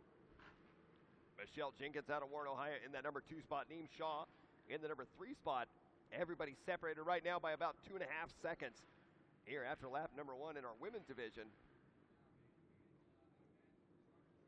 And earlier this weekend as well, the women's conference taking place right here in Daytona at the International Speedway, which consisted of, I do believe, some of the women ATV riders. I know the women bike riders, if I'm not mistaken, as well. Some GNCC, some flat track riders, all coming together here for a women's conference to talk about women in motorsports and some of the plans and ideas they have to continue growing the women riders and more women riders joining in on all the action. As you can see, Megan Shepherd right now starting to check out here in this one with now a 4.5 second lead over Michelle Jenkins in that number 2 spot. Naeem Shaw in the number 3 spot, 3.1 seconds back from Michelle Jenkins. But I tell you what, it looks like she is starting to close that gap up just a little bit here in this one. As Shaw trying to close the gap up on Jenkins. And oh, a little trouble there for your leader. Your leader get a little high in the berm there. And indeed, second and third. Naeem Shaw, she was looking strong in the qualifiers. And she is starting to close up on Michelle Jenkins now, second and third.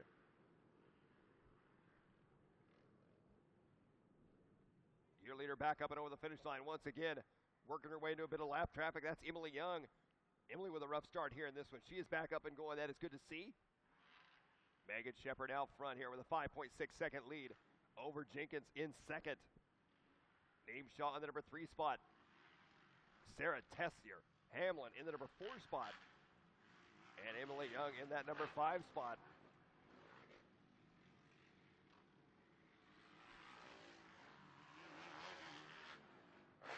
And right now, Naeem Shaw is still trying to close that gap up on Michelle Jenkins. That's going to be our closest battle here in this one. As we're looking at our leader as she heads down the backstretch right now.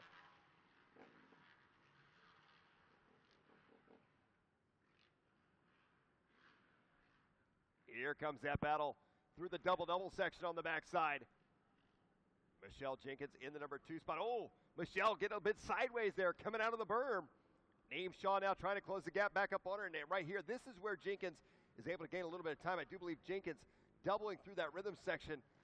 Shaw unable to double through that rhythm section, go over the single line. So that's where Shaw seems to be losing a little bit of her time there to Jenkins.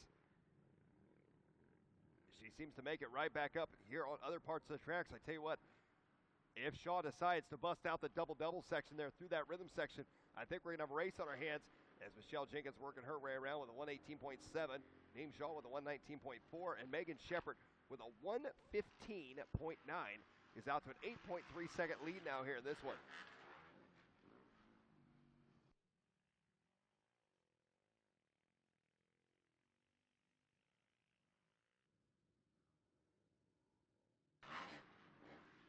There you see our second and third place riders once again headed onto the left-hand side of the track.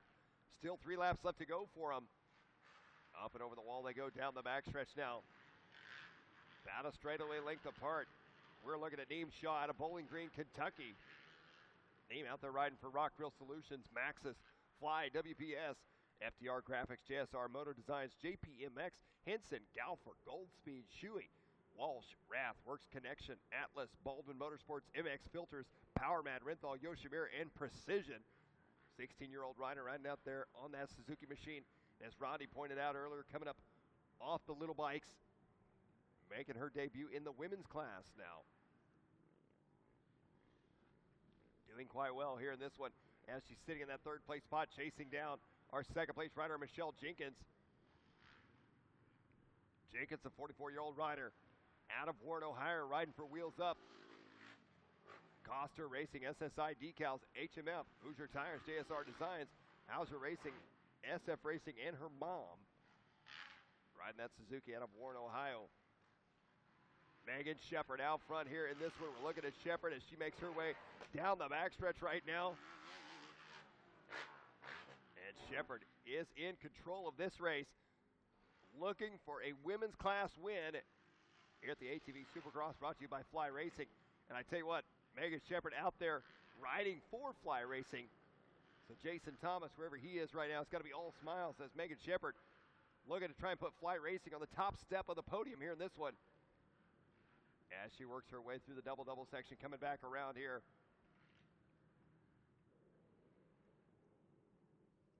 Back around into the whoop section. I do believe she's going to get the white flag this time around. As you can see, the whoop's starting to deteriorate just a bit as the day goes on here at Daytona. 1 lap left to go here for Megan Shepherd. Full running order here in this one going to be Megan Shepherd out front. Michelle Jenkins in second. Neem Shaw in the number 3 spot. Sarah Tessier-Hamlin in the number 4 spot. And Emily Young in that number 5 spot.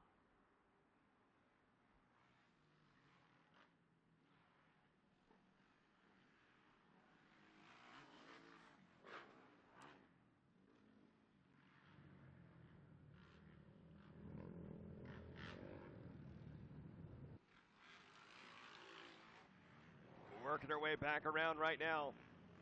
Megan Shepherd. Down the backstretch she goes. Airing out that back double. One final time here in the women's class. Shepherd on a move here in this one. Michelle Jenkins still in second. Neem Shaw in the number 3 spot. All these ladies starting to spread out just a little bit on the track. As 5 and 6 seconds separating most of them here, if not a little bit more. And here comes Megan Shepherd. Shepherd through that rhythm section as she drops down. 1 turn left to go. Works her way into the whoop section now. One final time. That checkered flag is waving. Your women main event winner, Megan Shepherd. Shepherd with a fantastic ride there. Got out front early on and takes home a big win here, this one, at the Fly Racing ATV Supercross. So a great ride there for Megan Shepherd out of Marion, Ohio. Megan, her sponsors, proud, especially her Fly Racing sponsor, who is, of course, our title sponsor here of the ATV Supercross at Daytona International Speedway, the world center of racing. Our women riders finished up right now. Shepherd with the win, Jenkins second, Shaw third, Tessier-Hamlin fourth, and Emily Young in the number 5 spot. Coming up next, main event number 35. Senior 40-plus riders on the line right here from the Fly Racing ATV Supercross at Daytona. And as you can see, bright sunny skies here, ready to go racing. We got 12 riders on the gate here, this one. That 30-second board goes up. All these riders ready to go. Looking for the gate to drop. We are off and underway. Into the first turn they go. And look at that tight inside line once again, proving to be a great line. I see Merrill Cross up in the mix. He had quite a collision in an earlier heat race in the plus 30 class, I do believe it was. So he's out for redemption here, this one. Merrill Cross on the outside, trying to make a move early on the number 93. That's going to be Dwayne Newton out of Leachfield, Kentucky. Merrill Cross up in the number 2 spot. Look at Cross. Merrill Cross all over the back door. Your leader right now, first and second, have already capped themselves on the field. And here comes Merrill Cross. Cross on the inside, up and over the big double he goes. Looking to take that inside line. Once again up into the double section. He's got it. Merrill Cross taking over the lead and doing what he does best right now. Dwayne Newton up into the number 2 spot as they work their way back around into the double section.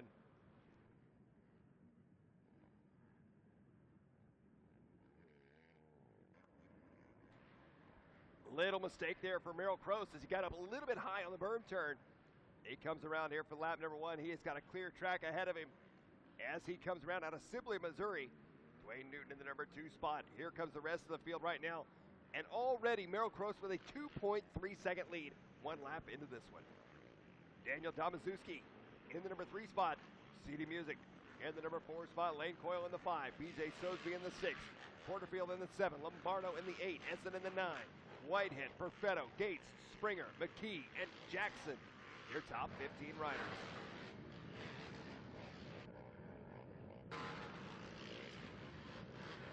And once again, onto the back side of the track they go right now. We're looking at that battle for second, third, fourth, and fifth.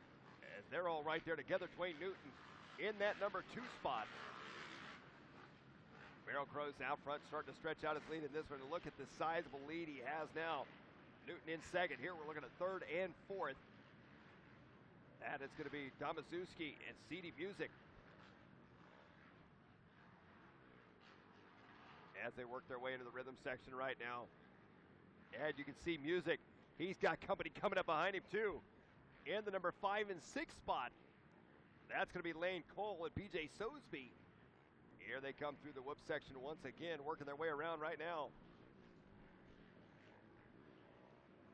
Merrill Crow's going to be out front.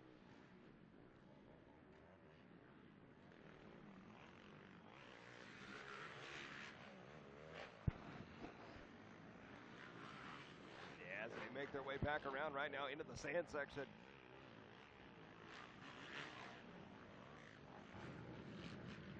Dwayne Newton in that number 2 spot.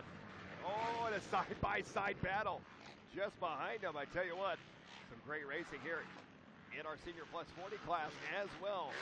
CD Music in the number 3 spot. Here's our leader, Merrill Crows, as he's working his way around. He is out to a 4.3 second lead in this race already. Dwayne Newton still in the number 2 spot. CD Music in the 3 spot. Domazewski in the 4 spot. And Porterfield in the number 5 spot. And you can see Merrill Crows right now as he works his way into the whoop section. Trying to skim across the top of him here in our senior plus 40 class. Up and over the finish he goes, and a full straightaway length lead right now. His fast lap of 110.5. So fantastic lap there for Merrill Crows. Dwayne Newton a 112.5 in that number 2 spot. CD Music in the number 3 spot. Porterfield in the 4 spot. Domazewski has dropped all the way to 5th now.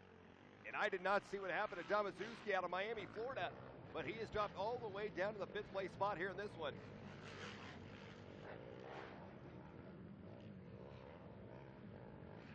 And we got a good battle right now between Domazewski, the 316, and the 33 of Lane Cole as they work their way around.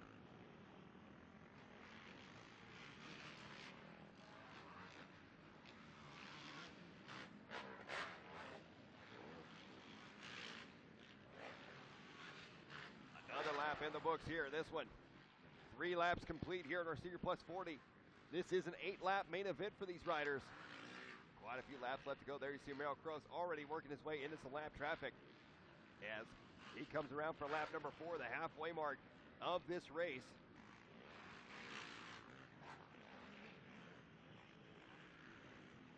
Crows out front. Dwayne Newton 6.4 seconds back in the number 2 spot. And you can see your leader right now trying to work his way through more traffic. And just how deep rutted those corners are getting, especially through those sand sections.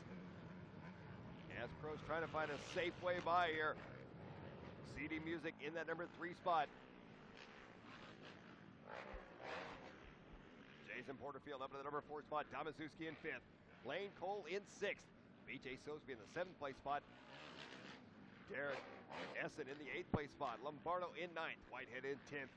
Brian Gates in 11th. Jason Jackson running in the number 12 spot. Wayne Springer in the 13th spot. Perfetto in the 14th spot. McKee in the 15th spot. And Derek Viller in that number 16th spot here in our Senior Plus 40 main event. Now these riders starting to spread out just a bit right now, although Lane Cole trying to put the pressure on Domazewski.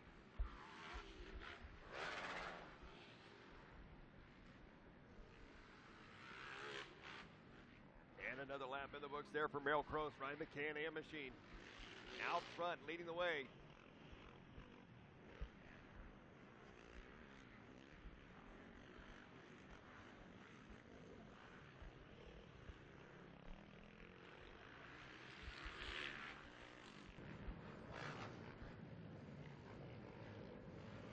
Crows out front, in control of this one.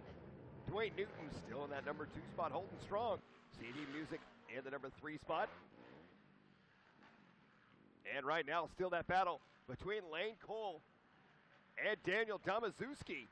Headed through that center rhythm section they go right now. Lane Cole out of Braselton, Georgia, trying to close up right now through the sand section here on the left-hand side. Up and over the big double they go. Daniel Domazewski on the Honda machine out of Miami, Florida. That is going to be a battle right now for 6th and 7th as they work their way onto the back straight now. Up and over the Cometic Dragon back. Meanwhile, back out front and there. Now we're taking a look here at the 316. That is Daniel Domazewski. And he is under pressure from Lane Coyle here in this one. That's going to be our closest battle on the track. And here we see our leader coming around once again into the sand section.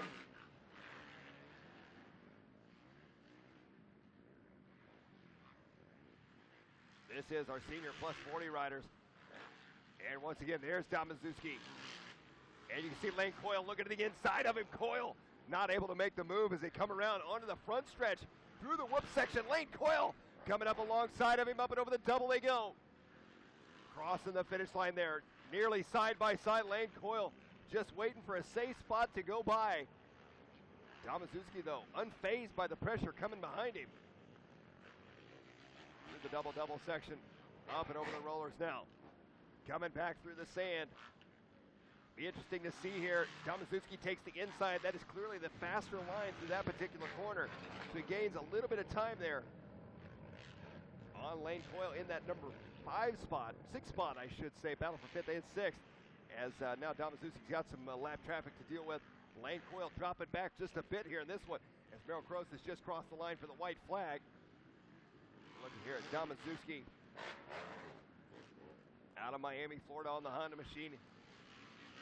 He's got a little bit of breathing room now on Lane Coyle. So now everybody pretty much spread out here in this one. Merrill Cross out of Sibley, Missouri, riding the Can-Am.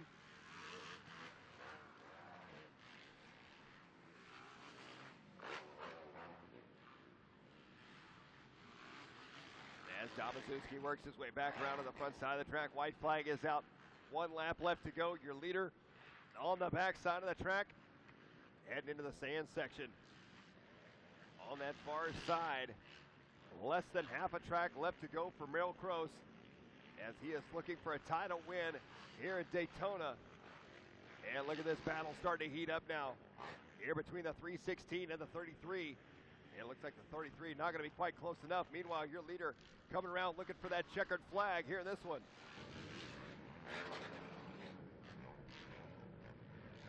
Out of Sibley, Missouri, your senior plus 40 rider.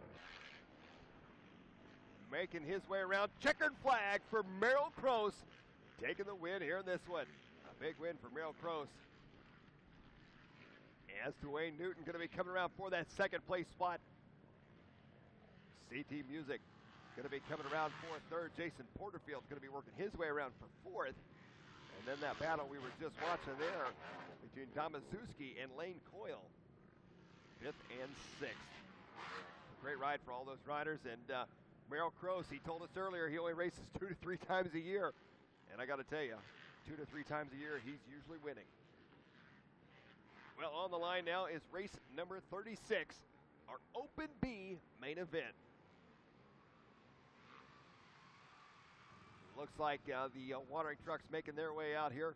Maybe a quick track maintenance break before we get going here with race number 36, Open B riders. On the line for Open B, we've got 14 riders. We've got the 08 out of Raleigh, North Carolina, riding for Huntscapes, B&H Motorsports, Capital Power Sports, Bowden Construction, and Pro Motorsports, the 19-year-old Yamaha rider of Mason Hunt. On the number 11 Honda out of Earlysville, Virginia, riding for Jansen Motorsports, Cycle Solutions, Fast, Sunoco Fuels, Atlas, FTR Power Sports, Bell Helmets, 4Works Carbon, Hank Thomas Performance, 100% Walsh Racecraft, Breezewood Proving Grounds, Rath Racing, ODI Grips, DWT, 7MX, FMF, EBS, and Hinson. That is the 11 of Devin Kendrick. On the number 58 out of Newark, Ohio, riding for Extreme Tech ATV, Hoosier Racing, Maxxis Tires, O'Neill, Slick Products, 100% in Route 62 MX, Seth Torrens. On the 18 Honda, out of Hessenbaugh, Georgia, riding for West Warning Equipment, TRC, SSI Decals, and Walsh Racecraft, we've got Troy West.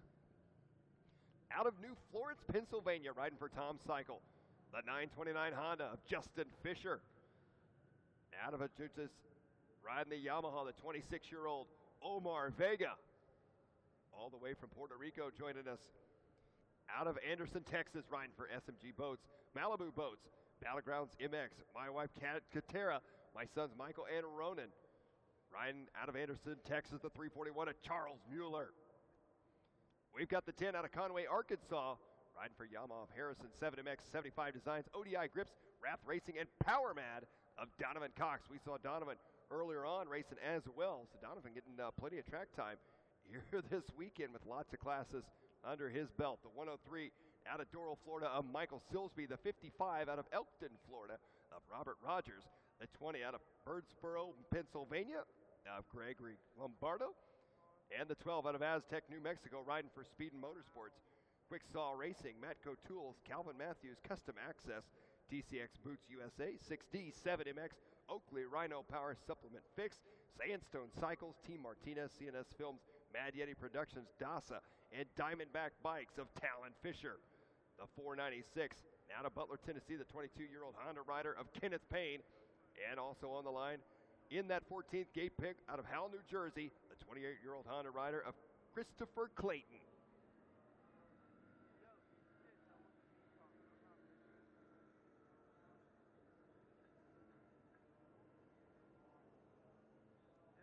Well, and as we're getting underway here with a little bit of track maintenance, you can see the water trucks out on the track, taking care of this track. The track crew doing a fantastic job. And if you're tuning in on racertv.com, we appreciate you for tuning in, watching all the fly racing ATV Supercross action here from Daytona International Speedway in Daytona Beach, Florida, the world center of racing. And if you like what you see, don't forget all of the Racer TV productions coming up here in the coming weeks. As we've got some GNCC races coming up very soon as we are traveling around for those as well. And as you can see, a fantastic crowd of racers and spectators here this weekend. Upcoming broadcasts include this weekend the Maxxis General GNCC from Washington, Georgia. On April 1st, the GNCC Big Buck will be on NBC Sports Network.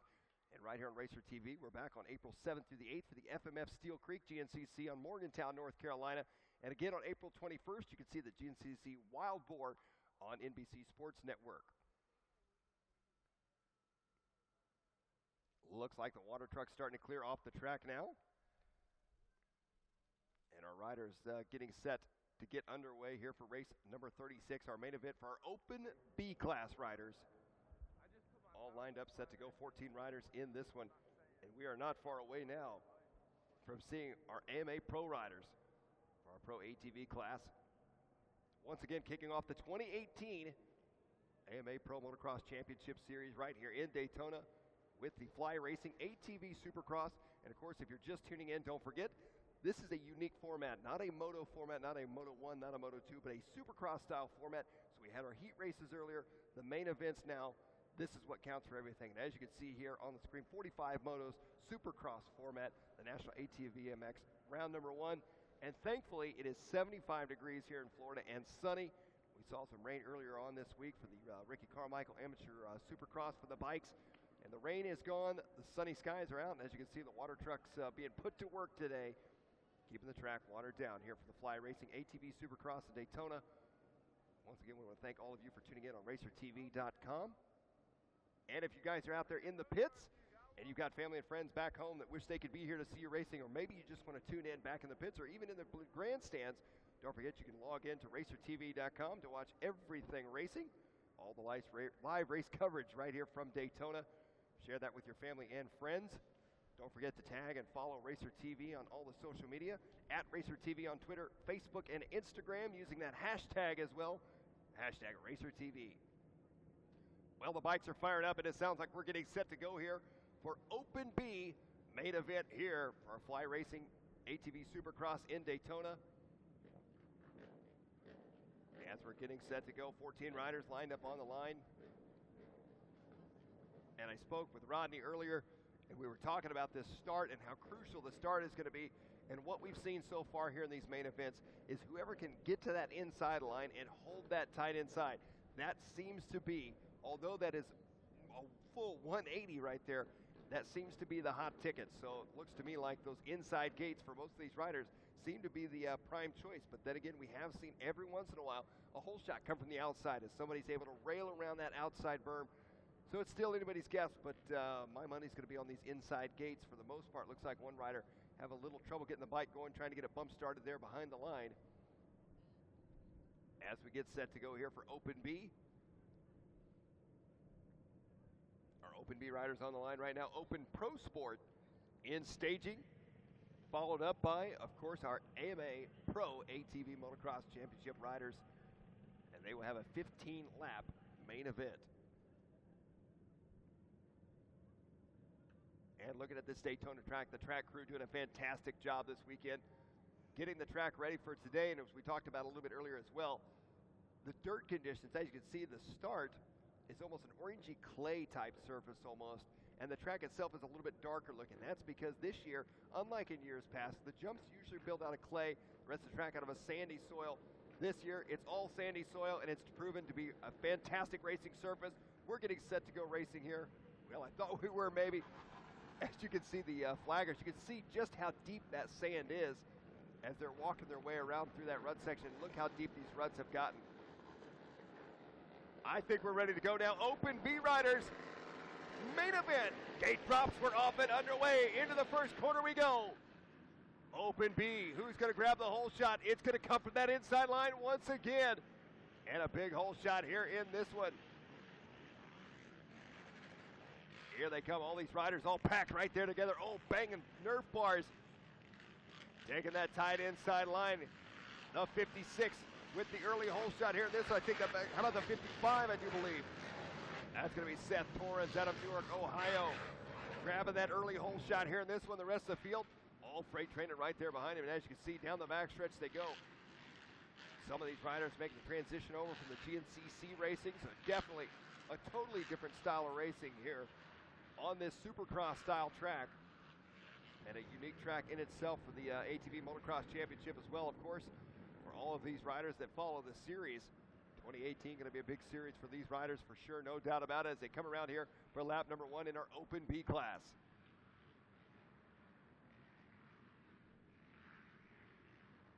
As they come slide their way around down the front stretch into the whoop section now. Your leader out front. Good run through the whoop section there. That's going to be Seth Torrens out front out of Newark, Ohio. Omar Vega up into that number 2 spot. Gregory Lombardo in the number 3 spot. Donovan Cox, who we talked about earlier, in the number 4 spot, and Devin Kendrick. Oh no! And trouble. I believe that was our second, maybe third place rider, having all sorts of trouble. That was the 239 of Omar Vega, having trouble in that rhythm section. So Vega back running now all the way from Puerto Rico. He drops back in the field. Meanwhile, your leader out front, Seth Torrens, is starting to stretch out his lead. He's got a 1.4 second lead. Look at this. Second, third, fourth, fifth, sixth, all right there together and already trying to make some passes on the backstretch as they're airing it out side by side. Well, Gregory Lombardo moves his way up into the number 2 spot as Vega drops back. Donovan Cox trying to close the gap up on him now. Cox up into the mix now. Donovan Cox has worked his way all the way up to second. Donovan around the outside. Oh, gets a little wheel bump there. Side by side through the rhythm section now. I believe that's going to be, if I'm not mistaken, Lombardo. Here they come into the whoop section. As you can see, Cox looking for the inside line. Back around to the front stretch now. Gregory Lombardo up into the number 2 spot. There's Seth Torrens, your leader. No, that's Devin Kendrick. Kendrick up into the number 2 spot. We just saw him on the track, and he is right back out there once again. So Devin Kendrick up into that number 2 spot. Donovan Cox, the number 3 spot. Lombardo has dropped to 4th. And here they come. Look at this. Kendrick now makes a move for the lead. Unbelievable. Devin Kendrick. Oh, no. And trouble there for Vega. Vega gets into the back there of Lombardo as Lombardo watches his hopes of winning this one slip away. Meanwhile, back up to the front of the pack here in this one. Look at Donovan Cox now. Donovan trying to come on the inside of Seth Torrens as well. Oh, Donovan spins a 180.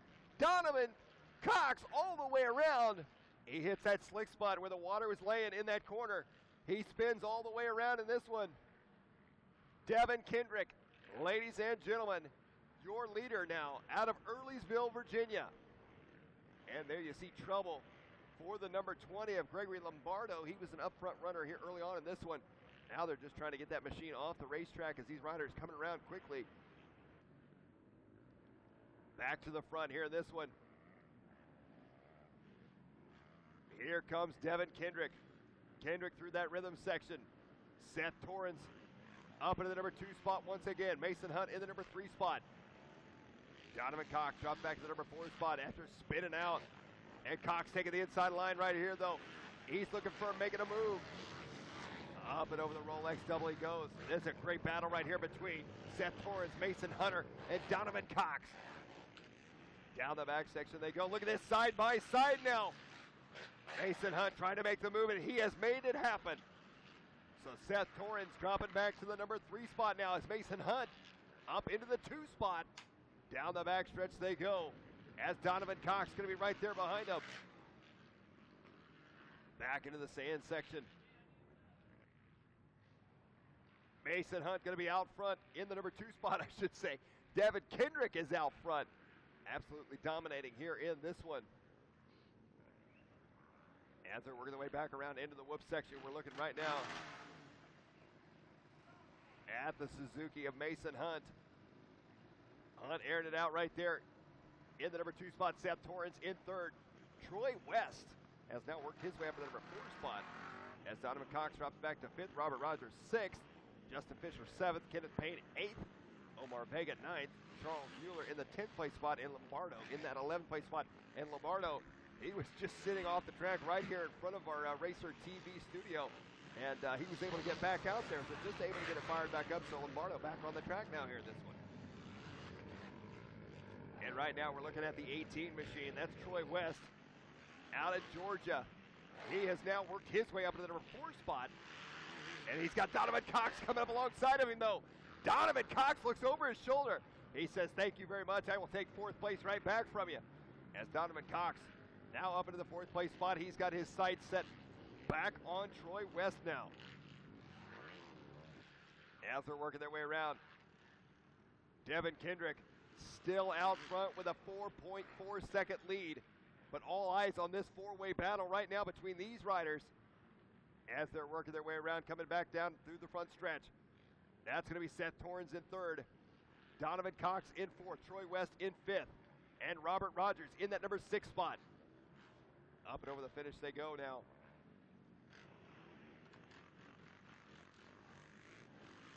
Your leader, Devin Kendrick, out front with a 5.3 second lead. Right now here we're looking at Donovan Cox as he is trying to make a move on Seth Torrence now. And this may be it right here. Donovan Cox dives to the inside, Seth Torrence to the outside. Side by side, up and over the double. He's got the inside line on him, and he's got it. Torrence cuts back to the inside, though it's going to be close. Up and over the wall they go. It's going to be a drag race down the backstretch. Donovan Cox now all the way up to 3rd. A fantastic maneuver there for Donovan Cox. He played that one smart. It's almost like a game of chess out there for these riders, and he saw at the last minute Seth Torrence was going to go wide, and Donovan dove to the inside and was able to take away 3rd. Now, Donovan Cox, he's got his sights set on Mason Hunt in that number 2 spot. Here, this one with Devin Kendrick still out front. Kendrick 5.3 seconds out. So Kendrick seems to be trying to check out here in this one.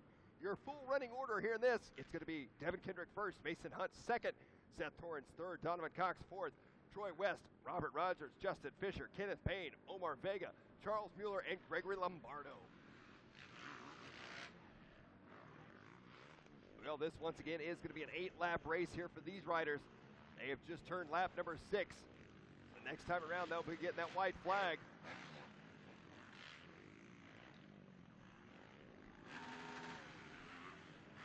As they head back around right now, Mason Hunt still in the number 2 spot. Donovan Cox up into that 3 spot. We're looking right now at Seth Torrence. As Torrence, he's got more company coming up behind him. Look at this. We've got Troy West coming up behind him along with, I believe that's Robert Rogers, if I'm not mistaken. Here they come down the backstretch right now. And back to the front here in this one. There's Devin Kendrick, your leader.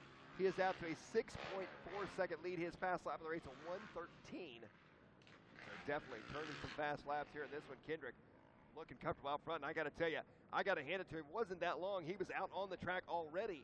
And he is right back out there. So here comes Kendrick through that whoop section. As he's working his way around, white flag is out. 1 lap left to go for Devin Kendrick. He's ridden a smooth, fast, and near flawless race here in this one. As Kendrick coming around through that rhythm section one final time through the center here. This is our Open B main event on the track right now. Coming up next, Going to be our Pro Sport, Pro-Am, A riders. 16 riders coming up in the next one. A full gate of riders. Here we're looking at our second place rider, the 08 of Mason Hunt out of Raleigh, North Carolina. As he has ridden a solid race in that number 2 spot as well. First and second, they were able to sneak away early on here in this one, but the excitement all happening from third on back here in our Open B. Main event as Devin Kendrick working his way around for the final lap in this one. Through the sand section into the last rhythm lane. He'll be coming down the front stretch here in just a minute. Here he comes through the rhythm lane right there. We're looking at your leader. One turn to go. Doubling its way through the whoop section. Checkered flag is out. Ladies and gentlemen, your Open B winner, Devin Kendrick out of Earlysville, Virginia. A fantastic ride there for Kendrick, the 18-year-old rider, taking a big win here at the ATV Supercross, brought to you by Fly Racing. You can see there, stopping a high five with the fans, and he'll head up on the podium with Rodney Tomlin. Mason Hunt going to take second in this one. Donovan Cox in third. Robert Rogers fourth. Seth Torrens in the number 5 spot, and Justin Fisher in that number 6 spot. The rest of the field finishing up right now here in this one as we get set to go for race number 37. Our Pro Sport Pro-Am A riders. Gate drops were up and underway. This right here is going to be an exciting race to watch. Some of the fastest of the fastest. Oh, and a pile up in the first turn. Meanwhile, as they come out of this one, as the dust settles, it looks like grabbing that early hole shot here in this one. It's going to be the 24 of Alan Myers. Myers with the early hole shot. He's got Cody Ford right there behind him in the number 2 spot. And I believe that's going to be Grayson Eller in the 3 spot, if I'm not mistaken. Well, Eller was in the 3 spot. Eller drops back several positions now as they head down the back straight here in this one. Our Pro Sport main event on the track. Some fantastic riding by all these riders right now. Look at this, 3 wide down the back stretch. That is a famous line here from Daytona International Speedway, and it gives it an all new meaning when we're talking about our Fly Racing ATV Supercross. Here they come back around for lap number 1 of our Pro Sport main event here in this one. Alan Myers out front leading the way. This is a 10-lap main event, so these riders going to be pushing it to the limits of this one.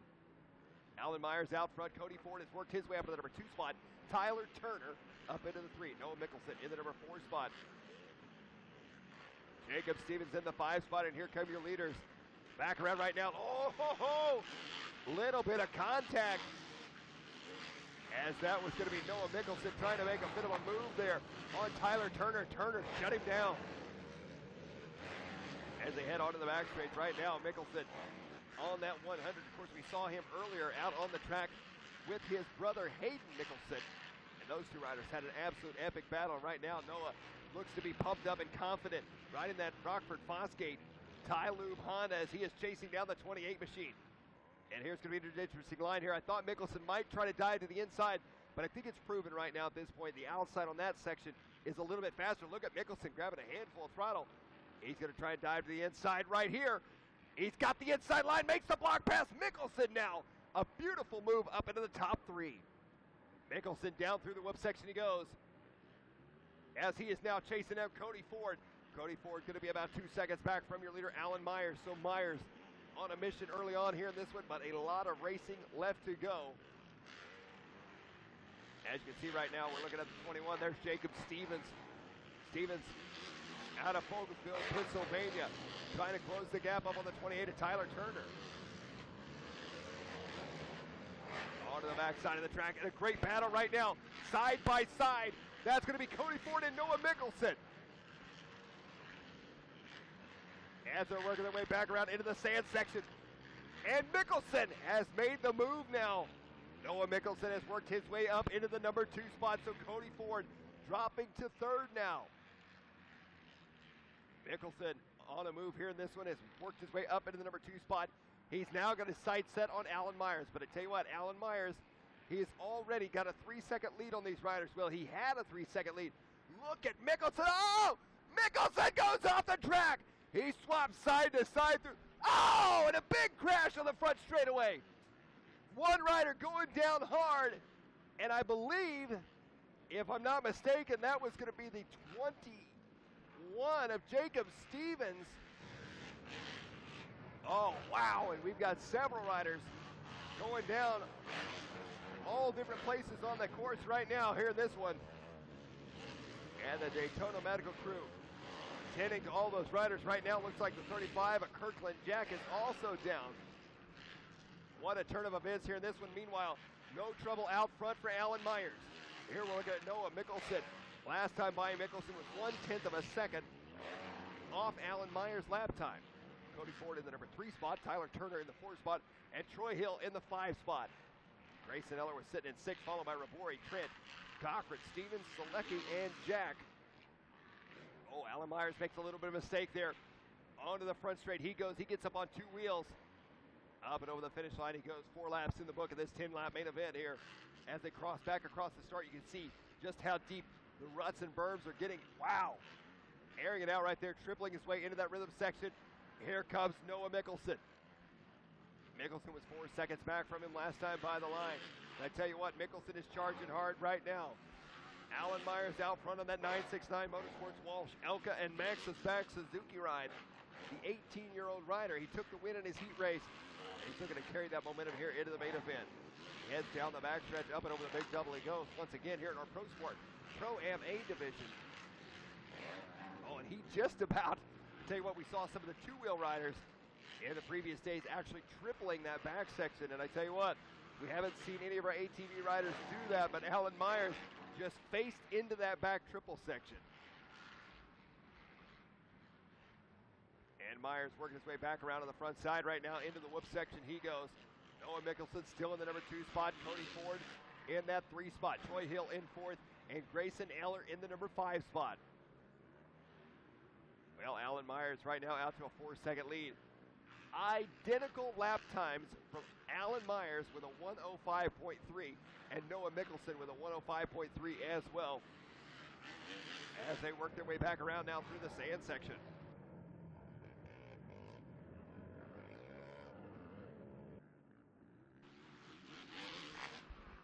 Onto the back straight goes your leader right now, Alan Myers. He is looking comfortable out front. Noah Mickelson in the number 2 spot. We saw Mickelson. He made a hard charge early on here. This one moved his way all the way up to 2nd. But I tell you what, Alan Myers was able to stretch out his lead, and they are so close in times. It is going to be hard for Noah Mickelson to make that time back up that he lost early in this race, unless Alan Myers is to make a mistake. We are at the halfway point. They're coming around here for lap number 6. It's still anybody's race at this point. And here we're looking at Noah Mickelson. Of course, Mickelson out there on the number 100 machine. Riding for the Rockford Fosgate Ty Lube Honda team. And as Rodney interviewed a little bit earlier, some very special guests here for the Rockford Fosgate Ty Lube Honda team, as the Arena Cross 2-wheel team riders here as well, checking out the ATV action, and they seem to be pretty impressed with their 4-wheel teammates as they work their way around right now. That last time by the line, Alan Myers in the 104.9, Noah Mickelson at a 105.2, so about 0.3 of a second is all that separates those 2 riders, and it's been this way lap after lap after lap, and consistency is going to play a big part here in Daytona, especially in these longer main events, and this being a 10-lap main here. Alan Myers out front here on lap number 6. Noah Mickelson in the number 2 spot, Cody Ford in the 3 spot, Troy Hill in that 4 spot, Grayson Eller in the 5, Samuel Robori in the number 6 spot, Jared Cochran in the 7, Trent Tyler in the 8 spot, Jacob Stevens in the 9, Tyler Turner in the 10, Selecki in the 11, and Kirkland Jack in that number 12 spot. We're looking at Mickelson right now. We saw him once again out on the track earlier today with his brother, Hayden Mickelson, and those 2 riders are going, oh no! And oh, what a save right there. I couldn't tell. It looked to me almost like Noah Mickelson stalled the bike for just a quick second. Either that or he might have tapped it into neutral. As he headed his way through that corner, lost a little bit of time to your leader, Alan Myers. Last time by, though, Alan Myers with a 105.6. And Noah Mickelson with a 104, so he's gained a second on him that last time by.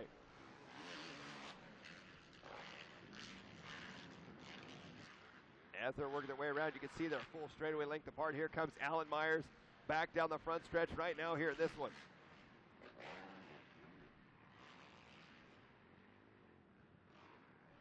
Myers into the whoop section once again. Shoving around across the line. And that looks like it's going to be the checkered flag here in this one as Alan Myers takes the main event win in our Pro Sport division. So what a ride there for Alan Myers. The 100 of Noah Mickelson coming around for a well-deserved second place finish.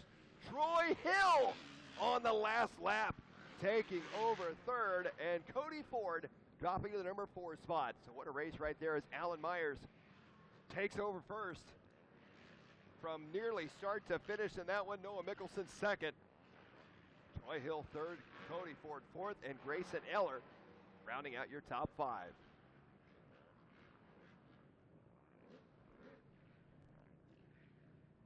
Well, now, ladies and gentlemen, we get set to go for perhaps one of the most prestigious races of the weekend as our AMA Pro ATV riders take the line here. We saw some epic racing in our heat races and in our timed practice sessions. Your top qualifier from today was Chad Weenan, but he was only 0.02 of a second faster than fellow heat race winner Joel Hetrick. As we get set to go for our AMA Pro ATV riders, they're going to take their parade lap here in this one. On the line, we got the 44 Chad Weenan out of Galena, Illinois. On the number 1, out of Seneca, Pennsylvania, of Joel Hetrick. The 28 out of Palm City, Florida, of Jeffrey Rastrelli. The 84 out of Sanger, Texas, of Thomas Brown. The 665 out of Cutler, Illinois, of Ronnie Higgerson. The 38 out of Menasha, Wisconsin, of Sam Rowe. The 15 out of Wall Township, New Jersey, of Nick Janusa. The 135 Honda rider of Hayden Mickelson. The 79 out of Pennsylvania of Wes Lewis. The 209 out of Burdenville, West Virginia, of Brett Musick. The 940 out of Shermansdale, Pennsylvania, of Dylan Tremelin. The 798 out of Brimfield, Illinois, of Drake Coling. The 741 of Wesley Wolf out of Myersville, Maryland, Wesley Wolf. The 9 out of Live Oak, Florida, of Parker Waworka. And the 41 out of Davis Junction, Illinois, of Zachary Kazmarzik. Well, as we get set to go here, the hole looks like a little bit of trouble early on there for the 28 of Jeffrey Rastrelli. Well, Rastrelli finished second up in his heat. Chad Weenan and Joel Hetrick are heat race winners here for our AMA Pro Division. Rastrelli and Thomas Brown finishing up in the number 2 spots here in this one.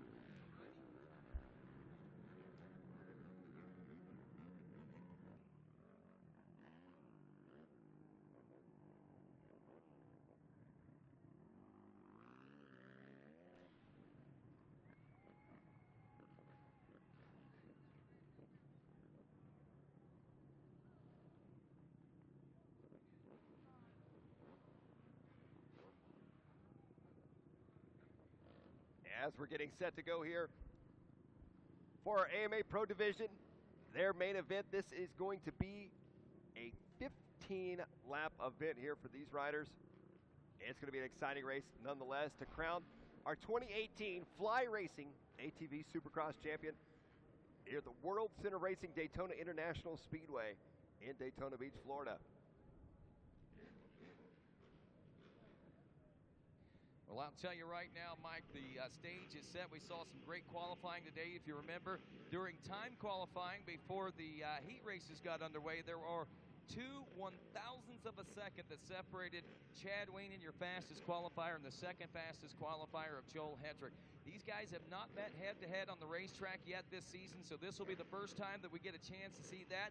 We've seen them go in practice and time qualifying, but that is nothing like what we're about to witness here. The other thing we got to think about, we've got unknown variables to throw in there. Thomas Brown coming off of a World Championship title, the Quad Cross of Nations, as he was a part of that with Joel Hetrick and, of course, Chad Wienen, but Thomas is going to be one to watch out for. And what about the 28 of Jeffrey Rastrelli? Folks, we got to remember, we are in the sands of Florida right now. Not only that, got a new team, a new attitude, and a brand new smile on Jeffrey Rastrelli's face as he's riding with the Baldwin Motorsports crew this year. We'll see what happens. Nick Janusa is going to be one to watch too as the revs are up, the gate is down, and the race is on. Well, into the first turn we go, Ronnie, and who's going to grab that whole shot? It looks like, I believe that is going to be the one of Hetrick. Hetrick out front early on here in this one, but Chad Wienen right there behind him in that number 2 spot. Well, there you go. It is the number 1 Hetrick out front. It is Wienen in second. Wes Lewis in the number 3 spot. And how about that? Pro-Am winner, number 135, and rookie rider Hayden Mickelson in the number 3 spot, knocking on the door right now of Wes Lewis for the 3rd place position. And there's Jeff Rastrelli back there on the 28 machine trying to lay chase to the rest of the field as well. And I tell you what, Ronnie, we have been waiting to see this battle between Hetrick and Wienen all day long. Hetrick makes a mistake now. Wienen up into the number 1 spot. Chad Wienen takes over the lead now as Hetrick drops back to second, but Hetrick alongside of him through the rhythm section they go. Hetrick looking for the inside line. He's not going to be quite close enough. Here he goes to the inside on Wienen. They're already trying to stretch it out on third just a bit. Oh, man, the defending national champion just got passed by the 5-time champ, the one that he beat a year ago, last year as far as the season goes. But right here at Daytona International Speedway, Chad Wienen has won this ATV Supercross the last 2 years, and he's hoping to make it 3 in a row and start this season off right. And he hopes to walk away with this one with the red background number plate. Well, right now, I tell you what, Hetrick right now, he is still on a move, and he's not letting Wienen out of his sight as Wienen, obviously, as you said, a defending champion here from Daytona, and Wienen trying to stretch it out as much as possible, but Hetrick not letting him run away as Wes Lewis up to the number 3 spot, Nick Janusa in 4th, Rastrelli in 5th, as they come around here for lap number 2. Well, impressive, as I said, is that number 135 of Hayden Mickelson as he started off very strong out here today. Wes Lewis now, though, is in the number 3 spot. We see some changes going on there. Janusa is 4th, Jeffrey Rastrelli in 5th, Sam Rowe in 6th, Ronnie Almost Evil Higgerson is 7th, Thomas Brown stuck back in the 8th place position right now. 9th is Dylan Tremelin, and Zach Kazimarzik rounding out your top 10. Well, yeah, and we see Hayden Mickelson showing 14th right now, so a rough start for Mickelson here in this one. We just saw Noah Mickelson on the track. Meanwhile, Chad Wienen going to be out front. Joel Hetrick in the number 2 spot. Last time buying the gap was 1.7 seconds. Fastest lap on the track, a 1:03.5 by Chad Wienen. Well, the chase is on right now up front. While those two begin to stretch it out, we see a new 3rd place ride as the 15 of Gen USA's Nick Janusa moves up one there. Jeffrey Rastrelli also up one. That'll put him in 4th now. Wes Lewis rounds out your top 5, and it almost looks like Wes Lewis has got more trouble coming in behind him from that 6th place ride, Mike Garrison. Yes, indeed. That's going to be the 84 right now of Thomas Brown, closing the gap up on Wes Lewis. Well, Brown was 8th place a lap ago, so he's made a couple of passes or in the process of making that 2nd pass right now. Not the best of starts for our defending Quad Cross of Nations world champion, but I'll tell you what, he's still got plenty of time to make up some ground. Now, whether or not he'll be able to catch up to Wienen and Hetrick, that question remains to be answered, but it's going to be a lot of fun to watch T. Brown work through this pack. Well, Rodney, you know as well as I do that Thomas Brown, he is very well capable of running up front with these guys, but he did not get the start he was looking for. But he seems to be carving his way through traffic. We still got a lot of racing left to go, so we'll see where he ends up in this one. Meanwhile, Chad Wienen out front right now, and a new fast lap of the race, a 1:02.9. Well, we see a good battle going on right now with the 665 and the 38 of Ronnie Higgerson and also factory Sam Rowe back there. They're going 2 by 2. We got battles shaping up everywhere. Wes Lewis under pressure now from Thomas Brown. Side by side they go. Brown, the 84, trying to get by. Almost made it, but comes up a little bit short there. There is the number 44 of Weenan out front if you're watching at home on Racer TV. Joel Hetrick in the number 2 spot, but there's a battle and a half waging behind them among several different couples of riders. Well, and Rodney, Chad Weenan right there just about went over the handlebars in the whoop section. He got a little heavy on the front end there, leaning just a little too far, started swapping a bit. So a lucky save for your leader, Chad Weenan. Well, I'll tell you what, Chad Weenan has been working hard. And I'll tell you as well, that was a tough pill for him to swallow as far as the championship last year. I talked to him yesterday, and he says, I want my ATV Supercross title. Johnny Gallagher from the GNCC and a good friend with Chad Weenan joining us right now. I know Chad comes into this one, man. He's feeling like, well, he feels like he owns Daytona, and he's looking like it right now. Yeah, absolutely, Rodney. You know, there was a number of years ago, I remember Bill Ballin saying when somebody beat him, they felt like they stole something from him. And I tell you what, that's the attitude Chad's had all winter. Obviously, a lot of respect for Joel. He rode a great season last year and earned that championship. But Chad still has that feeling that he stole it from him, and he wants it back. Wow, so that's going to be interesting as we head through this season, no doubt about that. And I have to say that Chad probably changed things up and trained extra hard this winter, huh? No comment. That usually means yes. Thank you very much, Johnny Gallagher. Well, back on the track here in this one. Chad Weenan is still going to be out front. Looking at a fantastic battle here, though, between Nick Janusa and Jeffrey Rastrelli. That battle for third and fourth as that's heating up, working their way into that center rhythm section right now. Well, right now, as these two riders continue to pull out ahead of the rest of the field, watching what's going on back behind them. Check it out. Nick Janusa is now starting to feel a little heat from the 28 of Jeffrey Rastrelli. They look like a couple of twins out there. They are on different teams, believe it or not, but these machines are so closely designed. Their outfits are so close. We're actually running the same attire here today. A lot of those guys in that attire here. And as we roll down the front stretch there, looks like Rastrelli is within another bike length, and we may be about to see a pass take place as he's trying to go for the setup right now. He's got the inside coming up on the next turn, it looks like. Well, yeah, and I tell you what, Rastrelli now, he took that outside, but look, like you said there, it sets him up for the inside, and there it is. Rastrelli now up into the number 3 spot. Wow, that right there was a beautifully executed pass by the 28 machine. He set that up a turn and a half before. He saw where the line was going, and he knew what he had to do to get around the 15 of Janusa. Now we'll see whether or not Joel Hetrick is able to close any gap here as we roll through the latter part of this Supercross main here for the ATVs. Chad Weenan a 103.419 and Joel Hetrick a 103.825. That was their lap times last time around, about 0.4 of a second difference. On the clock, there are 3 seconds that separate the number 44 and the number 1. We'll keep an eye out on that, see if it lengthens or if it tightens up. But we've got some other battles that we're wanting to watch. Keep an eye out behind these guys right here. See the 84? There's your Quad Cross of Nations World Champion, Thomas Brown, sneaking into that picture now, Mike Garrison. Well, Thomas Brown right now sitting in the number 5 spot, and obviously that is not where Thomas Brown wants to be right now, but he is fighting hard as we are on lap number 7, just about to the halfway mark here in this one. Well, it's going to be interesting with Brown moving up from about 10th place position there early in the race, all the way up to a 5th place position now and closing in on the 4th place position. Lap times looking only about a half a second to a second faster. He's got 3.2 seconds gap according to timing and scoring last time around, but I think now that Thomas Brown sees these guys, he's going to be able to reel them in that much faster, and it looks like a little bit tighter than a 3-second race to me. Well, yeah, Thomas Brown starting to close the gap up just a bit, and more of these riders taking that inside line as they head into the back wall jump. Brown's still one of the riders trying to sweep around the outside, carrying his speed just a bit.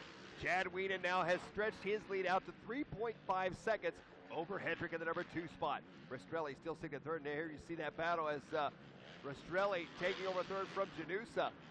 Thomas Brown sneaking in the picture as well. There you see in the bottom right side of your screen. That is going to be Chad Weenan out of Galena, Illinois, your leader here on lap number 8 of this race. Weenan is in. Joel Hetrick in. The gap now 4.4 seconds. He drops to a 104.2. And I'm going to go out on a limb here and say that I think that Joel Hetrick, being in this situation in years past, being able possibly to chase these guys down and try to go for the pass, doesn't seem worth it. He threw the championship away here a couple of years ago with a knee injury that he still nearly won the title on, but couldn't sealed the deal because of the early season injury and the points that he lost in doing that. So this year, in the last year, he came in with a whole different attitude, not going to be shaken up. If it happens, it happens. He's not going to push the envelope. He knows the war is won at the end of round 10. Well, yeah, that's absolutely right. You can't definitely win the championship at round one, but you can certainly lose it here in round one. And Joel Hetrick right now sitting 4.4 seconds back from Chad Wienen. Wienen doing what he does best here at Daytona, and that is leading the pack. As Jeffrey Rastrelli in the number 3 spot, Nick Janusa in the 4 spot, Thomas Brown in 5th, followed by Higgerson, Lewis, Rowe, Kaczmarczyk, Tremelin, Kohling, Music, Mickelson, and Wolf, your top 14. Wesley Wolf injured in the time qualifying this morning. Unfortunate for him. They took him to the infield medical center. Talked to him. He's a little bruised up, banged up. They said he just wanted to go out and score points today. He wants to rest up. He's got a GNCC. He's put Racers Pro XC1 GNCC. Going to try to get rested up. He finished 6th place there in Palatka, here in Palatka just the other day. So he wants to try to keep the momentum rolling there, get healed up, head down to the south of the border for our next round of ATV motocross, where he hopes to be back to 100%. Well, Chad Wienen right now starting to stretch out that lead more and more as we're working our way around. And right now, Hetrick in that number 2 spot. Last time by with a 103.8. Rastrelli in the number 3 spot. There you see your leader. Look at your leader just skimming the tops of the whoops right there. Chad Wienen absolutely on fire here in Daytona. 2-second gap now separating Thomas Brown and Nick Janusa. We see a 105.7 to a 104.8, so another second nearly shaved off of that lap time. Will we see things tighten up before the checker flag flies? We are 10 laps deep into this race right now. Well, this one's starting to wind down just a bit, as Wienen with a 5.5 second lead over Hetrick now. And one of the closest battle on the track. I tell you what, Nick Janusa is 1.9 seconds back from Rastrelli, and Thomas Brown 1.6 seconds back from Janusa. So those riders all going to be right there together. And you can see here Thomas Brown working his way around onto the left side. He goes as he's trying to close that gap up right now on Nick Janusa out of Wall Township, New Jersey. I believe we're looking at a 15-lap main event here for the pros. We're working on lap number 11. And there is Nick Janusa. There is actually Jeffrey Rastrelli, Nick Janusa, and it looks like Thomas Brown closing up even tighter onto the number 15 machine as we roll into that sand section. Well, yeah, coming back into the rhythm section here, you can see Janusa. He's got Rastrelli in front of him. So right now, Janusa's in a tricky situation as he's trying to set his sights and move forward and do everything they can to catch back up to Rastrelli. But at the same time, he's got to play defense just a little bit as he's got Thomas Brown coming up behind him fast. Well, look at that. The gap is closing. Who's that behind Thomas Brown? That is the almost evil one, Ronnie Higgerson on the 665. Looks like he's latched on the Brown, and he's trying to find his way to the front of the pack as well. Well, Thomas Brown now has closed the gap up on Nick Janusa. He is all over his back door as they head up and over the Honda wall jump now. Just ahead of them is going to be Jeffrey Rastrelli. Here comes that battle. And you saw there, Thomas Brown aired it out a bit. You got to wonder, is Nick Janusa going to let the same setup take place as we saw happen there at last lap? And it looks like right now Brown is getting himself positioned on the inside coming into this sand section, and he's got the drive coming out to make the pass. Can he make it stick coming out of the next corner? Wow. Through the whoops. And Thomas Brown takes over the number 4 position.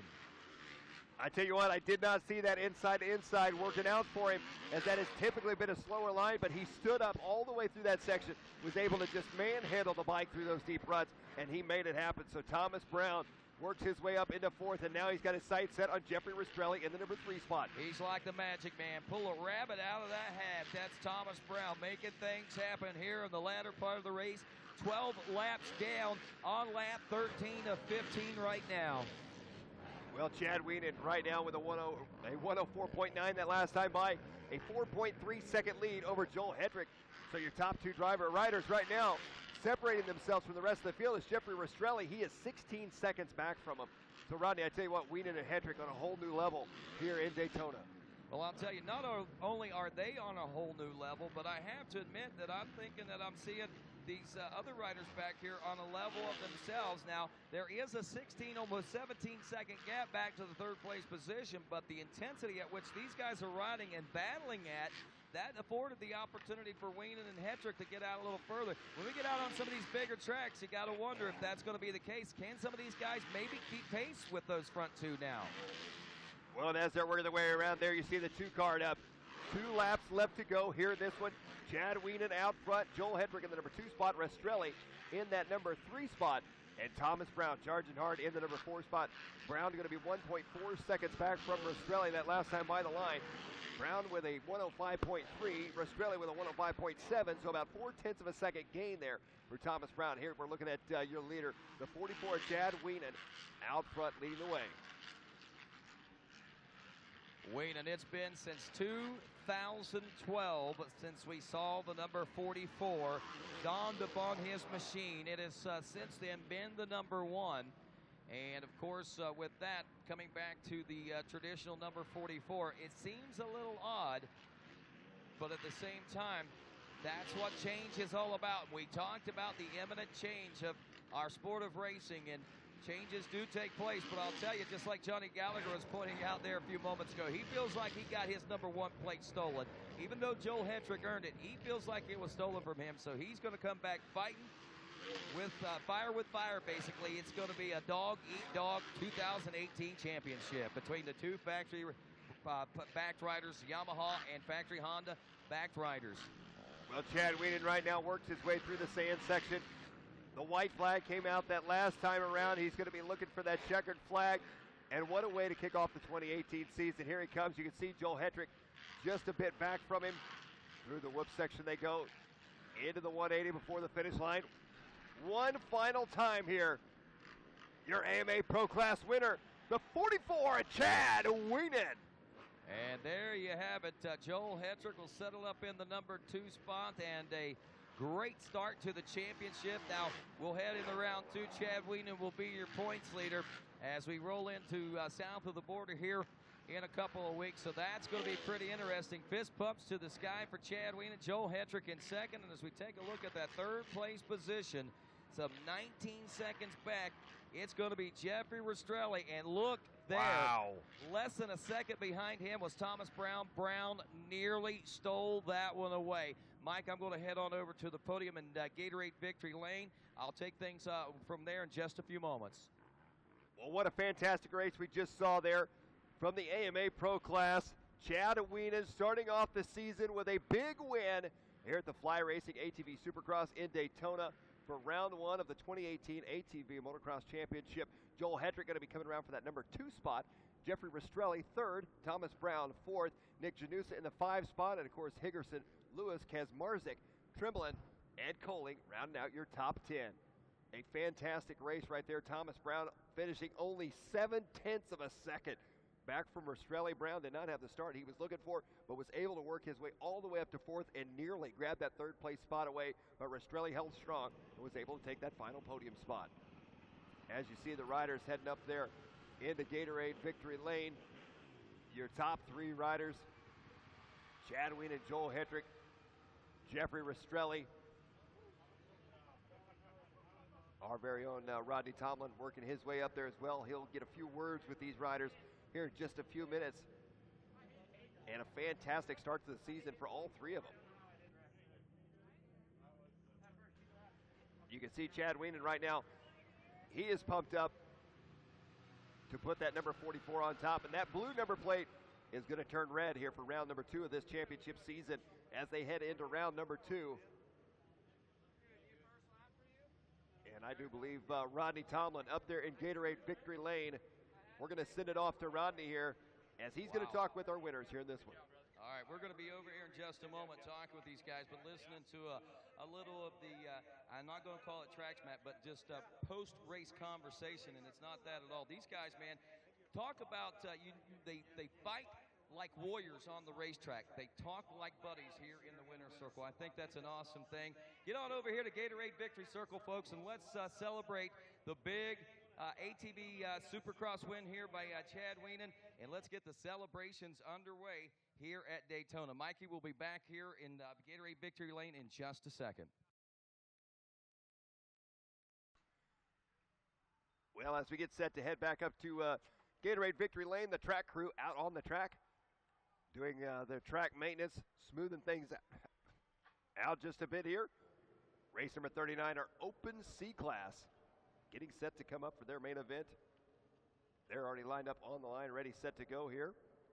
5 riders on the line. And don't forget, if you're enjoying the Racer TV show, racertv.com here from the Fly Racing ATV Supercross, we've got a lot of broadcasts still coming up. This is just the beginning of the 2018 race season. Coming up next will be, I do believe, the GNCC on April 1st, if I'm not mistaken. So make sure you turn into Racer TV for that as well. And there we go, right there on racertv.com. This weekend, the Maxxis General GNCC from Washington, Georgia. April 1st is GNCC Big Buck, and that'll be on the NBC Sports Network. April 7th and 8th, come right back here to racertv.com for the FMF Steel Creek GNCC from Morganton, North Carolina. And April 21st, the GNCC Wild Boar will be once again on NBC Sports Network. There's a lot of upcoming broadcasts. Appreciate you guys tuning in here on racertv.com, no doubt about it.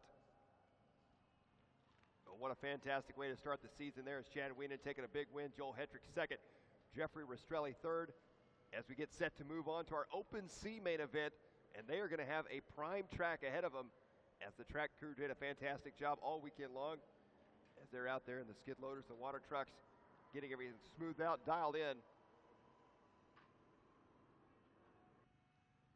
As the day is winding down here in this one for the 2018 Fly Racing ATV Supercross.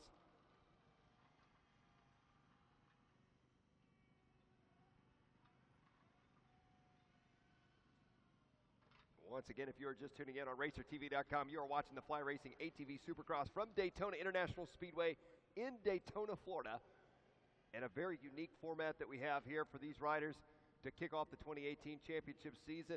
Instead of being the 2-moto format that these riders are accustomed to, this ATV Supercross instead follows a Supercross style format where they ran heat races earlier this afternoon. And then, of course, the main event, which counts for all the marbles, taking place later on here this afternoon. We just ran our AMA Pro class main event where Chad Wienen will now head into round 2, your points leader. And some exciting action throughout all the classes here today. We're getting set for Open C riders coming up next. As you can see, the water trucks putting the water down on the track here in this one. Well, if you're watching, we will be right back here on racertv.com as we get set to send it up to Rodney Tomlin up in Gatorade Victory Lane here in just a few moments.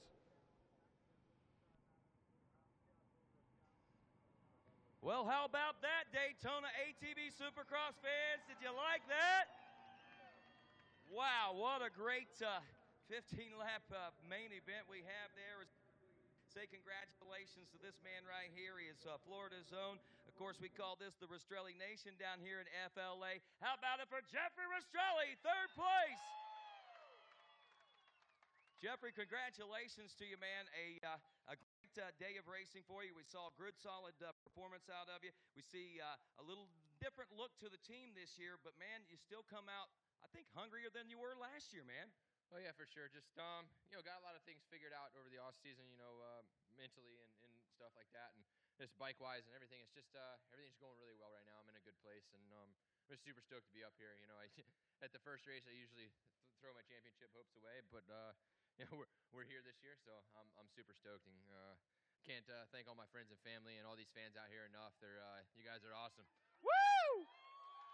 Well, just real quick, take us through that one real fast from your perspective, because, I mean, there was so much going on out there. Oh, it was crazy. I got a really bad start, unfortunately. I nailed all my practice starts, and even in the qualifier, me and Chad were neck and neck, and I even came out second there. And man, I really choked on that one. But we came out about 10th or so, and there was some mayhem there in the beginning. And Hayden Mickelson actually went down right before the whoop section in the corner, and I hit his bike so hard I think my front bumper's bent. But I tried to stop him. Sorry, Hayden, if I messed your bike up. But it was crazy, and actually I didn't come up the bike. I almost did, and then just made some quick passes and rode a smart race, and finally got by Janusa, and it's gotten third. And these guys were so far ahead, there was absolutely no way I was going to put a dent in their gap, so I just held my spot and just rode consistent and tried not to make any mistakes. And about threw it away the last lap on the whoop section, but we didn't. So we're here, and I'm happy. And I want to thank everybody again and all my sponsors.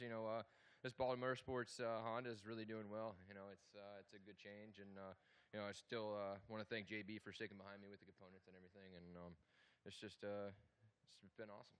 Jeffrey Rastrelli, ladies and gentlemen, third place. Moving over here now to our second place finisher, the number 1 of Joel Hetrick. Joel, congratulations to you. Got off to a great start. Actually got the hole shot, if I'm not mistaken, right? Oh yeah, pulled a good hole shot. Last year started off with tons of hole shots, so started off the year with another one. Well, very calculated racing it looked like out there. I heard you and Tad talking about that first lap and a half or so. I heard you say, I wasn't going to do that, wasn't going to take those chances. What was you talking about? Oh, Chad had a pretty big bobble in the whoop section, and he was flying through there. That was definitely his big key to the win today, I think, for him on me. I mean, I had nothing for him in the whoops, and he had that bobble, and I had to struggle through there a little bit today. It's a short man game I'm dealing with, so it's tough. But I worked my butt off, and I'm happy to be up on the podium and not throw the race away, and happy to be up here with these guys. No doubt, man. A great support crew. A little different look to your team this year, too, huh? Oh, yeah. We got the Ty Lube Honda Rockford Fosgate team now. Definitely a new look, same program. Everything's clicking. DASA motor, Maxxis tires. We got the new Razor Plus MX out there today, and they're working awesome. Well, here you go, ladies and gentlemen. Joel Hetrick, second place here in Daytona. And Joel, you say you want some more, got some more shout-outs to send? Of course. I want to thank Chris Harris at Fly for getting us this new 2018 mesh gear here.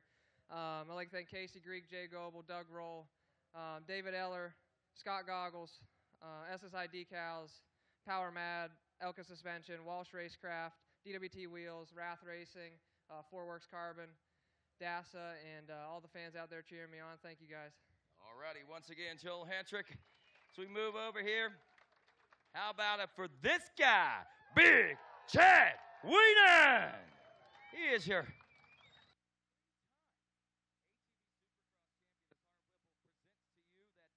Third number 1 plate here, Chad. It's a major accomplishment for you. 3 in a row there, of course. And with that, man, let's talk a little bit about this one, man. I mean, coming in off the season, you had a great championship last year. It came down to the final races, basically, and you had a long time to think about that. You had a long time to think about how bad you wanted to win this race and get back into the groove of things for 2018. Yeah, I mean, it's a long off season when you don't come home with the number 1 plate, and just something I've been used to the last couple of years, and it just kind of relit the fire, and I changed up my program, training wise, and I think that really did the difference for us this year. And I'm excited, for a long 2018 season, and just really starting off strong. My Weenan Motorsports Yamaha just was ripping great starts all day with those new Maxxis Razor Plus tires, and man, just everything's clicking so well. And we got the new look this year, same program, but we're out for it. We want to get it back, and Joel and the whole pro class, Jeffrey, everybody's gonna be really pushing hard to try and get this Covenant number 1 plate. And we're leaving with the red plate, which is it's awesome, but it's a long way to go, and we know we're gonna have some struggles along the way, and we just got to make it happen when we can.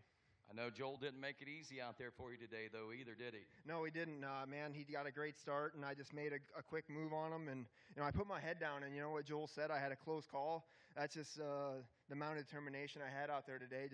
I knew I wanted to come out with a statement right away, and, just ride as clean as a race I could and as aggressive I could. And, just hats off to my whole team, the guys from SSI Decals, Behringer Brakes, Goldspeed Wheels, Quad Tech, JSR Motor Designs, Maxima Racing Oils, FMF, Alpine Stars, Fly Racing with this new gear.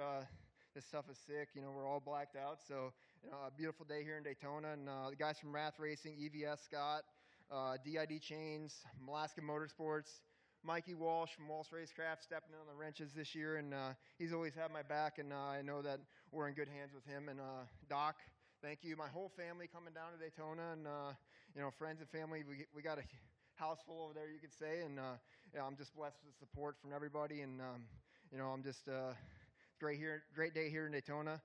Fox Shocks, Webcam, Hinson Clutch Components, K&M, CP Carrillo, Renthal, GPS, Goldspeed, and you know, there's so many more. And you know, Renthal, Cherubies, you know, just everybody. Thank you all the fans for coming out today, and you know, we're gonna have many good battles ahead in 2018.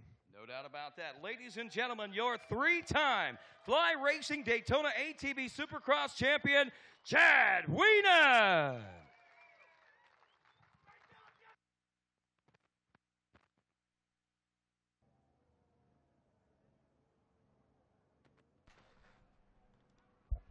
Well, what an epic way to start right there for Chad Wienen, kicking off the season with a big win here at Daytona International Speedway, a Daytona champion for Chad Wienen. Well, if you're just tuning in, it's the Fly Racing ATV Supercross from Daytona International Speedway. And you can see there the champagne flies as Wienen, Hetrick, and Rastrelli there. We're getting set to go back racing on the track once again as our Open Sea Riders on the track for their main event.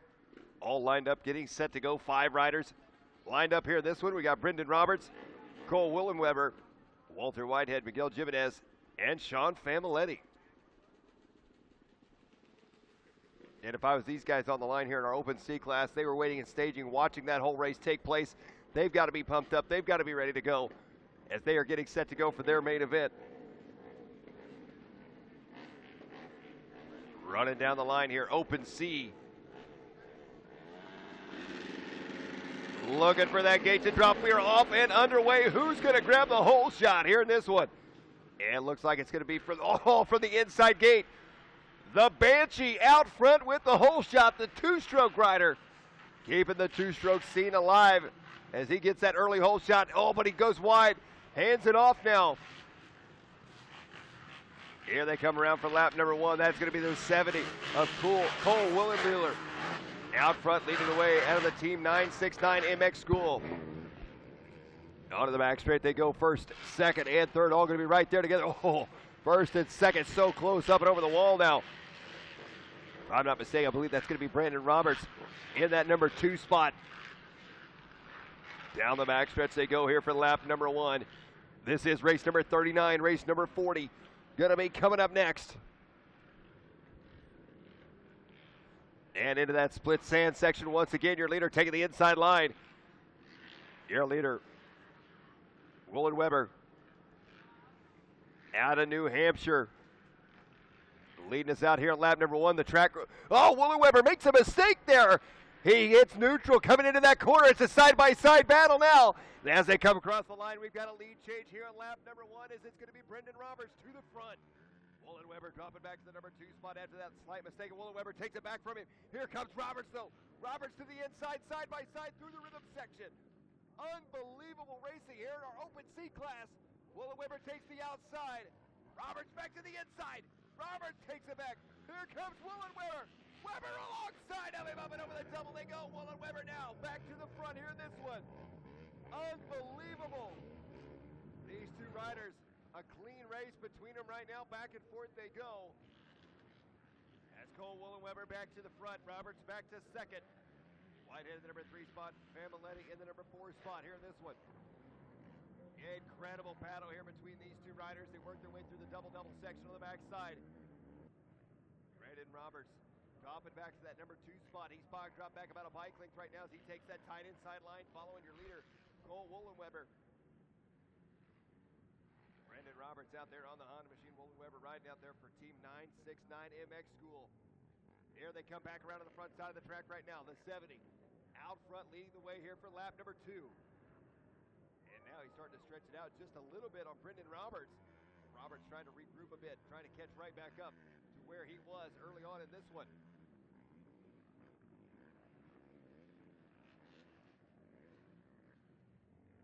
Here they come back around into the sand section over here on this side. Looks like this is going to be a 7-lap race for these riders as they work their way up and over the Rolex double. On to the left-hand side now. Willenweber out to about a 1.6, maybe a little bit more this time around. Lead, so he's starting to stretch it out a bit. On Brendan Roberts in that number 2 spot. Walter Whitehead in the number 3 spot. Sean Familetti in the 4 spot here in this one for our Open C class. And coming up 25-plus riders. Production A and Production B riders will be in staging, followed up by 450C, and then we'll finish out the day with our college 16 to 24-year-old riders with our final main event here from the 2018 Fly Racing ATV Supercross in Daytona. Well, and as you can see right now, Woolen Weber starting to stretch out his lead a little bit more as he works his way through that front whoop section here, coming around for lap number 3.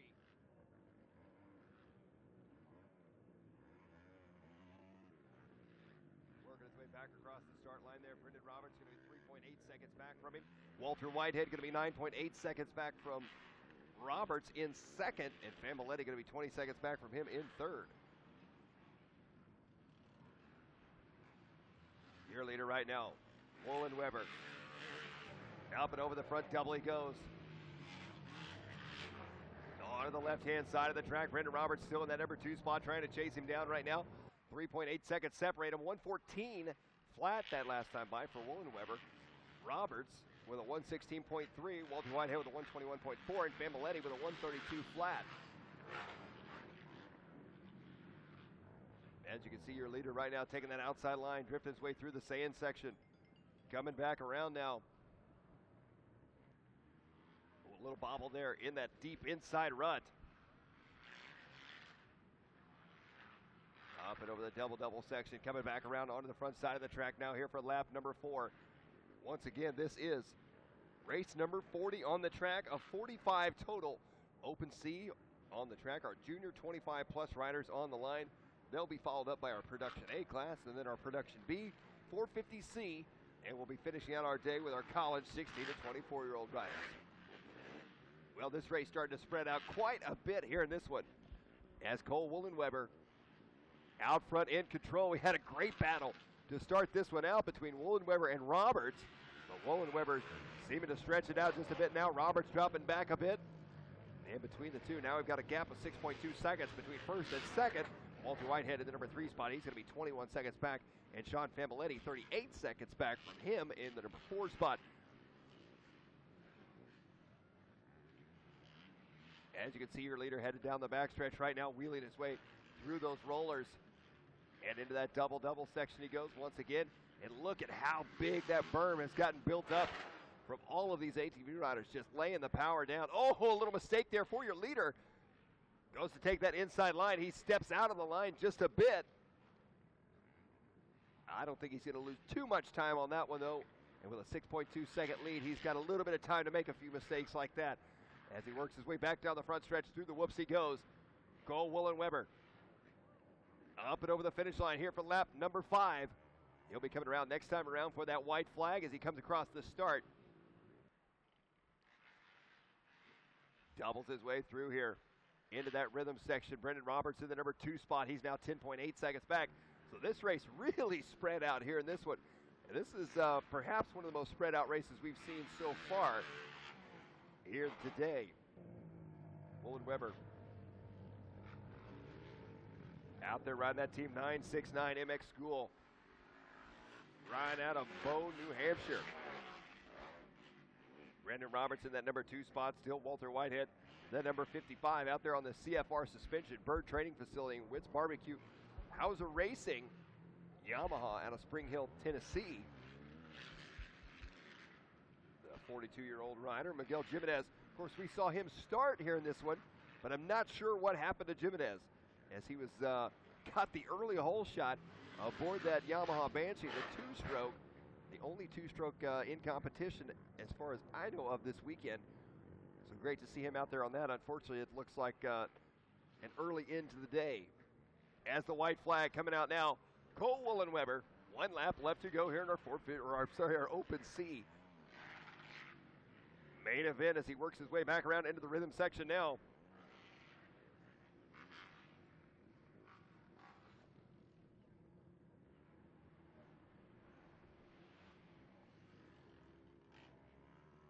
Woolen Weber coming back through the sand section. On to the left side of the track he goes, up and over the Rolex double. Brendan Roberts in that number 2 spot. He is now going to be 15.9 seconds back in second. Walter Whitehead going to be 26 seconds back, and him in third. And Sean Familetti, 1 minute back from them in fourth. Your leader right now putting it on cruise control as he is cruising his way around one final time here in Daytona. And what a special event to be able to say for Cole Woolen-Weber and so many winners today that they have won at Daytona International Speedway. Not to mention, they have won a supercross race at Daytona International Speedway. Well, here comes your leader around one final time. Through the whoop section, he takes it nice and easy.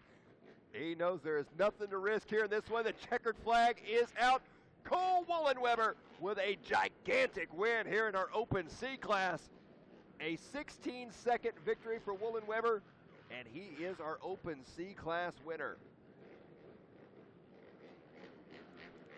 As Brendan Roberts going to be working his way around there, you see Woolen-Weber high-fiving the fans as he goes by. Brendan Roberts going to be coming around for second, Whitehead for third, and we are off and underway now. Race number 40, look at that outside wheelie. Coming into the first turn, they go railing into the 180. Look at that beautiful start here in our junior 25-plus class. We are off and underway, and it looks like grabbing that early hole shot as he comes around, going to be the 77 of Nicholas Moser. He was our heat race winner here for this class, and he is picking up right where he left off, and a good battle for second, third now. Oh, slamming that outside berm. I believe that might have been the 327 of Brian Nolt. Not mistaken, as they head back around onto the backside of the track, they go here this one. Your leader out front. Into the double-double section he goes. First, second, third, and fourth all going to be right there together, but Moser, I tell you what, in the heat race, he looked unstoppable, and he's already starting out front here in this one. That is the last place his competition wants to let him be on lap number one, is out front with a clear track ahead of him.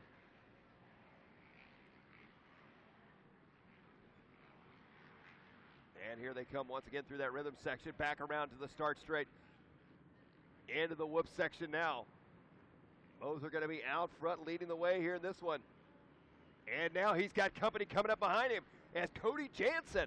Jansen closing the gap up, and there's Brian Nolt in the number 3 spot, but Jansen all over the back door of your leader now. Cody Jansen out of Kaukauna, Wisconsin. He dives to the inside. Both riders going to be right there together. Look at them carving their way through the sand. Up and over that big double. Now we'll see. It'd be interesting to see here if Jansen takes this inside line, and he does.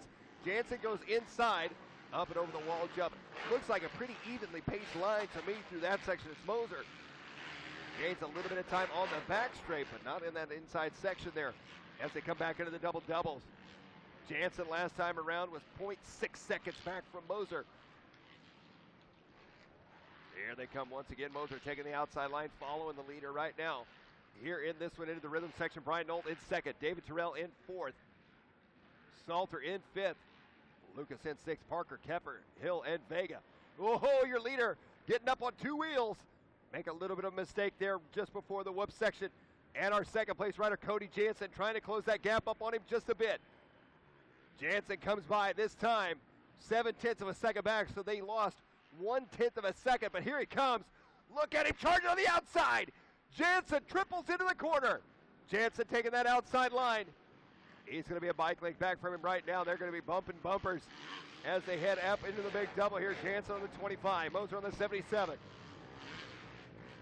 Brian Nolt in that bright pink fly racing gear in the number 3 spot. Down the back straight goes your leaders first and second. And I tell you what, Cody Jansen, he loses a little bit of time on the backside of the track, but he makes it right back up on the front side of the track. These riders are so even in pace, both with 108.1 lap times last time around. As you can see, your leader there working his way around. He takes that outside line into the rhythm section once again. Nicholas Moser out front. Cody Jansen in that number 2 spot. Here comes Jansen now. Jansen along the outside. He's not going to be close enough to make a pass this time around. But look at Jansen. Jansen takes a totally different line through that corner to get a little better drive through the whoop section. And here comes Jansen. Jansen on the gas through the whoop section. Jansen grabbing a handful as they cross the line once again, 0.4 of a second apart that time. And here comes Jansen once again. Jansen tripling. He goes wide. Jansen makes up a ton of time through that rhythm section. So right now, if Cody Jansen could just latch on to Nicholas Moser out of Pipersville, Pennsylvania, if he can latch onto him on the backside of the track where he loses a little bit of time, And hanging there with him as they come back around to the front side, which seems to be Cody Jansen's strong point. I think Jansen could possibly make the move here in this one. I tell you what, Nicholas Moser, though, he is holding strong under pressure here as Jansen putting it to him. As Brian Nolan, the number 3 spot still. James Salter in the 4 spot. Hey, Mike, I need to jump in here for just a second. I need Justin West, the 30-plus C winner, to report to the Blue Garage, please. Justin West, please report to the Blue Garage. If you know the whereabouts of Justin, let him know he needs to go to the Blue Garage. Thank you. Well, there you go, Justin West of plus 30. Needs you to the Blue Garage immediately. Back on the track here in this one, the 77 of Moser. Still out front, Jansen in second. Brian Nolt in the number 3 spot. James Salter in the 4 spot. As they're working their way around right now, David Terrell in the number 5 spot. Gray Parker in the 6. BJ Lucas in the 7. Ethan Kemper in the 8 spot. Omar Vega in the 9. And Jacob Hill rounding out your top 10 here this. Onto the backside of the track they go right now, up and over the Honda wall. Down the backstretch now, 4 laps in the book. Coming up next, going to be our Production A main event.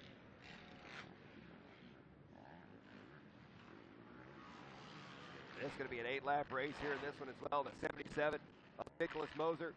He has held strong so far here in this one. Cody Jansen has been relentless. Just trying to chase him now, but now it looks like Jansen maybe dropping back a little bit from him. Here comes Jansen, though, around the outside. Through the rhythm section once again, coming around into the whoop section. Your leader, Moser, a little better drive there through that corner. Moser going to have a little bit quicker lap time, I got a feeling, this time around. They cross the line this time. Moser with a 109 flat. Jansen comes around with a 109.4. So about a half a second separate them right now. As they head back through that rhythm section, I tell you what, Cody Jansen, if I was Jansen at this point, I would start tucking to that inside. He's not close enough to make the move through that rhythm section on the left side. And it looks to me like he's losing a little bit of time by actually tripling all the way to the outside. So Jansen may need to tuck it in. Go towards that inside as he's chasing down Moser here in this one. Down the back section they go. Brian Nolt still in the number 3 spot. James Salter in 4th. Terrell in 5th. First and second here for our junior plus 25 riders.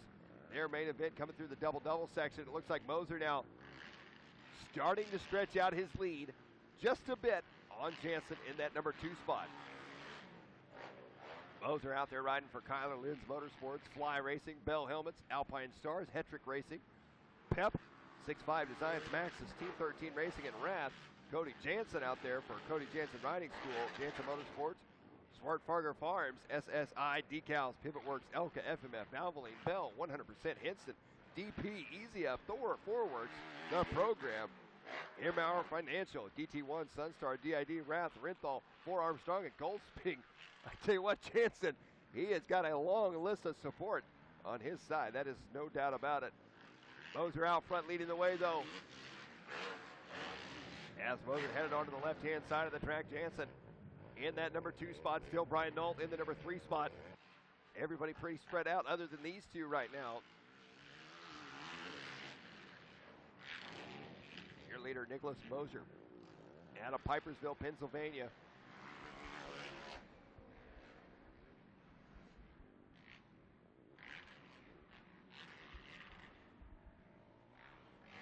Your leader coming through the sand section once again. And you can see now it looks like maybe Jansen may be closing the gap up once again just a bit. Jansen not quite as far back as he was last time around. He was 1.8 seconds last time they crossed the line. I do believe they're going to be getting the white flag this time. Here they come through the whoop section. As they cross, they do. 1 lap left to go here for this one. Moser and Jansen still going to be 1.8 seconds apart as they head back through that rhythm section right now. And this is where Jansen seems to make up most of his time, is this rhythm section. Jansen still taking that outside line, though, as he's charging up on the back door of Moser. And Jansen knows now this is his last lap, his final chance to take a shot at this junior 25-plus title here for the Fly Racing ATV Supercross. And down the backstretch, I tell you what, it's going to be hard to make up that time in less than half a lap. Can Jansen do it, or will Moser hold his composure once again here in this one and take home the win? We are about to find out as they are 2.5 quarters away. Here they come back through the sand now. Moser looking in control. They got a bit of lap traffic up ahead of them, but I don't think it's going to play a factor in this one. Here they come, jumping their way through that rhythm section. And I tell you what, look at Jansen. Jansen pushing hard here. They slide into the corner one final time through the whoop section. Here we go, doubling their way through.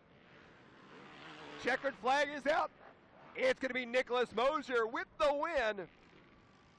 So Mosier with a big win here in this one. Checkered flag flies, and Mosier is your junior 25-plus winner as Cody Jansen comes around in second. Brian Knoll works his way around for third in that final podium spot as we head now into race number 41. That is going to be our Production A main event as we get set to go here with this one. Production A, we got 10 riders in this class. We got Jacob Stevens, Brogan Geyer, Cochran, Allred, Hudson, Rouse, Sturk, Meyer, Creech, and Stanfield. Gate drops, we're off and underway. This is going to be a fantastic race. We got some heavy hitters in this one as they slide their way into turn number 1. They come out of the outside. It looks like that early hole shot belongs to... Ooh, it's going to change it up here. Oh, what a pass early on.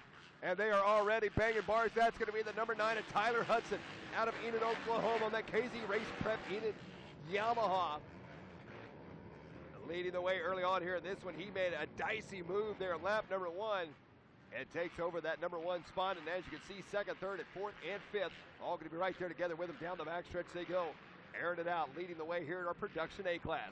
Production B now going to be on the line, followed up by our 450C riders, and we'll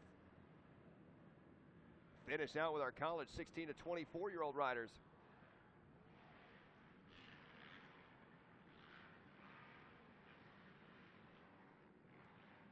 Well, here they come back through that rhythm section right now. Some great battles shaping up here as they come around. Lap number 1, down through the whoop section. Look at this, side by side through the whoops they go. Tyler Hudson going to be out front leading the way. Michael Allred in the number 2 spot, Jaron Cochran in the 3 spot, Jacob Stevens in that number 4 spot. One rider I'm curious to see where they're at here on this list as they work their way around. It looks like Hudson out front. Allred in the number 2 spot, Cochran in the 3 spot, Stevens, Sturk, Meyer, Rouse, and Creech. One rider right now that I expected to see up there was Brogan Geyer, and it doesn't look like he is out on the racetrack here in this one. As you see right here, good battle taking place on the backstretch. That is first, second, and third all right there together. They got 4 sneaking up on him as well. Hudson, he's got Allred looking to the inside. Allred though, oh, Allred in the 21 there. That's going to be Jacob Stevens, I do believe. Stevens trying to make the move there on Jaron Cochran. Unbelievable. I tell you what, this is a no-holds match here between these riders. All 4 of them here. They come back around to the front side of the track. An exciting race here in our Production A class. Wheeling back around right now, your leader. He is under fire. Tyler Hudson, he's got Jaron Cochran in second. Jacob Stevens in third. And Cochran all over his back door now with Jacob Stevens right behind him. Look at Stevens! Jacob Stevens on a move now. Stevens, a 21 machine, jumps up into the number 2 spot now.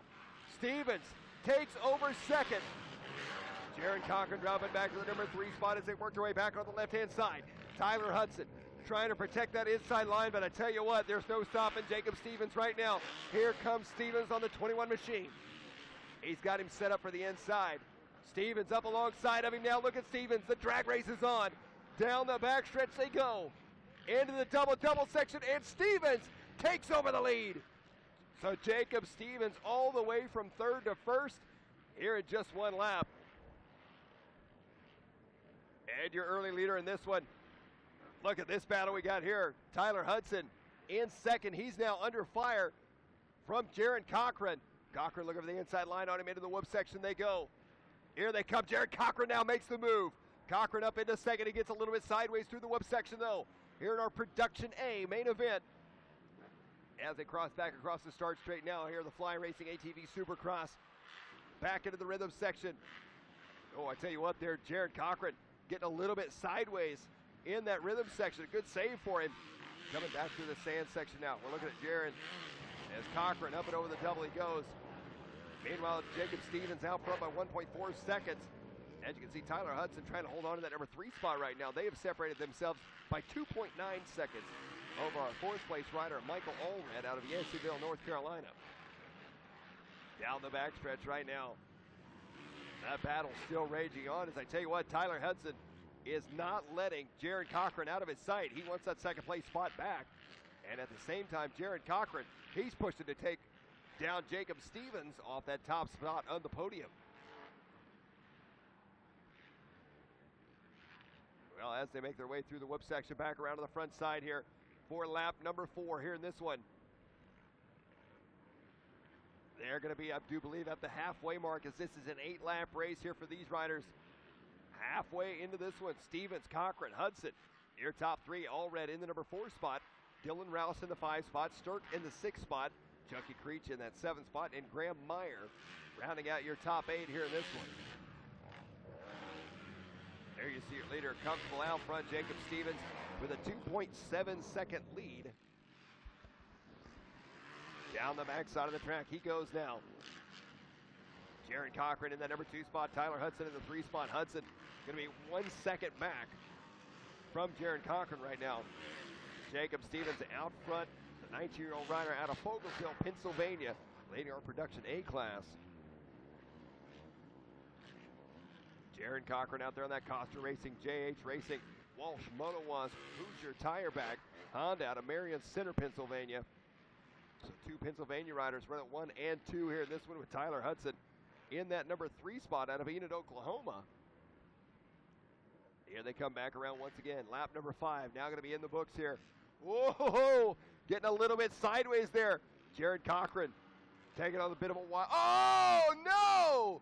And a huge crash in the rhythm section for your leader. Your leader goes end over end, and a massive crash for Jacob Stevens. Unbelievable. And we certainly hope he is going to be okay after that one. We heard the panic rev at Jacob Stevens, so now the lead is handed over to Jared Cochran and Tyler Hudson. Hey, real quick, one more time, Mikey. We need to have Justin West, please report to the Blue Garage. Once again, Justin West, please report to the Blue Garage ASAP. Well, you heard him there, Justin West, to the Blue Garage ASAP. Back on the track, though, a fantastic battle that was for 2nd and 3rd is now for 1st and 2nd. Oh, they bump. Tyler Hudson trying to put a wheel in on Jared Cochran. It wasn't going to happen. Cochran closes the door on him as they work their way back around onto the front straight now, coming around for lap number 6.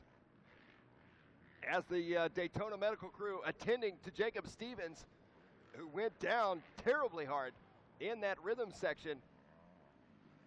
Here they come back around right now. Jared Cochran taking over the lead. Tyler Hudson in the number 2 spot. Michael Allred will take over 3rd now. Here they come back through the sand section. And look at this, diving to the inside. Tyler Hudson trying to make an inside line move on Cochran. He's closed the gap back up on him, up and over the big double they go now. Cochran out of Marion Center, Pennsylvania, trying to hold strong here in this one. They'll be coming around this time for that white flag. Tyler Hudson knows now it's go time. Down the backstretch they go right now. Up and over the double section. Jared Cochran, and Cochran goes a bit one. Oh! Tyler Hudson slams it in on Cochran, sending nearly both of them off their bikes in that one. Unbelievable. So Tyler Hudson not afraid to get aggressive. Hudson slamming it in there on Jared Cochran. Neither rider going down though. Here they come down the start straight. Crossing over the whoop section, and look at Hudson. Oh, they bump at the line. Unbelievable. They collide, and Tyler Hudson takes over the lead. Jared Cochran is now on the ground. Wow. So I tell you what, Tyler Hudson taking no chances here this one of letting anybody else win this race. He is going to do whatever it takes, and they collide, and it puts Jared Cochran on the ground. Wow, so Michael Allred now moving up into the number 2 spot. Dylan Rouse up to 3rd. So here we've got Allred and Rouse They're out there running a fantastic ride, but they're sitting in 4th and 5th, and they think they're going to be looking at a top 5 finish. Now they're looking at a podium finish. So now right here we're looking at Tyler Hudson out of Enid, Oklahoma. And Hudson working his way around. One final time here through the sand. And I tell you what, that is literally some of the closest racing we've seen. As those guys banging wheels, Nerf bars, elbows, everything you can imagine as they work their way through the whoop section one final time here. Our production A, the checkered flag is waving. Oh, well, maybe not. He's going to get the white flag one more time. Let's take a replay exactly what just happened. Watch this right here. And I tell you what, as they're bouncing their way through, Jaron Cochran, he starts getting sideways here. And Cochran gets a little bit, oh, right there. That really was just a racing incident, if anything, on that one. As Hudson had more speed, he tried to scoot over and go by Cochran. But Cochran got a little bit sideways, and it ended up there that Cochran found himself on the ground. So one of those things that tough break for Jaron Cochran, as he definitely looked like he was going to be out front. Here, this one, a great battle between these riders as Tyler Hudson working his way around for that checkered flag. He's on his victory lap right now, as he is going to be your winner here in this one. Tyler Hudson taking a big win here in our Production A class. Michael Allred taking second. Dylan Rouse third. Jaron Cochran will take fourth. Keaton Stark fifth. Chucky Creech sixth. Graham Meyer seventh. And Jacob Stevens in that number 8 spot.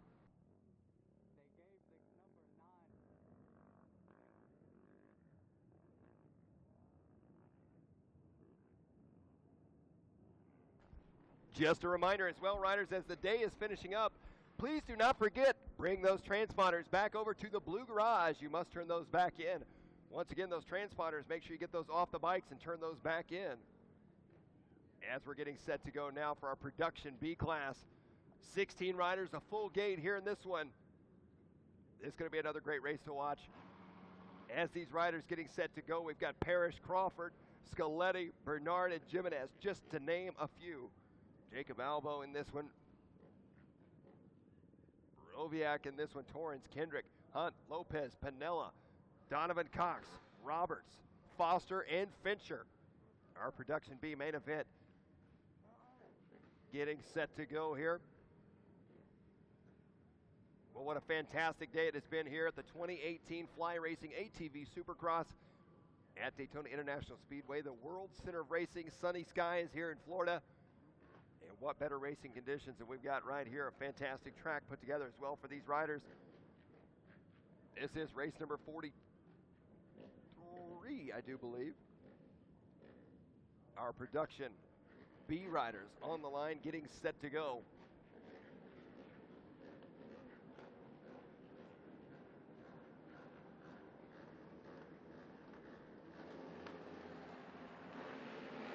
And we're off and underway. Production B. Into the first turn they go. And who's going to grab that whole shot once again from that tight inside line? I tell you what, the riders got those tight inside lines. They don't look like they're going to grab the whole shot, but then all of a sudden they pop out front, and that is going to be the number 9, the one and the only. How about the number 8 of Carson Parrish? Parrish out front, but I tell you what, he's got company coming up beside him there on the number 10, Donovan Cox. We have seen Donovan Cox multiple times here this weekend, the 17-year-old rider out of Conway, Arkansas. Donovan Cox trying to move up the inside right now, but I tell you what, Parrish is taking that top spot back away from him. Parrish, 17 years old as well, from Odessa, Texas. Down the backstretch they go. First and second going to be right there together as they air it out through that double-double section. Back around into the sand here for lap number 1. This is our Production B riders. Here they come around for lap 1. Looks like a little bit of a change up here for second now, as I do believe our second place rider dropping back to third now. Here they come into the whoop section. Lap number 1. And Parrish with the early lead here in this one. Jacob Albo out of Laura, Ohio, up into the number 2 spot. Borowiak in the number 3 spot. Donovan Cox drops to 4th now. Whoa! First and second. Aired it out right there. Jacob Albo. 0.8 of a second back right now. Oh, he makes the inside line move. But I tell you what, Carson Parrish, he closes the door on him, pushes him wide. That may cost Albo another position, as Borowiak going to be right there behind him in the number 3 spot out of Omaha, Nebraska. Oh, Borowiak muscles his way up into the number 2 spot, showing a wheel right there to Jacob Albo. Down the backstretch they go, second and third. A fantastic fight between these two. Carson Parrish going to be out front leading the way here in this one out of Odessa, Texas. Jacob Albo in the number 2 spot. Borowiak in third. Donovan Cox in fourth. Juan Lopez the number 5 spot. Hunt, Kendrick, Torrance, Crawford, Panella, Foster, Robertson, Scaletti. And now we're seeing that battle right now. Borowiak, he's got Albo trying to close the gap back up on him, as Borowiak made quite the aggressive move to work his way up in the number 2 spot. Oh, a little mistake there for Jacob Albo. Meanwhile, Carson Parrish out front, leading this one. Parrish, a heat race winner. Nick Crawford was a heat race winner as well. But Crawford right now finds himself back in the number 9 spot. So definitely not the start that Crawford was hoping for here in this one. As Parrish looking strong here, taking that tight inside line. Up and over the big double. On the left side of the track he goes. There you see behind him going to be Borowiak, followed by Jacob Alba in the number 3 spot. Juan Lopez in fourth still. Devin Kendrick, we've seen him out there multiple times today, a race winner already. He is in the number 5 spot.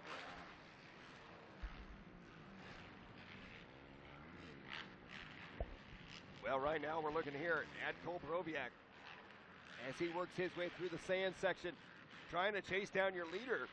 At last time by the line, they were 2.3 seconds apart. And Carson Parrish with a 112.4 last time by the line. We'll see what he's got this time by the line. Cole Borowiak had a 112.8, so they were only 0.4 of a second apart. And I tell you what, here they come, our production B riders back around to the start line. A 112.6 there for Carson, a 112.6 for Cole Borowiak. So those two riders going to be right there together. 2.3 seconds on the clock separate them right now. Jacob Albo in the number 3 spot. Devin Kendrick, ladies and gentlemen, has worked his way up into fourth. And Kendrick is now putting the pressure on Jacob Albo. This is going to be a race to watch as they work their way into the sand section. As you can see, Kendrick, he is a hard charger. We've seen it earlier today multiple times, and he is not one that's going to be easy to keep behind you, that's for sure. As Kendrick pushing it right now up into the wall section they go. He's trying to close the gap up on Jacob Albo. Down that long backstretch they go. Up and over the double, into the double-double section now. Kendrick falling back a couple bike lengths, but here we go. Oh, a little mistake there for Jacob Albo. Albo hitting that berm just a little bit too hard. Albo takes the inside. Tell you what, those inside ruts are getting so deep right now. Kendrick trying to rail around the outside, make up a little bit of time on him, and just behind them is a battle now for 5th, 6th, and 7th.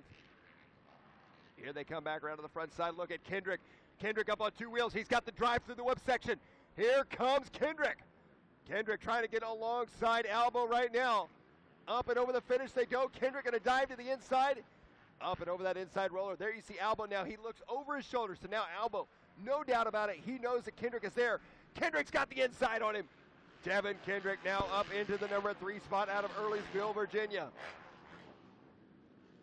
I tell you what, Devin Kendrick absolutely on fire here this weekend. No doubt about it. As he works his way back around right now, he takes that inside line. Jacob Albo will see if he can hang with him right here as they head down the back section. And Albo seems to be turning up, clicking another gear now. He wants that 3rd place spot back. Donovan Cox going to be sitting in 5th. Juan Lopez in 6th.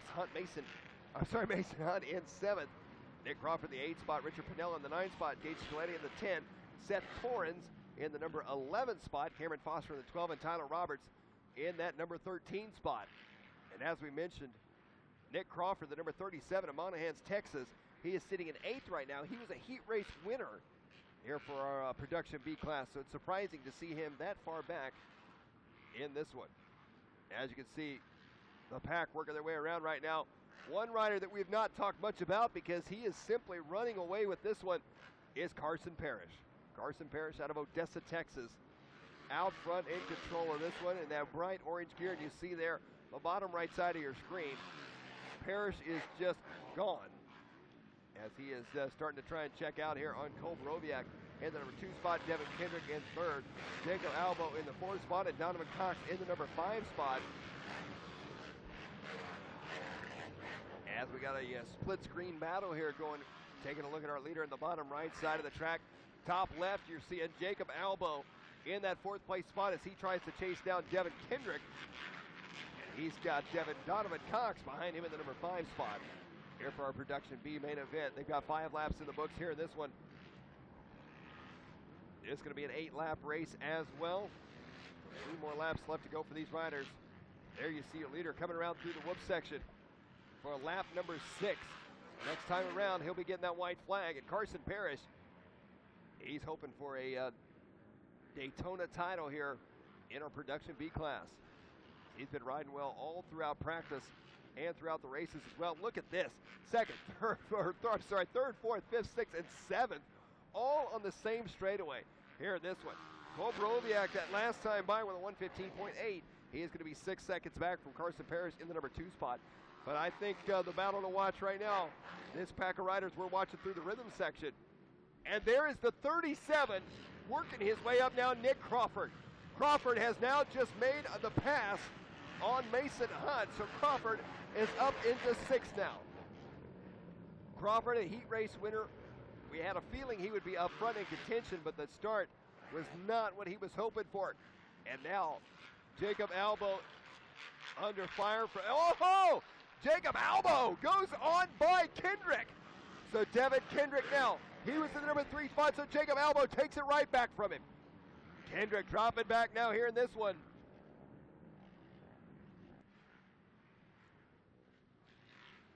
They're going to get the white flag this time around as they work their way around. And Jacob Albo, he looks over and shakes his head a bit. I got a feeling he looked over hoping maybe that was the checkered flag coming out, but it's the white flag. As I tell you what, this Daytona course taking its toll on these riders. Look at this freight train right here. Unbelievable. As Jacob Albo now up in the number 3 spot, Devin Kendrick in the 4 spot. We've got Donovan Cox right there, Nick Crawford right there, and Mason Hunt right there. Unbelievable racing, and here we're looking at the number 37. That's going to be the rider to watch here. We're on our final lap of this one, as Nick Crawford is in 6th right now, but he literally has 5th, 4th, and 3rd directly in front of him. Half a lap left to go. We're looking there at Jacob Albo in the number 3 spot. He is ready for that checkered flag. Devin Kendrick in the number 4 spot. Here comes Donovan Cox now. Donovan Cox looking for an inside line move, trying to work his way into 4th now. Donovan running up the inside, unable to make it happen. Albo protecting that inside line best he can. 2 turns left to go, and as you see in the top left there of your screen, checkered flag waves for the number 9 of Carson Parrish. Parrish taking a big win here in this one for our Production B class. And oh, little mistake there for Albo. Albo working his way through the whoop section. Borowiak going to take 2nd. Here's that battle for 3rd, 4th, 5th, and 6th. Wow, what a race as they cross the line. Albo 3rd, Kendrick 4th, Donovan Cox taking 5th. A fantastic ride for all those riders right there as we get set to go now for main event number 43, our 450C. Only 2 races remaining today. This 450C race right here, followed up by our college 16 to 24-year-olds in race number 44. Here we go, the board goes sideways. We are off and underway. Into the first turn for 450C. And grabbing that inside, hooked all the way around. That cost him just a bit. As they come back around here, we'll see who grabs that early hole shot. Looks like out front leading the way here. This was going to be the 71 of Steven Schulberg on lap 1. Oh! The 85 goes down and piles up 3 riders behind him. The 85 machine there of Dominic Kredowicz goes off the bike in the berm turn. The 03 getting caught up behind him. That's Justin West. We saw West, a race winner earlier today. Unbelievable. So terrible luck here for Justin West, the 03 rider, as he's trying to work his way out of the sand right now. A true heartbreak right there. We'll see that Wes has been fast in the heat races. Can he catch back up here in the main events? Well, meanwhile, back out front here in this one. Leading the way going to be the 71 of Steven Schoberg out of Taneytown, Maryland. 18-year-old rider working his way around to the front side of the track here for lap number 1. A lot of racing left to go here in this one. Oh, I take that back. It's Gavin Hiemauer. Hiemauer taking over the lead now. Steven Schoberg into second. I was watching all the carnage right here in front of the broadcast booth. And the next thing I know, I look up and we've got ourselves a new leader. And that's going to be the 268 of Gavin Hiemauer out of DePere, Wisconsin. As he works his way onto the backside of the track now over on the left-hand side. Steven Schoberg in second. Jacob Hiemauer in the number 3 spot. The Hiemauer family. First and third here in this one. Steven Schoberg still sitting in second. As they're all working their way around right now. Hiemauer out front here in this one, and as you can see, the rest of these riders working their way around as well.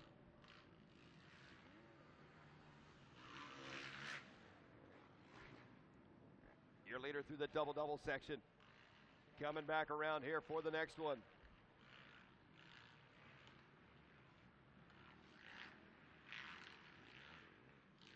Well, the 268 of Gavin Hiemauer out front here. Steven Schoberg battling out here in the number 2 spot. Battle for second and third. Down the front stretch they go. The number 10 of Jacob Hiemauer in the number 3 spot, trying to put the pressure on right now.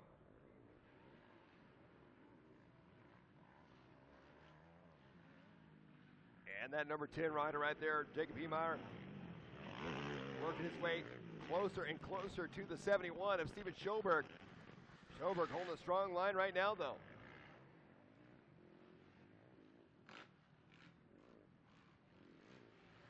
Here they come back around onto the left-hand side. Second and third, and now look at this. Justin West, ladies and gentlemen, is working his way up through the field. As West, I believe, has found himself all the way up to 4th with a 1:14 lap time. That is 3 seconds faster than your leader. And we still have quite a few laps left to go in this one. We could see Justin West potentially battle for the lead. And oh, here we go. Battle for second and third. The 71 goes a bit wide. Hiemauer to the inside. Shows him a wheel, puts him high in the berm. Drag race into the next corner now. Hiemauer going to take the outside line. The 71 machine taking that inside line. They're going to be right there together. Hiemauer comes out in second, though. So now Hiemauer 1 and 2. Gavin going to be out front leading this one. Jacob in that number 2 spot. Steve Schoberg in the number 3 spot.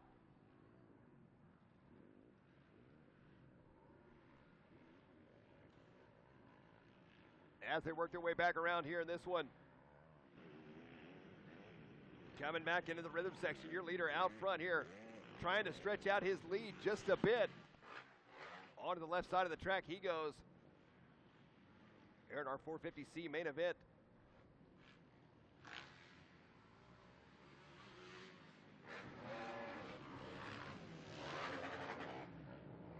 It's going to be Gavin Hiemauer out front. Steven Schoberg in the number 2 spot. Jacob Hiemauer in the number 3 spot.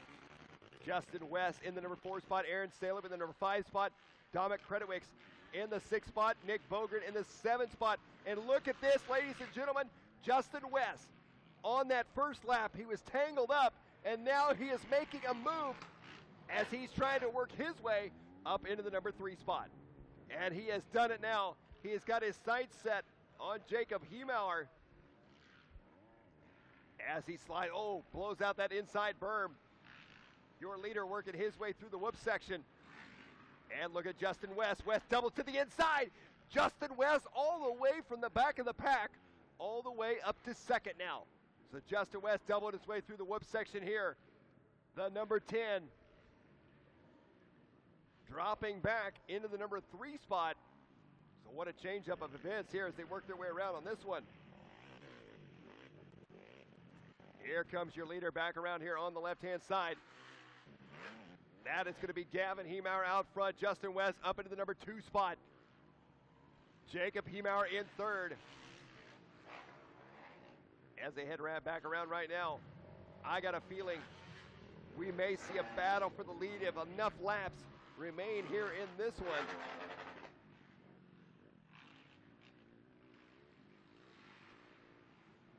Down the backstretch they go right now. We're looking at Justin West. And West, we talked about him earlier on today. He was out there a multi-time winner throughout the heat races and other classes today. He's out there riding that VVR, wheels up, Hauser, Rath, JSR, HMF, Pivot Works, Henson, Walsh. Suzuki ride, the 34-year-old rider out of Hubbard, Ohio.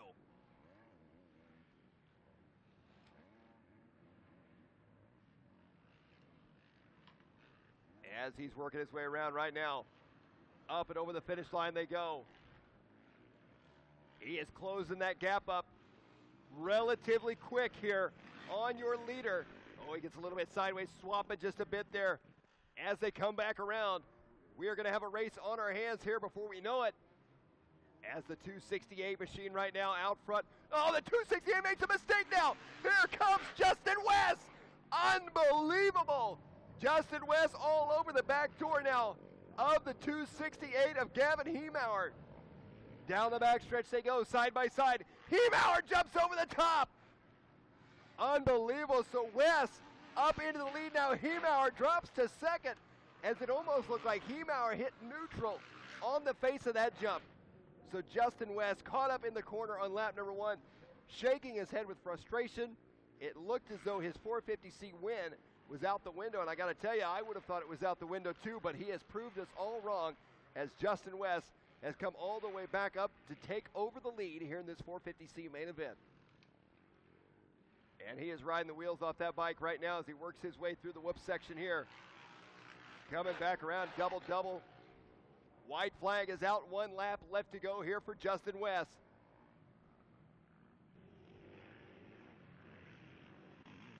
West working his way into a little bit of lap traffic here.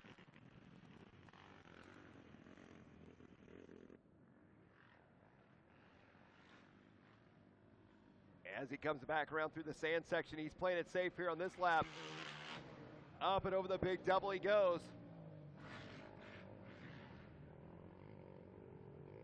And I tell you what, the 268 machine, he is working his way around. Gavin Heemauer, he has dropped quite a bit back from your leader now, and he's got company coming up behind him, as I think he may be running out of a bit of steam here in this one. So second, third, and fourth all going to be right there together. Looks to me like the 85 of Dominic Krenowicz going to be closing the gap up on him. Here they come back around through that center section. Oh, a little mistake there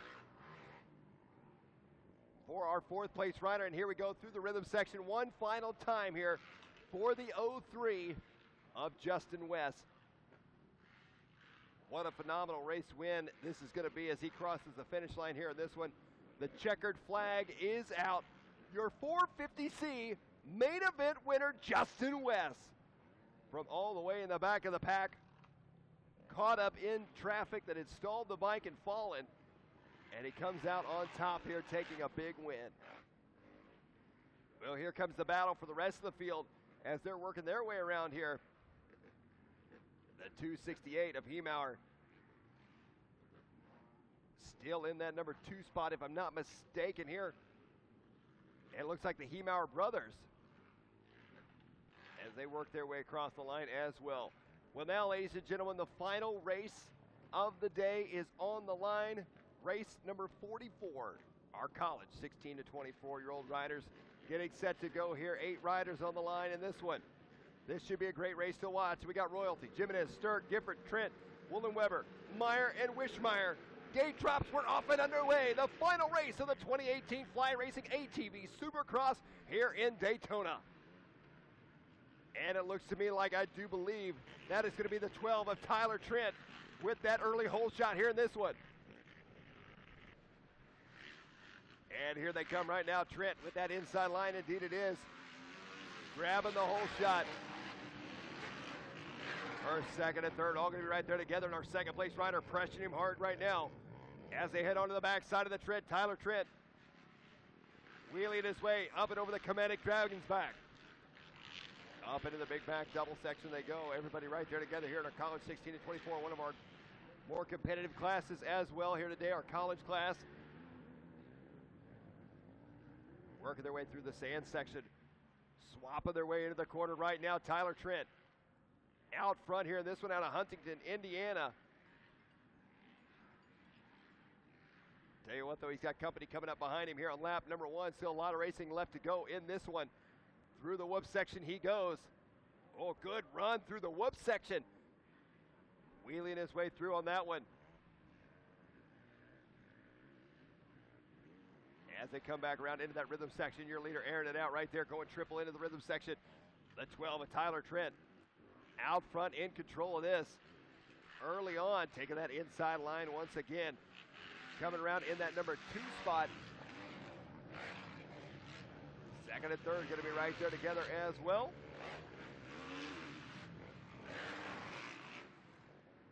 Down the backstretch. Another lap in the books here for these riders. Our final race of the day on the track here in this one.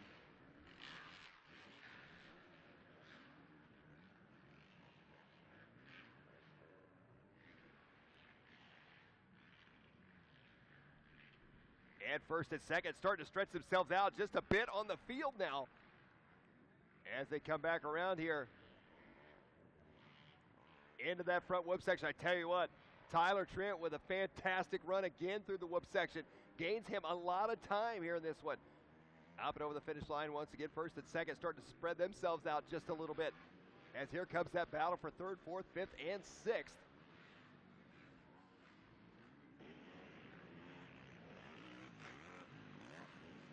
Your leader coming back around right now.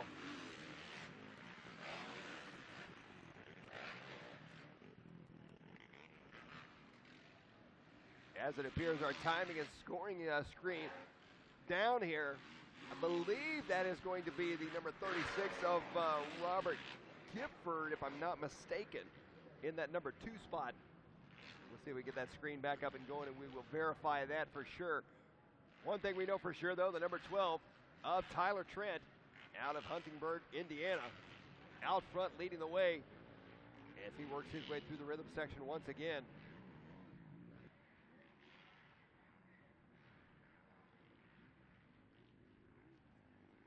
It has been a fantastic day of racing, no doubt about it, here in Daytona for the 2018 Fly Racing ATV Supercross. We are just several laps away from finishing up on a great day, no doubt about it. Here comes your leaders back around into the rhythm section.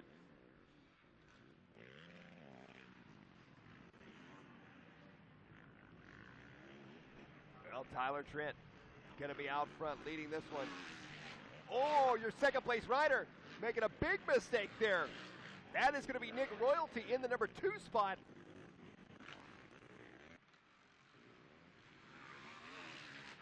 So Royalty making a bit of a mistake, giving a little bit more breathing room to Tyler Trent out front here in this one. Trent down the backstretch, he goes up and over the double-double section. Looking clean out front. These riders kind of starting to spread themselves out just a bit. Trent through the sand section as he works his way back around, taking that outside line. And this Daytona track has changed so much throughout the day. It's gotten rougher and rougher. The ruts have gotten deeper. The berms have gotten bigger. And these guys are tackling it right now as the final race of the day. Working their way around. You see Nick Royalty in the number 2 spot out of Scottsburg, Indiana.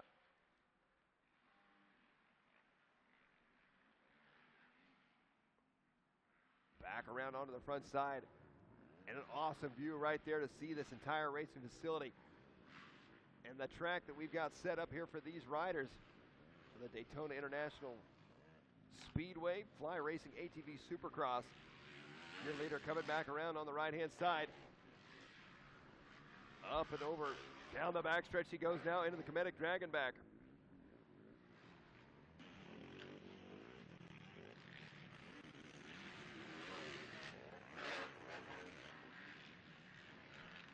Well, I thought we were going to have a race on our hands early on here in this one as Nick Royalty trying to put the pressure on Tyler Trent early.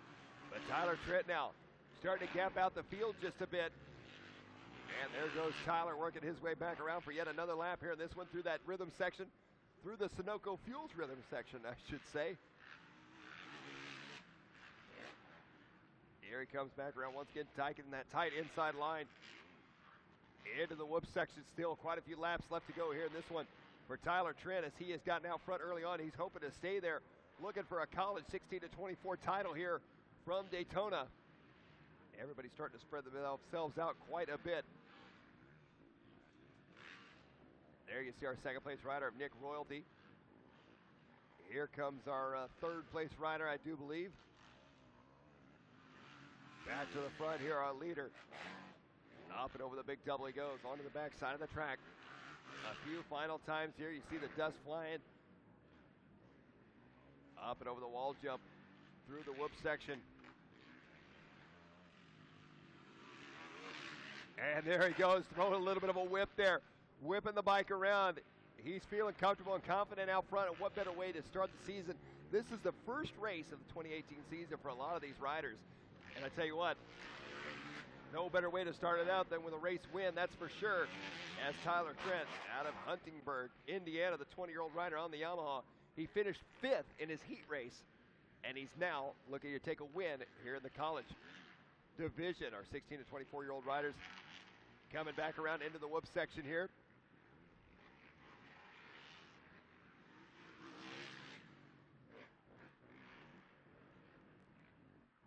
This race starting to wind down here as Trent making his way around. Royalty in that number 2 spot, I do believe.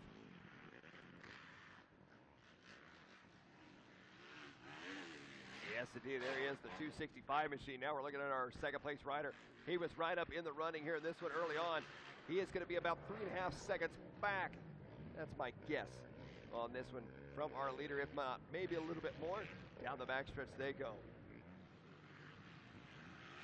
There goes your leader, Tyler Trent. Up and over the back section right now, so a pretty spread out main event here in this one for race number 44, our final race of the day.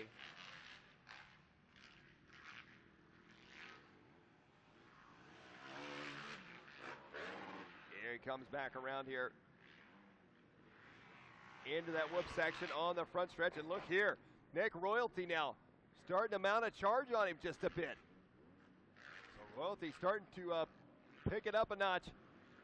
But here comes your leader back around to the finish line. White flag is out, 1 lap left to go. Oh, your leader taking a hard hit there. So Tyler Trent out front, but Nick Royalty in the number 2 spot. Royalty trying to close the gap up on him just a bit. He's got less than a lap to do it now. And I tell you what, Tyler Trent, though, he has stretched out that lead quite a bit here in this one. Here comes Nick Royalty. Up and over the double on the left-hand side. Can he close the gap up on Tyler Trent? Down the backstretch they go. That's a long gap right there. It's going to take a mistake from Tyler. And I tell you what, Tyler has ridden flawless so far here in this one. And I don't expect anything different from him for the remainder of this race. So Tyler Trent working his way around there. The number 12 machine. Back through the sand section he goes. One final time. Taking that outside line into the rhythm lane. He looks over there just a bit. He sees where Nick is at in that number 2 spot. As he doubles his way down, coming back around to the front stretch now. Into the whoop section one final time.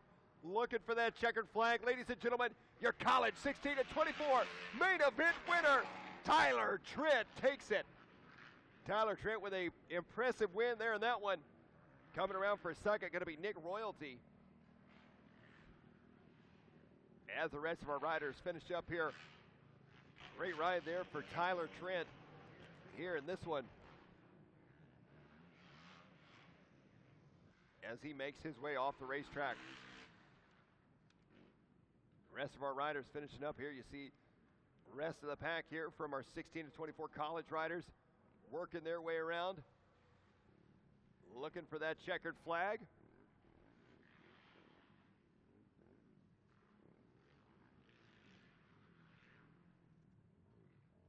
And that final checkered flag is about to wave here. Well, what a fantastic event this has been. The 2018 Fly Racing ATV Supercross. An amazing day of racing. Congratulations to Chad Weenan, who took home the Pro Class win, kicking off the championship season, wearing that red plate at round number 2. For everybody tuning in and joining us here on Racer TV, we appreciate you joining us here. Don't forget of all of our upcoming broadcasts we have going as well. Don't forget to follow Racer TV on social media, at Racer TV. Upcoming broadcasts include this weekend the Maxxis General GNCC out of Washington, Georgia on April 7th through the 8th, the FMF Steel Creek GNCC on Morganton, North Carolina. And if you want to watch it on the big screen at home, NBC Sports Network on April 1st, the GNCC Big Buck, and on April 21st, the GNCC Wild Boar coming your way on NBC Sports Network as well. Well, what a fantastic way to finish up. Once again, we want to thank everybody for joining us here on Racer TV. I'm Mike Garrison on behalf of Rodney Tomlin and everybody at Racer TV. We hope you enjoyed the show, and we hope you next time. And this will do it from the 2018 Fly Racing ATV Supercross and Daytona International Speedway.